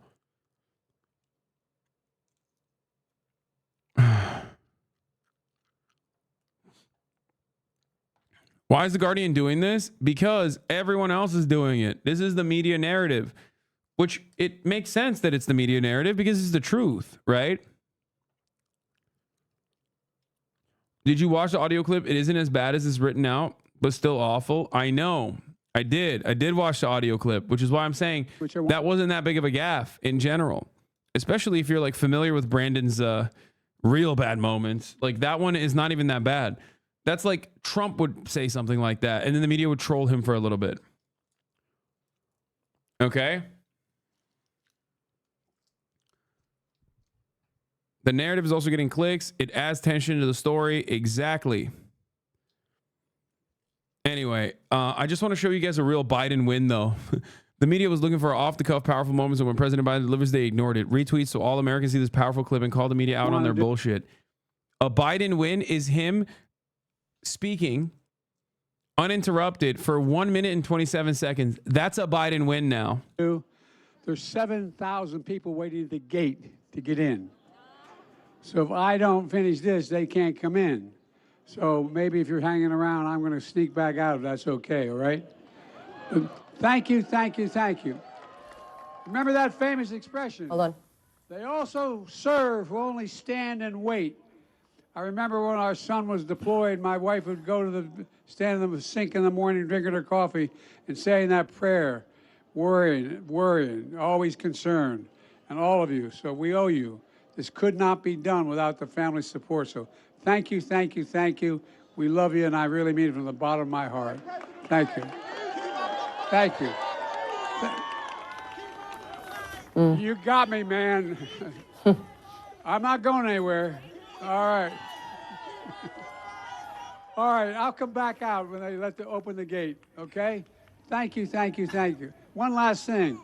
You know, I used to think when I was a senator, there were always congestion on the highways. There's no congestion anymore. None. We go on the highway, there's no congestion. And so the way they get me to stop talking, they'll say, we just shut down all the roads, Mr. President. You're going to lose all the votes if you don't get in. But anyway, I'll be back out. Thank you, thank you, thank you, thank you. I love you. Thank you. Is he trying to be Trump? Bro's trying to be Trump, dude. That is such a Trumpism. He's trying to be Trump. I swear to God. He's going orange. He's right-wing on immigration. His fuck-up of a son is now inside of the White House. Okay? And now he's doing Trump memes like, oh, yeah, you notice how the highways are no longer as congested? Which, by the way, what crack are you smoking on, dumbass? It's not congested for you because you're the fucking president. The idea that we do not experience traffic in America any longer is so stupid. I'm losing my fucking mind. Does he think that like there's no more traffic?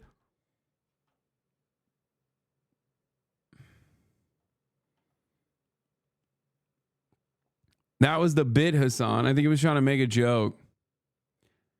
Chat, stop coping and saying that it's not that bad. No, that's not the joke, man. That's not the joke. The joke is the highways are only congested when he's blocking traffic.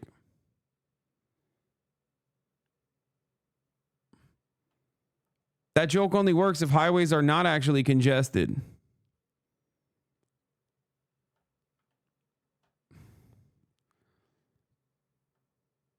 You are a chatter now. The master becomes the student. Anyway, it's also a really stupid joke. I know it's the motorcade. Oh my God. I get what he's trying to say, chat. Okay. I'm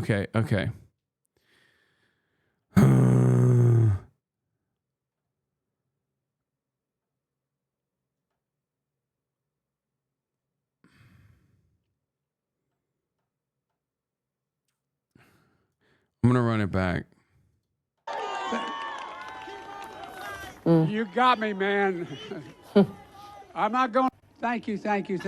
One last thing. You know, I used to think when I was a senator, there were always congestion on the highways. There's no congestion anymore. None. We go on the highway, there's no congestion. And so the way they get me to stop talking, they'll say, we just shut down all the roads, Mr. President. You're going to lose all the votes if you don't get in. But anyway, I'll be back out. Thank you. I did not misunderstand. I think the joke only works if the premise is that like we have fixed traffic congestion in the highways and they always try to get me to go out quicker because now that highway traffic congestion is fixed, I'm blocking the highways and that's the reason. Nah, bro, the joke misunderstood you. No, I feel like he's saying like highways are no longer as congested as it used to be back in the days. So now the only time when fucking people feel congestion is when I'm blocking the goddamn roads. And that's why I'll lose the election if I keep doing that. That's the joke they were trying to make.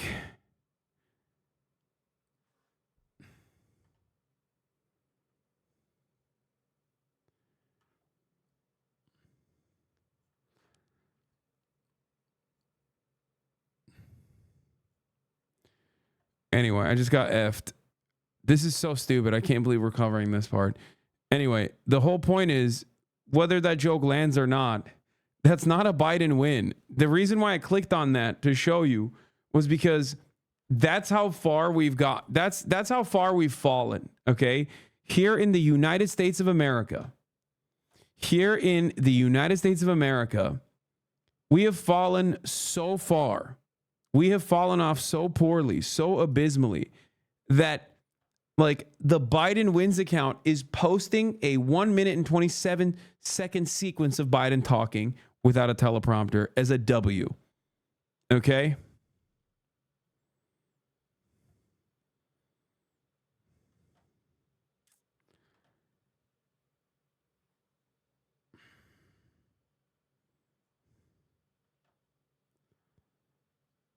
Anyway.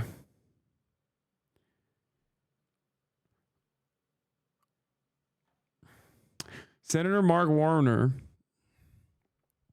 is attempting to assemble a group of Democratic senators to ask Joe Biden to exit the presidential race, according to two people with direct knowledge of his effort. Warner is telling Democratic senators that Biden can no longer remain in the election in the wake of his faltering debate performance, according to the people familiar with private conversations who spoke on the condition of anonymity to speak freely. Though no sitting Democratic senator has publicly called for Biden to step aside, they're privately sharing mounting concerns with each other over the past week as they fight an already uphill battle to maintain Senate majority.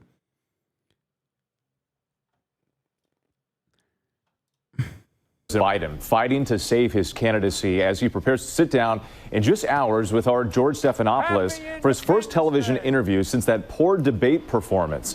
Our senior White House correspondent Selena Wang has the latest. Selena, good morning. Hey, good morning, Whit. All eyes are on the president today, and I'm told that donors and allies are closely watching that interview with George as they decide whether to keep on supporting the president or not. Overnight, the president and first lady hosting a July 4th celebration at the White House. The president reading remarks off a teleprompter, hitting central themes of his campaign and trying to quell panic within his own party 1 week after his disastrous debate. We have to look at ourselves and ask the question, will we stand for freedom again? We stand for democracy. We stand together as Americans. I believe we will and we can. Telling the cheering crowd he's not leaving the race. I'm not going anywhere. All right. But the president at times stumbling through his cleanup effort, like this radio interview in Philadelphia on Thursday. By the way, I'm proud to be, as I said, the first vice president, first black woman to serve with a black president. I'm proud of the first black woman in the Supreme Court. There's just so much that we can do because together there's nothing. Look, this is the United States of America. And those concerns within the Democratic Party are growing. It wasn't just one bad night. It was a bad night that may have locked in a really unfortunate narrative about President Biden's age and fitness. Congressman Jared Golden questioning Biden's chances in an interview with a local Maine station. I think if Joe Biden chooses to run, he's going to lose. And now a third Democratic lawmaker, Congressman Seth Moulton of Massachusetts, urging Biden to step aside to let new leaders rise up and run against Donald Trump. Concern over the president's fitness for office reaching a fever pitch. Sources now tell ABC News that during a meeting with Democratic governors at the White House earlier this week, the president said he needs to get more sleep and work fewer hours, even suggesting he should end events at 8 p.m. It wasn't a literal at 8 o'clock, I will be doing things differently. It was more figurative. But California Governor Gavin Newsom, while campaigning for Biden in battleground Michigan, defending the president, describing his stamina during their joint event in Los Angeles right after Biden returned from his European tour last. Gavin Newsom is such a fucking shark. He's literally going to pivotal battleground states right now to campaign for Biden.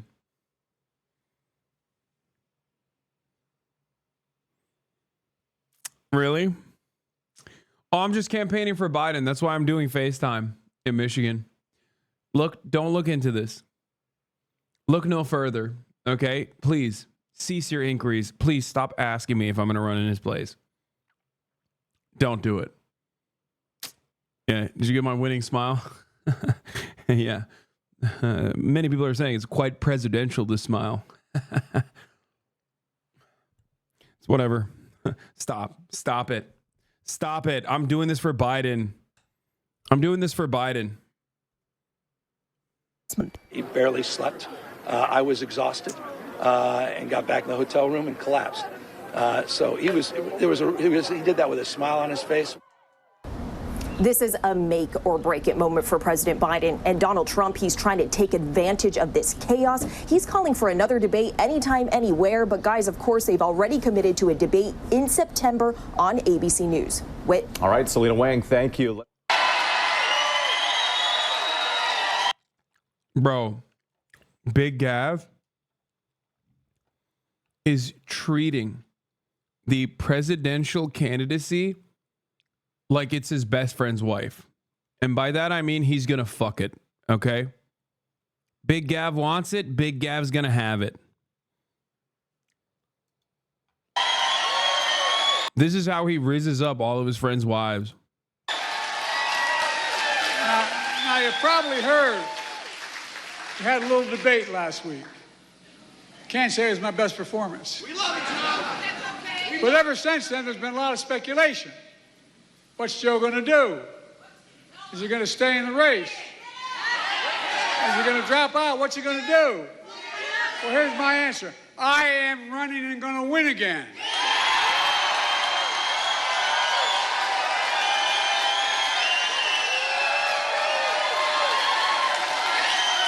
Because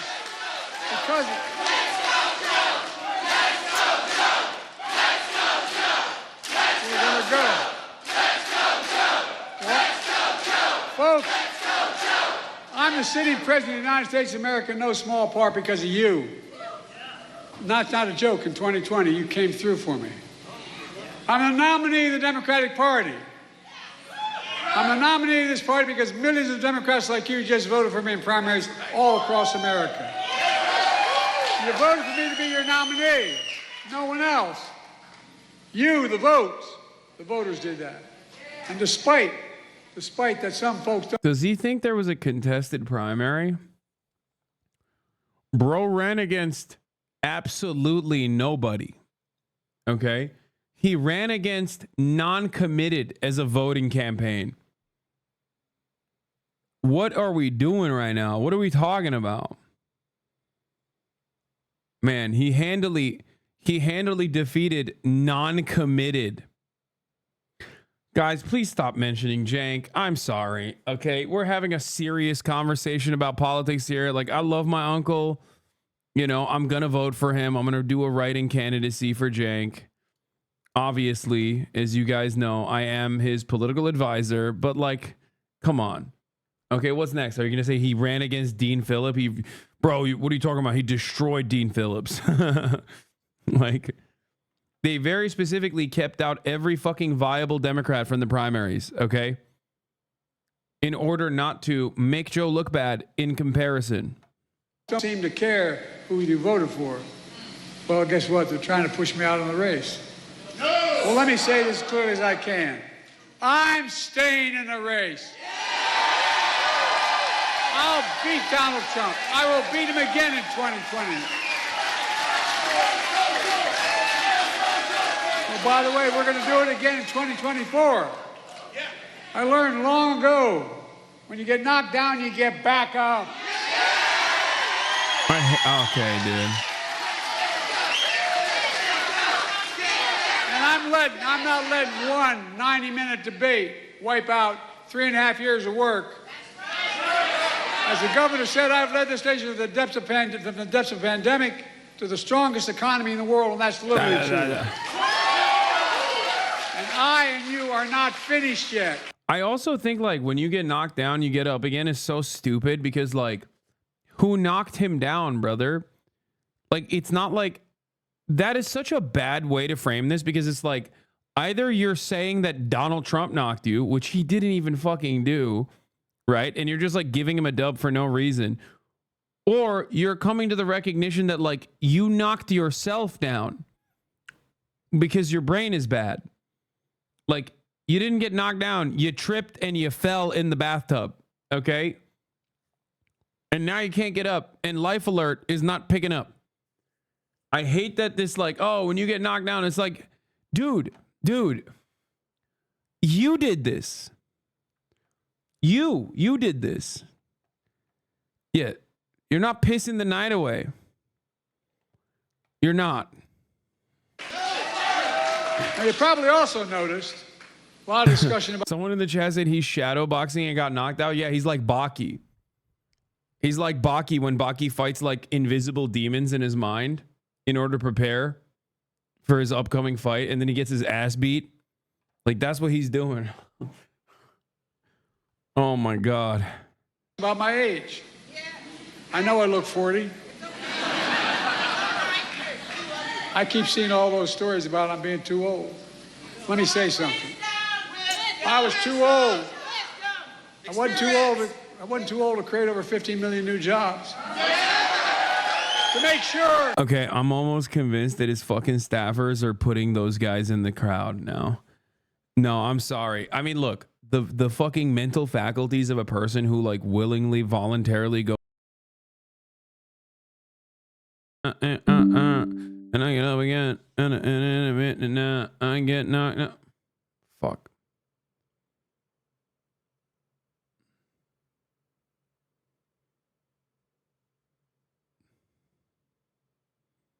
I was not singing Chumbawambas when you got back. I was not.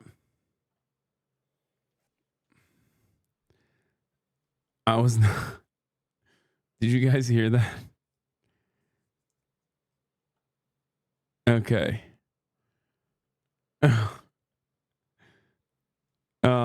See, I got knocked down and I got up again, and they're never going to take me down.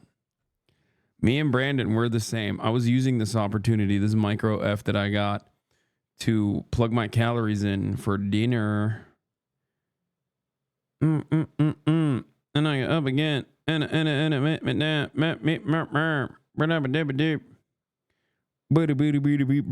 Okay, hold on. We will never give you up. That's literally not true. Many people do, which is understandable. It just like knocks people off. That boy's internet is not locked in. No, it's not. No, it's not. Hold on. I got chicken breast, club sandwich, French fries, Quest bar, cookie dough. What else did I? Oh, I had a freaking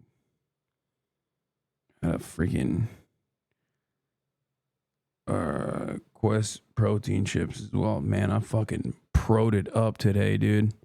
Pay attention to us. Shut up. I pro'd it up today, chat.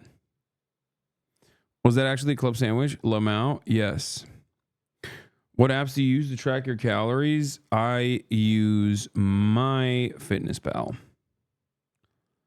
Pro'd it and scrolled it up. That's right, baby. I'm pro'd it up. I'm scrolled it up.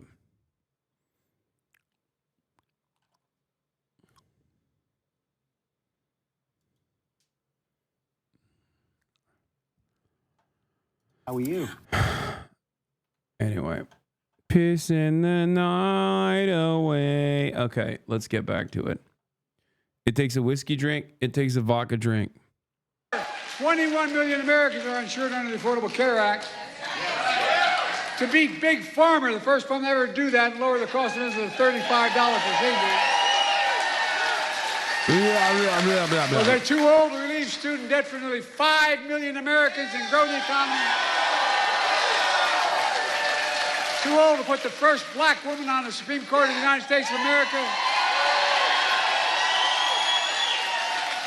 To sign the Respect for Marriage Act.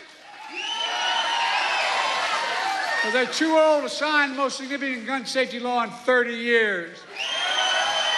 To pass the biggest climate bill in the history of the world, not here, the history of the world.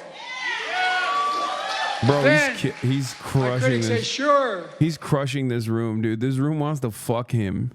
This room is like our back walls below him, okay? Below out our back walls, please, sir. Mr. Brandoni, sir. This is why I think they're plants, okay? I'll say it. I'm not afraid. I'm unafraid to say it. I'm unafraid.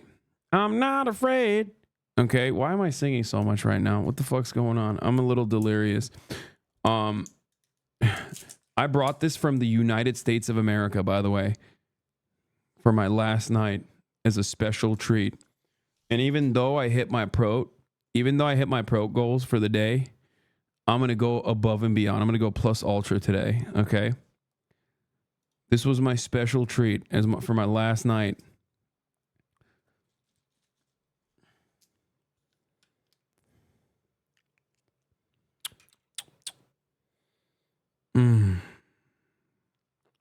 Smells like fucking freedom, baby. God damn it.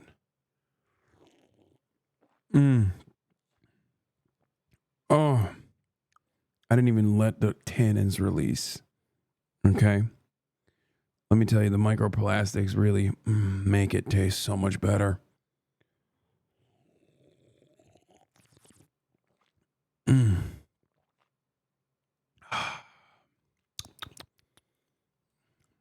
Chalky milk.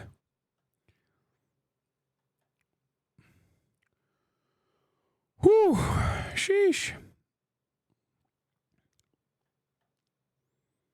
Fairlife is American chocolate milk supremacy. Dude, this tastes literally like chocolate milk, like good chocolate milk. 26 grams of protein, 170 calories. You cannot defeat the macros. I don't know what the fuck they do in this. I don't know what the fuck they put in this. It's just magic. Okay? Straight up magic. Fairlife is mid. Y'all are crazy. I will ban you. I will ban you. I will ban you permanently. Put Joe back on screen or I'll kill myself.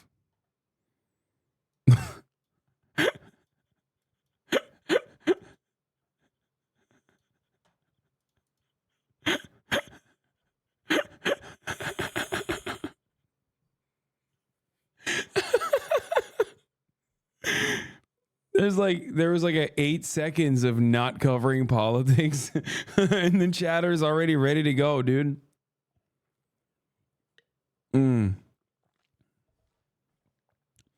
Right before it says, bet your farts are insidious.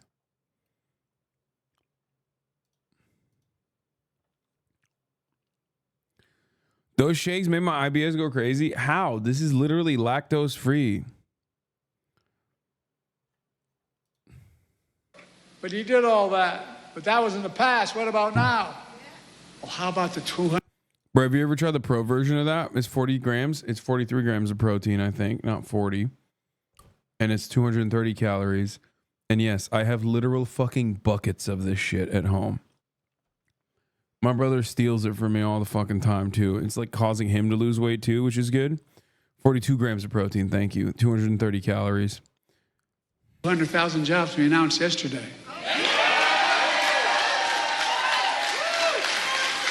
So let me ask you, what do you think? You think I'm too old to restore Roe v. Wade, the law of the land? You think I'm too old to ban assault weapons again? To protect Social Security and Medicare? To get child care, elder care for working families who need the nation? To make billionaires finally start to pay something beyond 8.2% of the tax rate? Let me ask you, you think I'm too old to beat Donald Trump? I can hardly wait. Anyway. As of today, we are 4 months out from Election Day. I think it's pretty crazy that like they're hyping up this ABC interview. Like they're going nutty over this ABC interview. It's like, what difference does it make? It's literally a one-to-one interview. He's done those before. He can, you know, squeeze.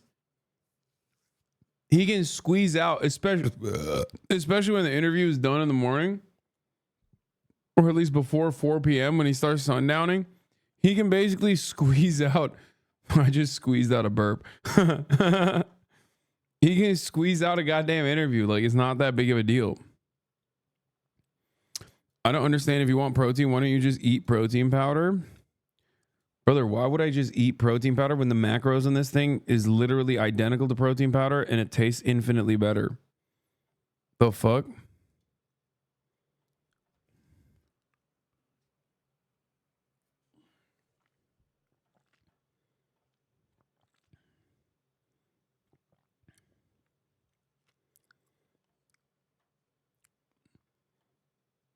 Anyway, why was he able to yell like that at the convention, but during the debate I could barely understand what was coming out of his mouth? It's time difference. Just 2 months from the first vote by mail ballots going out. The question is, will Joe Biden be on those ballots? By the end of the weekend, we could have an answer. As we speak, President Biden is on his... Dude, why is the media saying like by the end of this week we could have the answer, as in like this ABC interview is going to make it or break it? He already had his make it or break it moment and he broke it. We were all there. We watched it. That's the reason why this coverage is happening.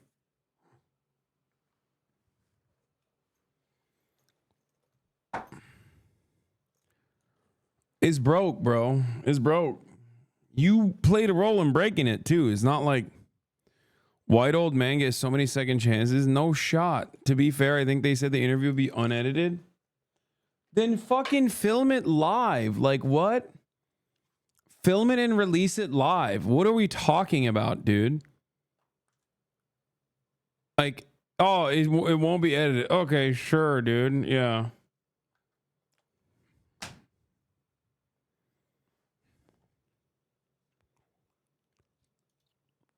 I already told you what Biden is doing.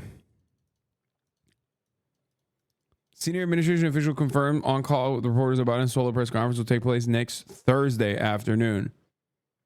Yeah, he's running the clock. They literally are just going, oh yeah, I'll do another thing that you guys want me to do. Okay, I'll do a press conference in front of a contentious media next Thursday. And the reason why he's doing that is because every week that passes makes it all that more, all the more less likely for him to be off the ballot. Okay. He is trying to crawl not towards the finish line being November 5th. He's trying to crawl to the convention, which is so fucking gross. Once people recognize that reality, I suspect they'll be a little bit more angry. I don't think people have noticed that yet. I've been saying this now since the debate. He is literally trying to desperately get to the convention so it becomes a matter of like, it's not even a question at that point. Because every day that passes by where Joe Biden is still the nominee and doesn't drop out makes it all the less likely that someone else will replace him. If he actually wanted to genuinely address these conspiracies and basically disparage them as nothing but rumors, he would be doing a press conference the next morning and being like, yeah, you guys are crazy. I mean, yeah, I had a bad debate. It's whatever. It happens. Here I am. Go ahead. Ask me questions. And then he would do more appearances immediately after.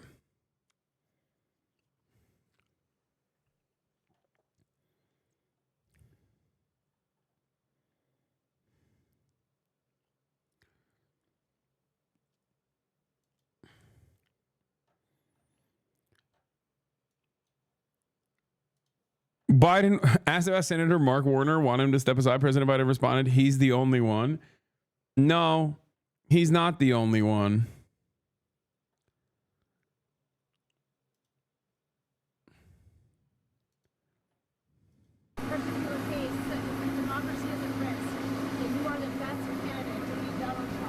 Because I've beaten him before and I've gotten more done than any president has. Have you spoken to members of Congress? No, Dude, what planet is he living on? Like, he literally thinks he's gangbusters? Like, what's happening here? Like, you have to be demented to think that, like, your shit is so hot right now. Like, oh, I got a lot more done than any other president. It's like, where is this ego coming from, old man? What the fuck are you saying right now? Is he on the Hunter Biden crack or what? It's actually kind of crazy that he's just like genuinely delusional and thinks that the situation is great for him. I did so much.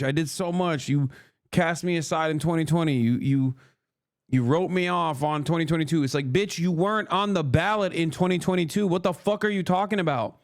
2022 ostensibly was the anti-fucking super far-right reactionary the reactionary response. It was the fucking response to Roe v. Wade.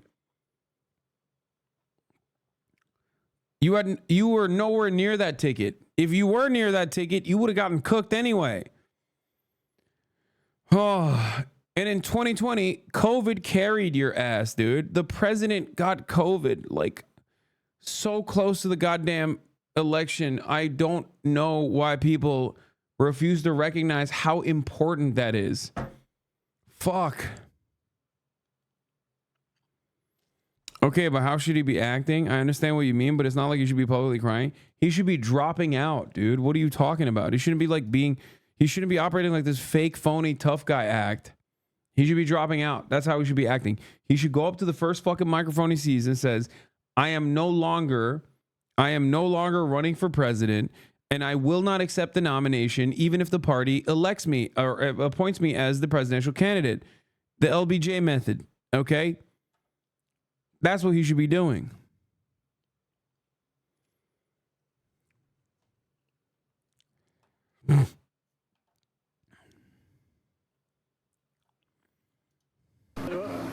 You've been wrong about everything so far.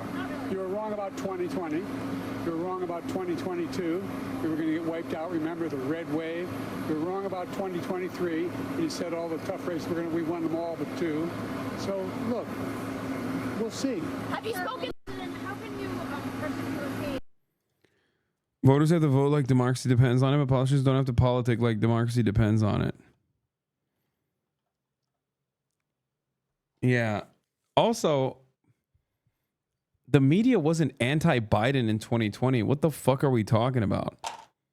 They literally were super pro-Biden. The media hated Donald Trump. only to look back fondly at Donald Trump because their ratings were so much better. And before people say, Hasan, you're the media, your ratings are worse now. Remember, my ratings were fucking awesome for the first 3 years, 4 years almost. My ratings have been shitty since October 7. That's a matter of my own personal convictions and my own personal principles. Before October 7, shit was fine. Remember that.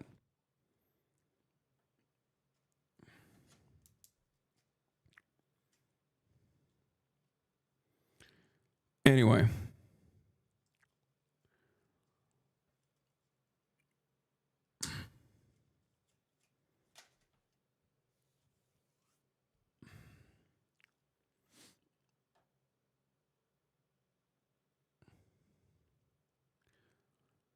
The media and Democrat loyalists killed off the Me Too movement when Biden got accused.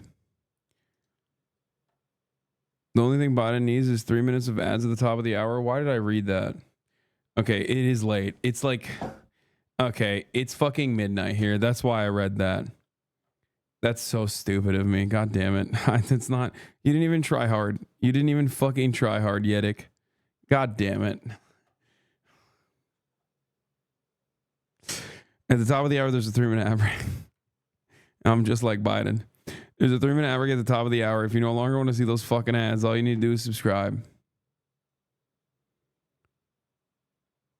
Mehdi may be watching.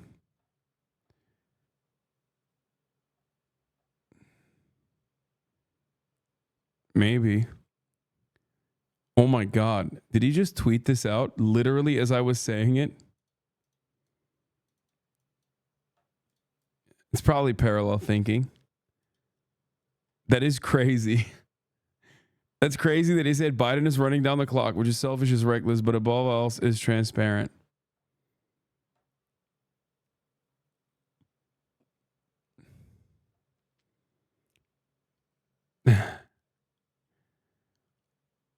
Anyway, I feel bad because I was talking about his takes on Corbyn's anti-Semitism earlier now.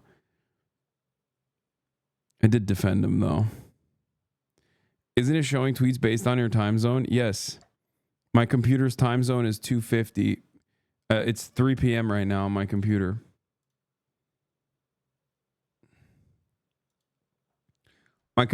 My laptop is LA time always.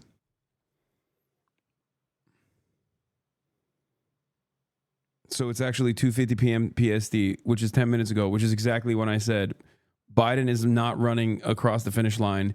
He's not running the time. He's not running out the clock for November 5. He's running out the clock until the DNC, the Democratic National Convention. How much was the viewership before October 7? I was a steady 30K. Always. Sometimes higher, sometimes lower, but always steady 30K was the base.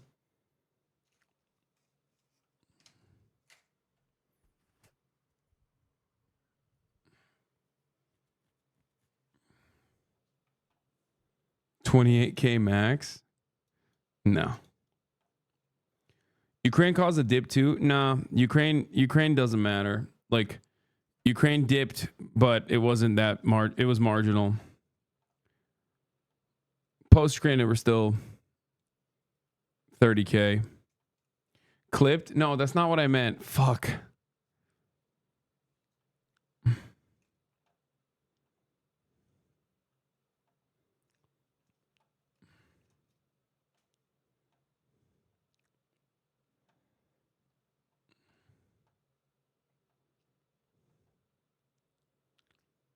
Used to have 40K watching MasterChef. Yeah, those are COVID numbers. That's a bubble ring. That's a Mickey Mouse ring, brother. That's like that. That's different. Anyway, 30 minutes until the first ABC teaser drops. Oh, I can't fucking wait. Here's the 3-minute ad right now.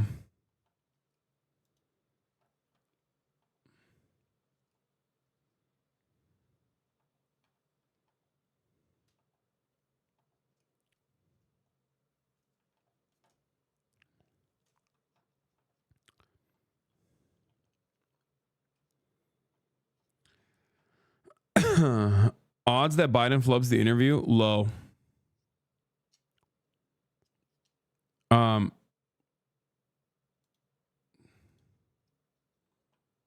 Low.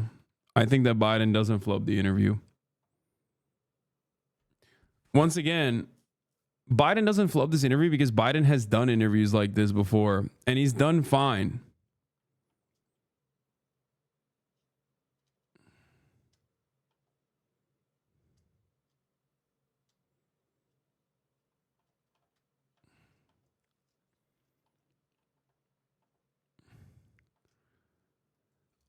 ABC, they're going to release the full transcript. No, it doesn't matter. He can perform in a situation like that. Okay. Even if it's not edited, I don't think you guys understand. He can perform in a situation like that. He has performed in a situation like that. He'll have a couple gaps in there, but it won't be. I think that if your expectation is that he like boofs this thing utterly, I think you're wrong.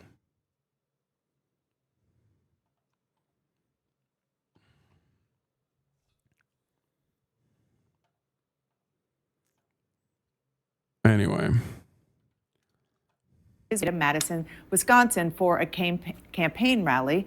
He is also going to sit down there with ABC's George Stephanopoulos for his first on-camera interview since the debate. It will be, fair to say, the most important interview of his very long career, because if he's going to stay in the race, he must convince voters, donors, and Democratic lawmakers that he can handle not just the next 4 months, but the next 4 years.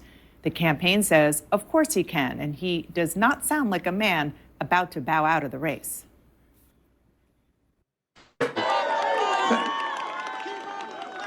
You got me, man. I'm not going anywhere. I'm not going anywhere. CNN's Priscilla Alvarez joins us now live from the White House. Priscilla. I bet you Biden crashes and burns in this interview. I don't think so. Like, I'm telling you right now, I think he does like fine in this interview. He has like a couple moments. The media will still hyper focus on those moments and it'll be reflected as like an L. But overall, the media interview that he's conducting with the ABC is not for you. You already know he sucks. You already know he's demented. The media interview that he's going to conduct is for the donors, the most important, if not the only important group. And if he actually manages this media interview, like above average performance, he doesn't have to go gangbusters. He doesn't have to fucking, he doesn't have to like, you know, recite poetry or anything like that. He just has to, and this is a managed environment. Remember, it's not a debate. He's not up against Donald Trump. He doesn't have 50 million people watching, okay, in real time. It's not being broadcasted live, which is huge. Okay. I'm telling you right now, he has to do average. And I think he's capable of doing above average, especially in a managed environment. Which is so crazy to think, because like, that's how low the bar is. The bar is basically baby's first word is Baba. Okay? That's where the bar is. That's crazy. That in and of itself is an immediate cause for concern. That itself means like it's over. The race is done. Okay? We're cooked.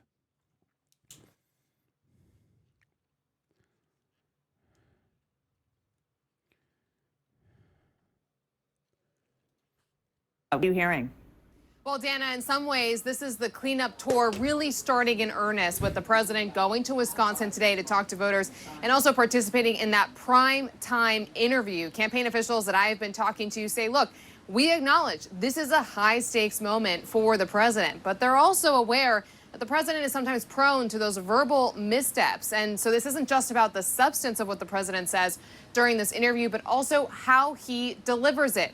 And then, of course, the president will go to Pennsylvania on Sunday. Now, we are now learning from the campaign that his original event in Pennsylvania to speak with the National Education Association will not occur because of an employee strike, and the campaign says he will not cross the picket line, but he will still have stops in that battleground state. But look, all of this is to say that over the last week, a very challenging week for the Biden campaign, allies have repeatedly said they want to see more candid moments from the president, more unscripted moments, and they're hoping that that is what he can display over the next few days. So this July campaign memo that was released today, in some ways, is them saying, we hear you. In addition to all of these stops, the president also expected to go to Nevada in mid-July to attend 2 conferences where he'll speak directly to Black and Latino voters. It also includes a $50 million paid blitz. So the campaign is certainly trying to build up momentum, especially as they face pressing questions about the president and whether he is the most viable candidate going up against former President Donald Trump in this very heated election season. I will note, because you played the soundbite there earlier of the president at the barbecue just yesterday here at the White House, that while the president observed the fireworks from the White House balcony, he was joined by Vice President Kamala Harris. She has not been there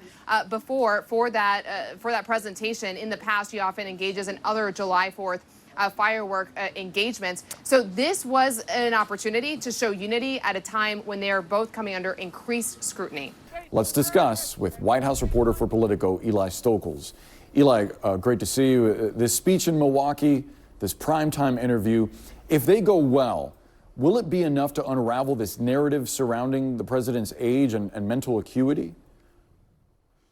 It's a great question, Boris. That's really the question. I'm not sure they will be. I think people inside the president's inner circle, they've listened, they've heard that there are things that he needs to do to reassure people, and they are trying to do that. A sit-down interview, travel, more unscripted moments. But, you know, at the same time, there is a palpable sense that none of it is really going to offset what the country saw on the debate stage last week. Yeah, it's like this, okay? You fuck up, or let's say you write a story and you get something wrong. The number of people see you get something wrong is going to be significantly higher than the number of people that see the correction.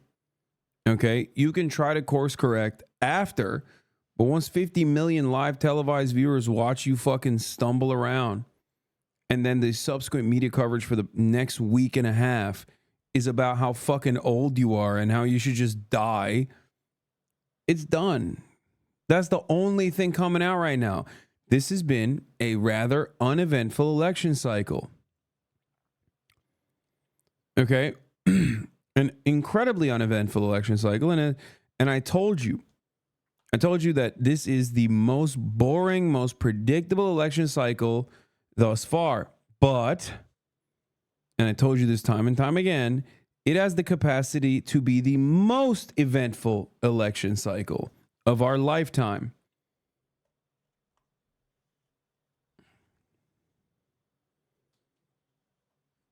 And that is currently panning out. It's currently happening. I thought maybe, you know, there could be a medical emergency that would make this very interesting. It turns out it is kind of a medical emergency, but it's not like a one-off. It's more of a slow burn. Far lefties in shambles. Far lefties in shambles. Do you think that far lefties love Joe Biden? What do you think a far lefty is?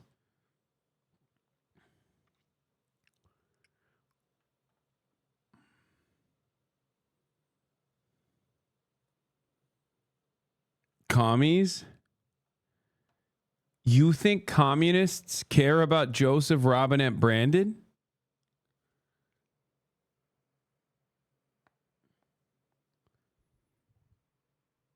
In USA.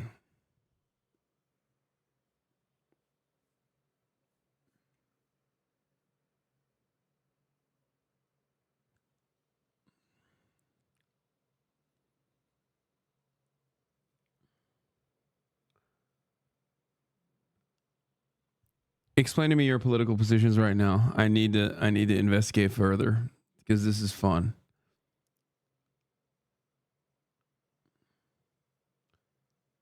Do not scare this one, chat. Don't scare him. This is a good one. I like this one.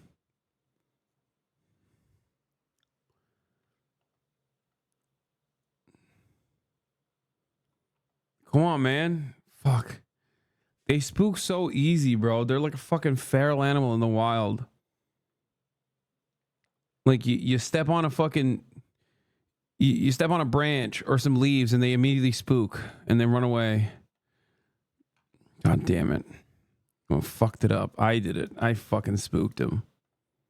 And that the president really took his big liability and made it even bigger, adding to concerns about his age and apparent frailty, and really imperiling his reelection bid. I mean, his campaign is teetering on a razor's edge right now.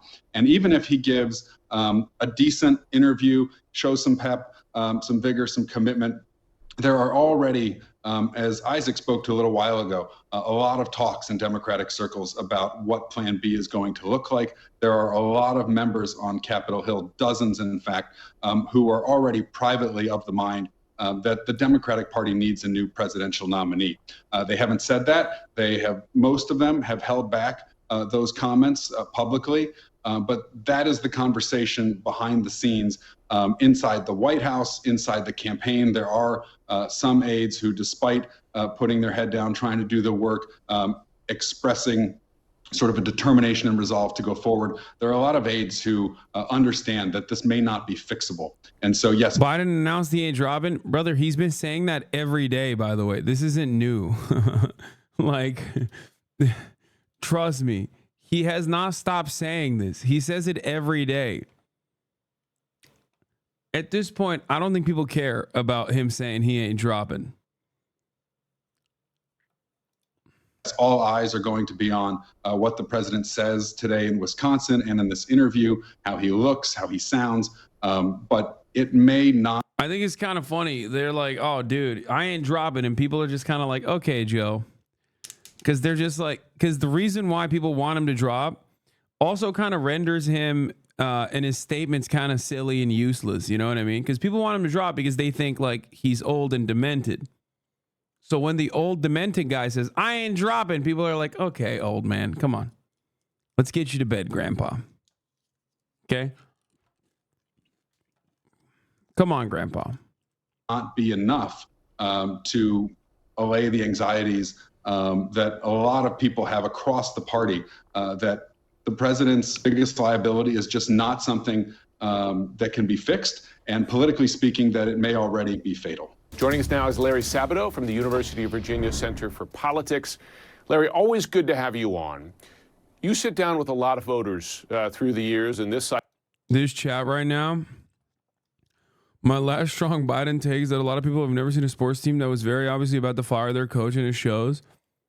Not saying he's 1,000% to go, but like tweeted platitudes from the governors about how he's the nominee and we need to beat Trump doesn't mean Biden will stay in. Let's not be naive. That's a great take.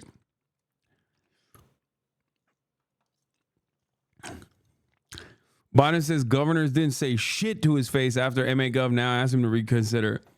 You guys saw the governors, every one of them in that room. All those governors said stay in the race. When a reminder, the governor from Massachusetts has said since he should reconsider, he said, Maura Healey didn't say anything when I was in the room, okay?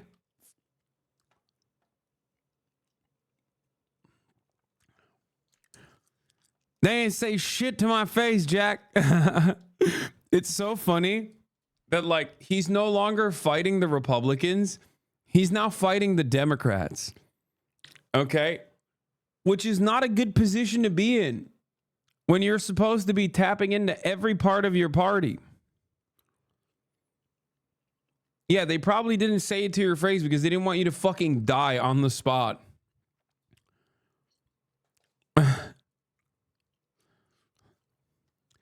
Say it to my face. See what happens. Say it to my face, Jack. See what I'll do to you.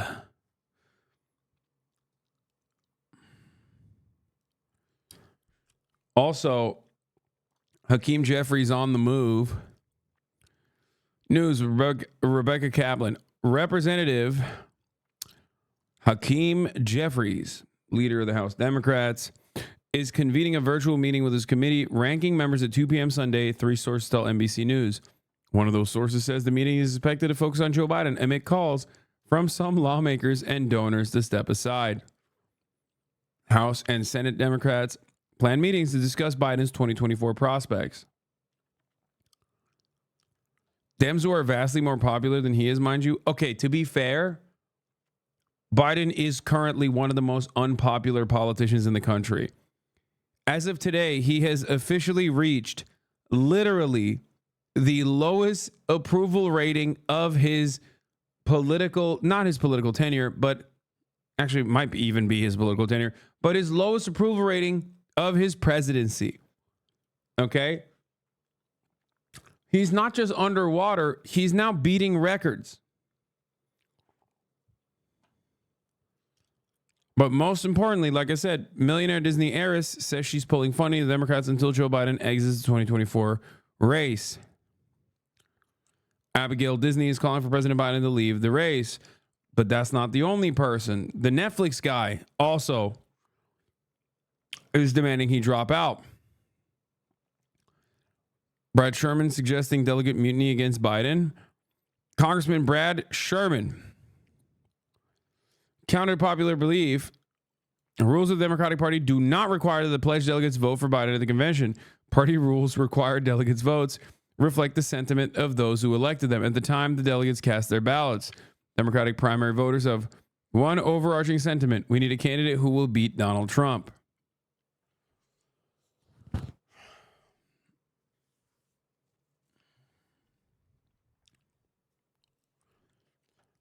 Here's how Biden can still win.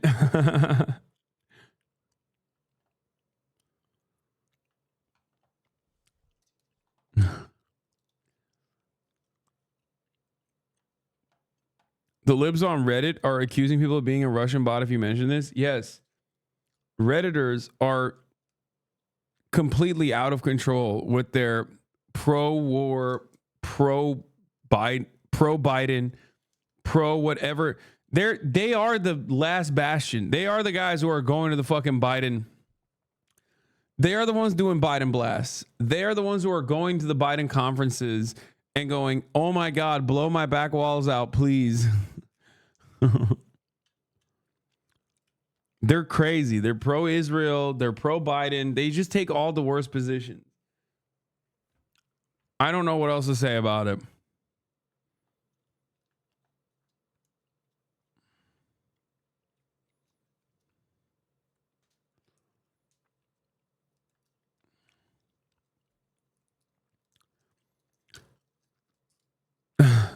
Libs on Reddit have lost their fucking minds. They genuinely are saying shit like Republicans are making leftists hate Biden. It's crazy. Yeah, they have lost their minds. They have been losing their fucking minds.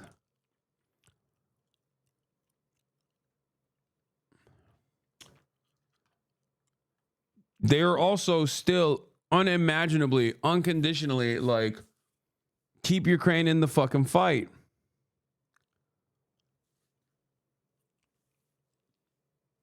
Down to the last Ukrainian. Israel must finish the job. They're super, super pro-Israel, which is, of course, immediately at odds with the Ukraine position because Ukraine is the country being invaded and morally is righteous in their emancipatory quest to remove the invading forces, the Russian forces, from their borders. Whereas Israel is also the invading force in this, so they're closer to Russia in that regard, and yet they are still pro-Israel. This is because Redditors are the worst type of liberals. They are the unironic, free Democratic Party analysts. They fancy themselves as flacks. They fancy themselves as wonks. They think they are working on K Street, working in DC. They're working on the Hill. They're staffers. Except they're not. They literally are just like regular old accountants and shit and doing this for free on the sidelines. Okay?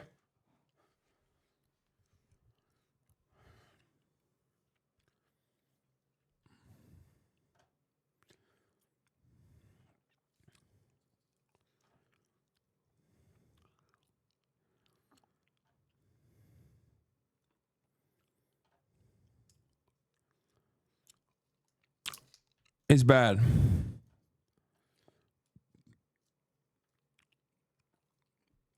Reed Hastings, Netflix co-founder, said Democrats should replace Biden at the top of the ticket. That's also not good.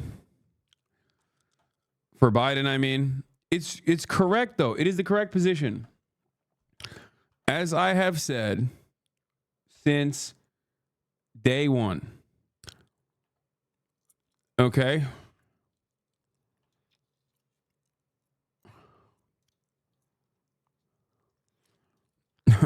Abigail won't say that to his face.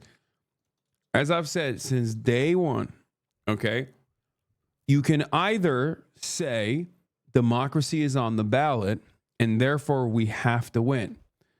And I am closer to that position than I am to the other position, which is that Biden has to be the guy to do it. Okay? You can't say democracy is on the ballot and also maintain the position that we have to abide by the narcissistic desires of a singular 800-year-old man who believes that it is his time again.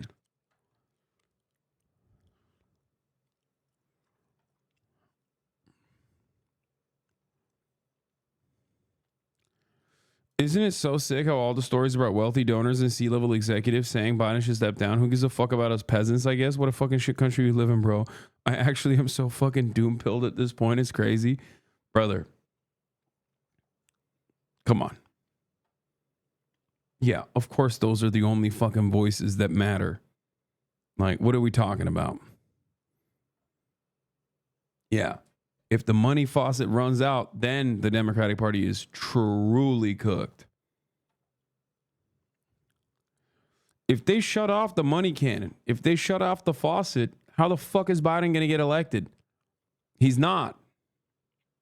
He's not getting elected. He's cooked.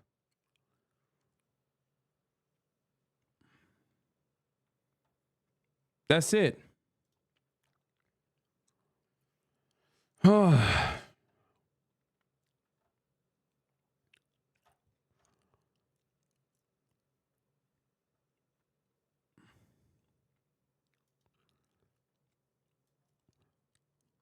What is this? Spoke this eve. Post-Madison event with two top national elected Democrats. There are two things that are true at once. They both said separately. One, they're beginning to accept President Biden is not considering at all leaving the ticket, and few, if any, want to publicly push him. Two, Biden's determination to stay in hasn't stopped talk of trying to get him to reconsider that position, especially after hearing from voters, donors on the 4th, and talking among other elected Ds. There's also a growing sense that VP Harris is nominee if President Biden goes, which he says he won't do. Why? In order to avoid political war and let the fight be over running mate. No one is making any moves, even privately, to prepare to challenge her for nom this summer in such a scenario. But again, as of 6:10 p.m. Eastern Time, ahead of the ABC interview, sources around White House and Biden family say he's determined as ever, confident he can beat Trump, and believes democracy is on the line with this election, and is confident Dems will ultimately see it, like him, as debate fades. That is insane, dude. Because here's the problem. Biden has a very serious problem. He keeps flubbing. Okay? And every new flub reminds people of the big bad one. Okay? This is just delusion.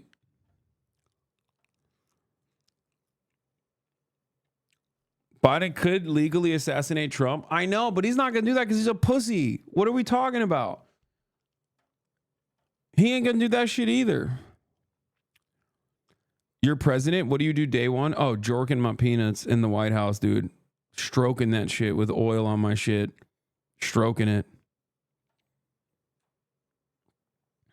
Telling everybody, I'm telling Secret Service to post up outside the door. Day one, jorking it, dude. How does that help me? Who said anything about helping you, dude?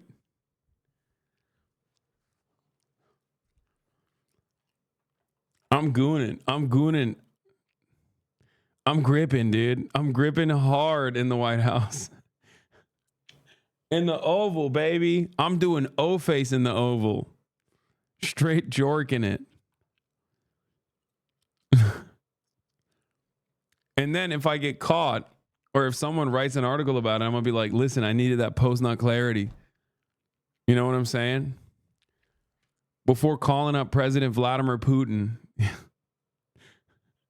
I had to fucking jork my shit because I need that clarity. I need to be on my tippy top game. You feel me? Someone said Vladimir Putin is no fap. Yeah, that's why he sucks.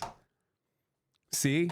If Vladimir Putin had jorked it before deciding to invade Ukraine, he would not have invaded Ukraine. He would have known that that's a bad fucking idea.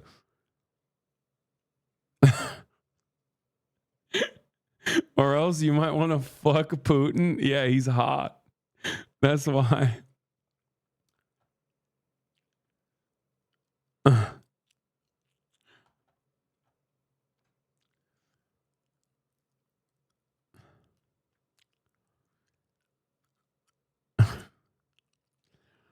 Telling my parents, yeah, he's a really smart political pundit. You should check him out. Yeah, except if they did, they would agree with me.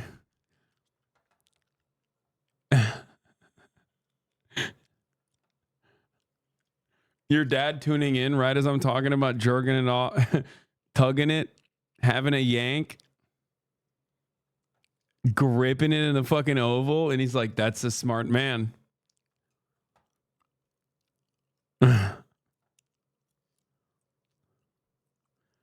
This tweet was made in a lab for you. What the fuck is that? What the fuck is that?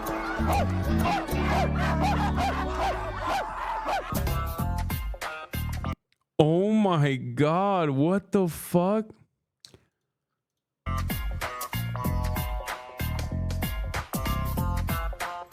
Bro really is doing Yakuza side missions in real life.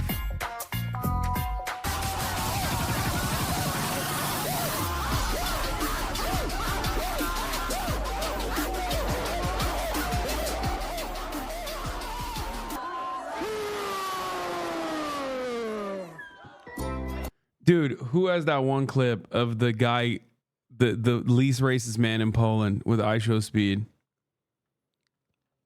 Who has it? Someone has that clip. It's like, right? Please, bro, please. It is one of the funniest. It is one of the funniest things I've ever watched, dude. No, it's not this one. No, guy got mad at ISO Speed because he touched his car, then acted like Speed couldn't afford it. No, that's not the one. The one I'm looking for is very specific.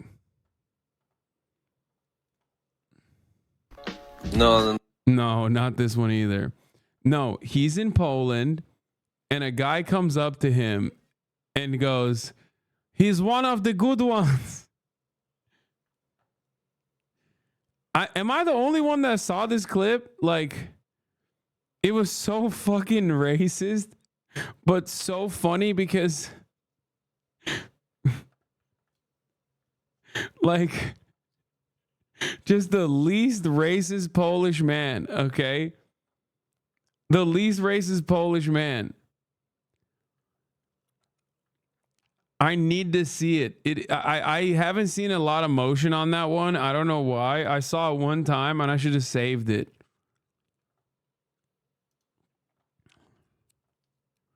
Yes. Yes. This is it. This is it. Chat, you are not ready. You are not ready for Polish anti-racism. Okay? I'm telling you right now, you think you're ready, but you are not mentally prepared for what this man, who is the least racist man in Poland, this man probably runs an NGO. Okay? This man probably runs an NGO where he's doing anti-racism competitively, okay? Let's watch. Let's watch what kind of anti-racism this man's doing. Black, but he's good. What? Hey, bro. What? People in Poland are not black, they're white. Hey, bro. What? What do you mean? There are good black people, believe me. What? I want to run it back. Yes, he's black, but he's good. What? Yes, he's black, but he's good.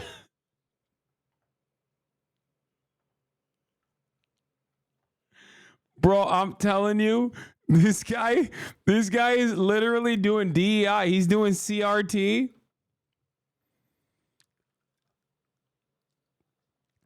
He's a Polish influencer that was invited by them to show speed around. Oh my God, that makes it so much funnier.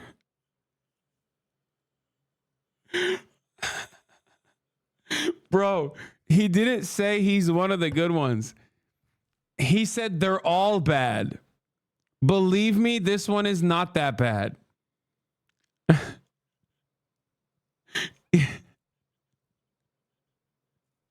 This guy's going to get assassinated for being a woke DEI communist in Poland, okay? Yes, he's black, but he's good. He said, yes, he's black, which is a negative, but he's good.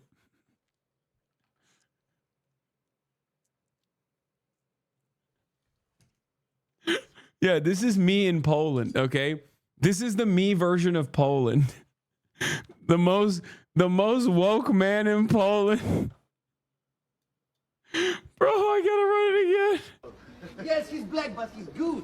What? Hey, bro. What? Hey, bro. People in Poland are not black, they're white. Hey, bro. What? What do you mean? There are good black people, believe me. What? There are good black people, believe me.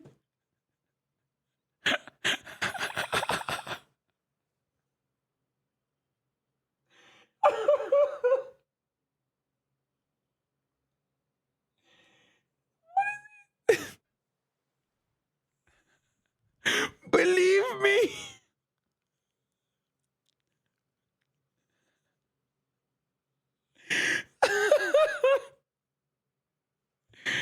Oh, he thought he was cooking there, dude. Oh, he really thought. What? Chat currently signing my marriage papers. Congratulations, chatter. Oh my God. Wait, what? There's more racism? Dude, you are amazing. Yes, he painted that. Can you pay me? Słucham? Pay me? On jest za bardzo oryginalny, nie dam rady. What did he say? Why? He's black. I'm black, that's why? Did he say that? No, he didn't. You're too original. You're too original. I'm too original. I pay 100 pounds. I mean 100. I play 100 euros. 100 euros. Come on now. He said because he's too original. Wait, what?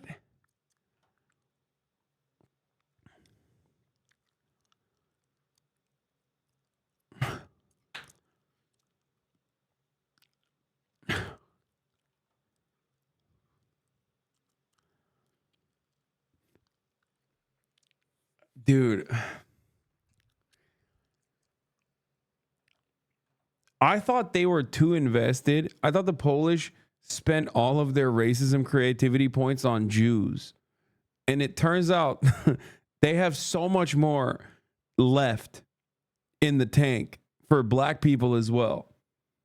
And it's kind of wild to consider because it's like 99% white.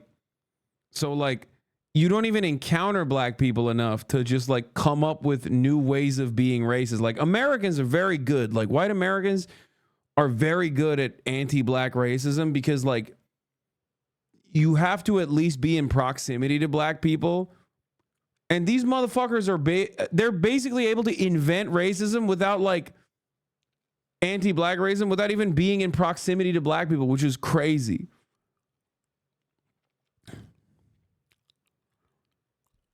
You know? There are a lot of Polish Jews, but lol, it do be bad for still.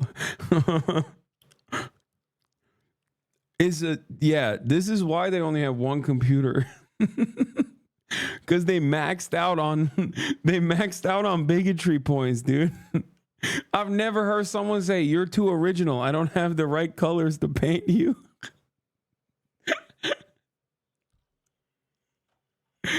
Oh, dude, that's crazy, man.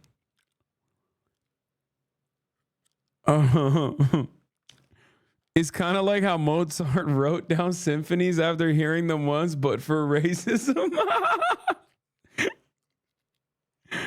Yeah, they just like, they immediately are like, oh shit, okay, I've never met one of you before, but I have all of the readily available things, and one of you in this situation isn't even a black person, is a Mexican. They're like, immediately, they're like, oh, let me bust out some new moves you've never seen before. Okay.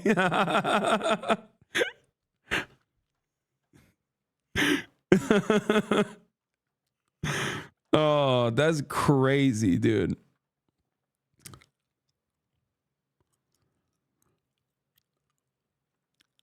Oh.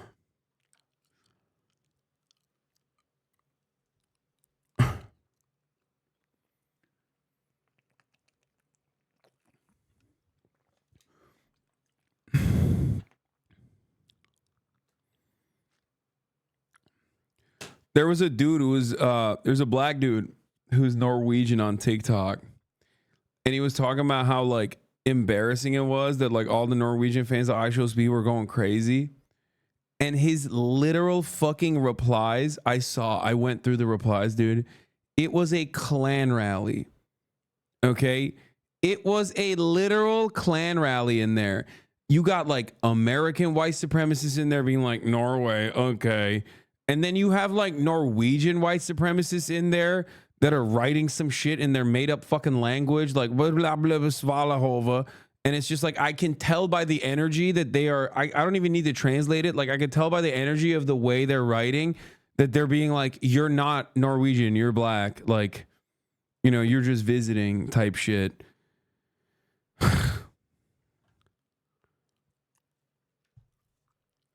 Like, it was so sad, dude. And it had like so many fucking upvotes and shit. It was...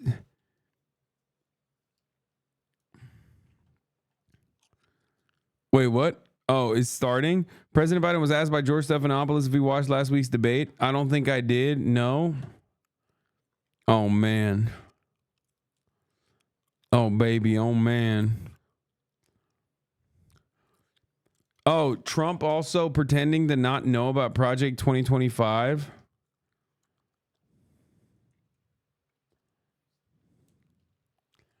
Is this a real tweet? This is fake, right?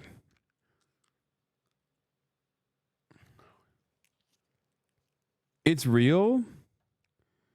It's kind of surprising. It's a truth, not a tweet.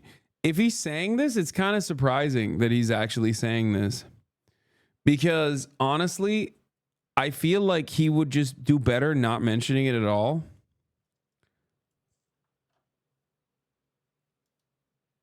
He would do better just not to mention it. Acknowledging its existence is not smart for him because, like, one, the thing is, he probably looks at it and he's like, it's some nerd shit.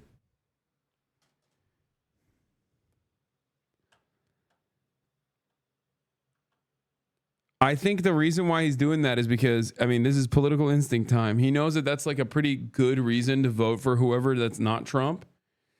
And he probably sees that like picking up momentum in TikTok, Reddit, and all these other spaces, like all these social media spaces. He also partially probably thinks it's like nerd shit. He doesn't know about it because he can't read. Yeah, no, but he probably, it is basically his platform. It's just that like, it's nerd shit to him. You know what I mean? He's like, yeah, whatever. Shut up.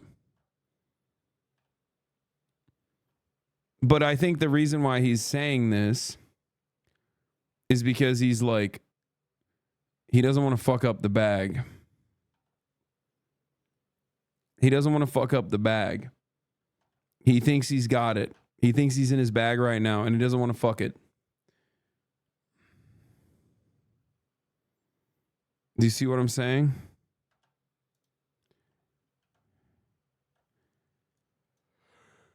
Yeah. That's what it feels like. Or because he thinks he's going to be unpopular and trying to distance himself. I mean, do I believe that Donald Trump is absolutely going to follow through on Project 2025?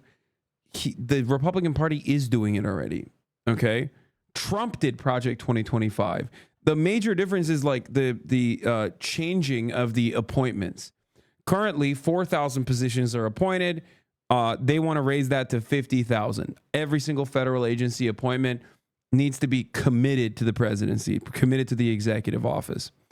That in and of itself is obviously psychopathic. It's dictatorship. But Trump did that. He refused to fill cabinet positions that he couldn't fucking appoint people to. Like he was undermining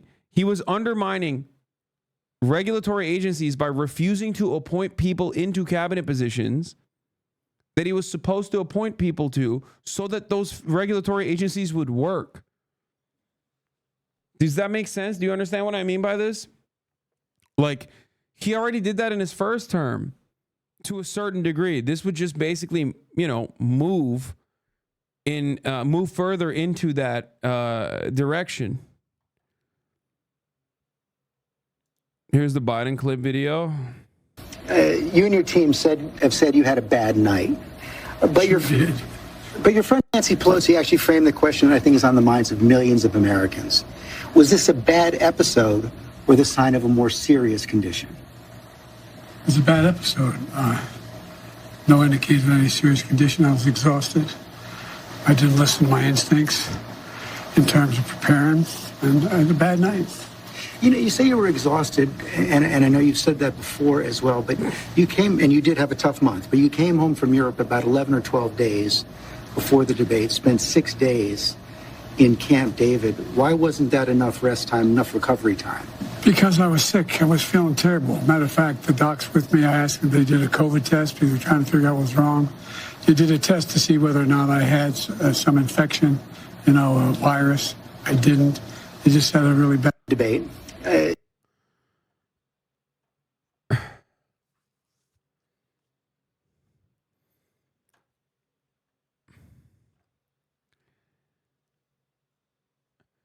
Dude, I forget who said this, but like, the way to just defeat this entire presidency, this is a freebie for any journalist that ever gets the opportunity to interview this man. The way to absolutely destroy his reelection and his candidacy is very simple. Okay? One of two things. One, ask him what year his son died. Two, okay, if you're not going to do that, ask him the name of like one of his friends or one of his like appointments, okay, to a cabinet or one of his advisors. I'm telling you right now, he is not going to be able to recall. Okay? That's it. And then it's over. It's a freebie. I'm sorry. If you're a journalist and you really want like a career opportunity, ask him his earliest childhood memory. No, that's dumb as fuck. When you're demented, you remember that shit. You can't remember new shit. Your brain stops producing new memories or recalling new memories. No, you're not supposed to fucking ask him about like shit from the past. He will recant experiences from 1947. Well, when the fuck was he born? I think he was like literally born in 1946 or something. Anyway, he can recant experiences like super easily.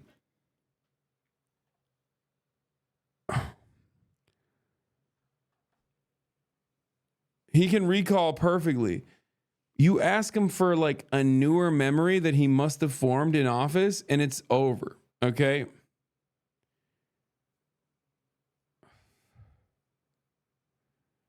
That's a good way to get another corn pop story. Yeah, you can get him talk about corn pop all day, every day. I'm telling you right now, dude.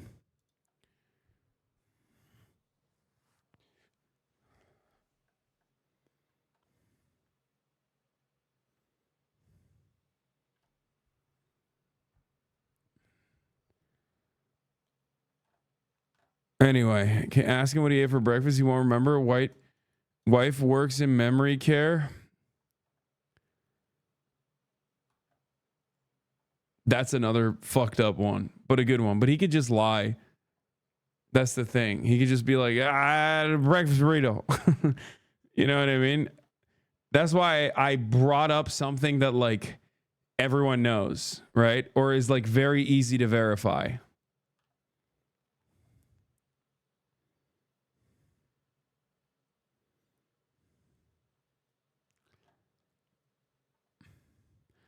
But like I said, and I'm telling you right now, like this is not great because he just looks like shit and he can't really fix that. But having said that, it won't be as bad as you think it is. I would be shocked. I would be shocked if he fucked this up so hard. Because this is something he's done for fucking decades, dude. He's been in politics for almost a fucking century. You know? He got questions in advance, most likely no. Yeah. There you have it. Wait, the ABC interview is pre-recorded? Yes. And I think it releases soon. Like, they're just leaking it right now, but it doesn't release yet. It releases at like 5:30, I think. Or it releases at 5. Oh, yeah. It releases at 5, and it's 4 right now. So it's in about an hour, 5:30. 6:30 p.m. Eastern, which is 20 minutes ago. No, 6:30 p.m. Eastern is when they release the teaser. Look at what you missed out on. It's like Monet, yeah. What am I looking at? Well, that's Trump's head. His eyes, he's squinting. That's his mouth. This is his butthole. Wow. And this is America, just like in the background. That's the grossest use of like a really talented baking skill set I've ever seen. Thank you. I mean, that is you a should That's see very the impressive. penis Yeah. cake I made for Austin. Also, the full interview won't be out until Sunday, I think. By the way. Her talents are wasted on your podcast, I swear. How dare you? How fucking dare you, dude? No, they're releasing the full interview tonight. They moved it up. Oh, fuck. Brother, I gotta go to sleep, dude. It's fucking late here. I can't be up this late. It's already 1. And I got a flight and shit. Anyway, I will be live tomorrow, though. I'll probably be live like later than usual. I won't be. I know I've been doing a 10 a.m. I know I've been doing 10 a.m. Broadcast. If I don't fucking die on the flight, if I do not die on the flight, and by that I mean just like, jet lag, obviously. If I don't pull a Brandon, I will be live tomorrow. I'm very excited to see Kaya. I'm very excited to hug her. I'm very excited to see the Aussie boys. I'm just stoked to go back home, honestly. I'm stoked to go back home to my fucking desktop. I'm stoked. Like, this was great. This was wonderful.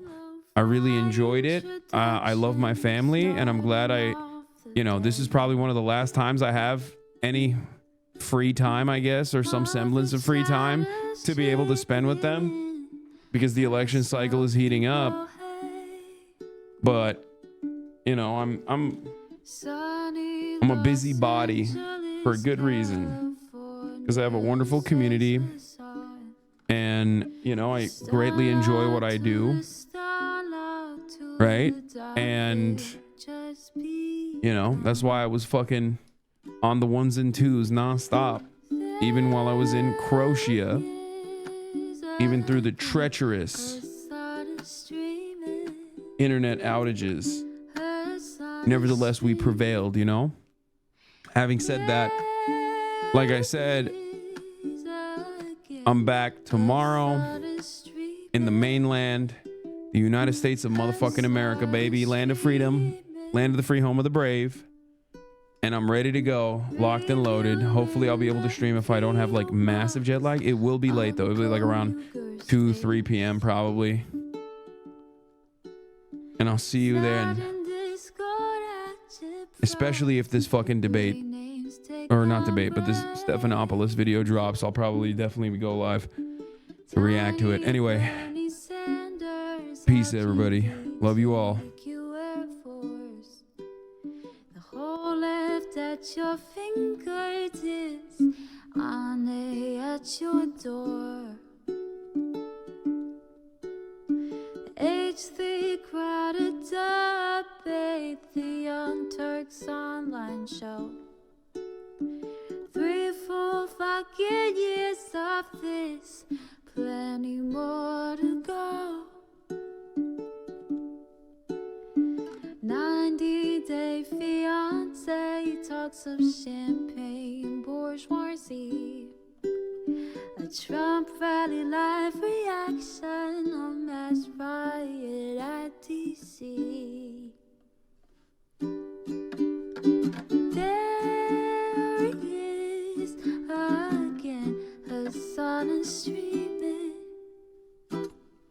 Hasan is streaming. There he is again, Hasan is streaming. Hasan is streaming.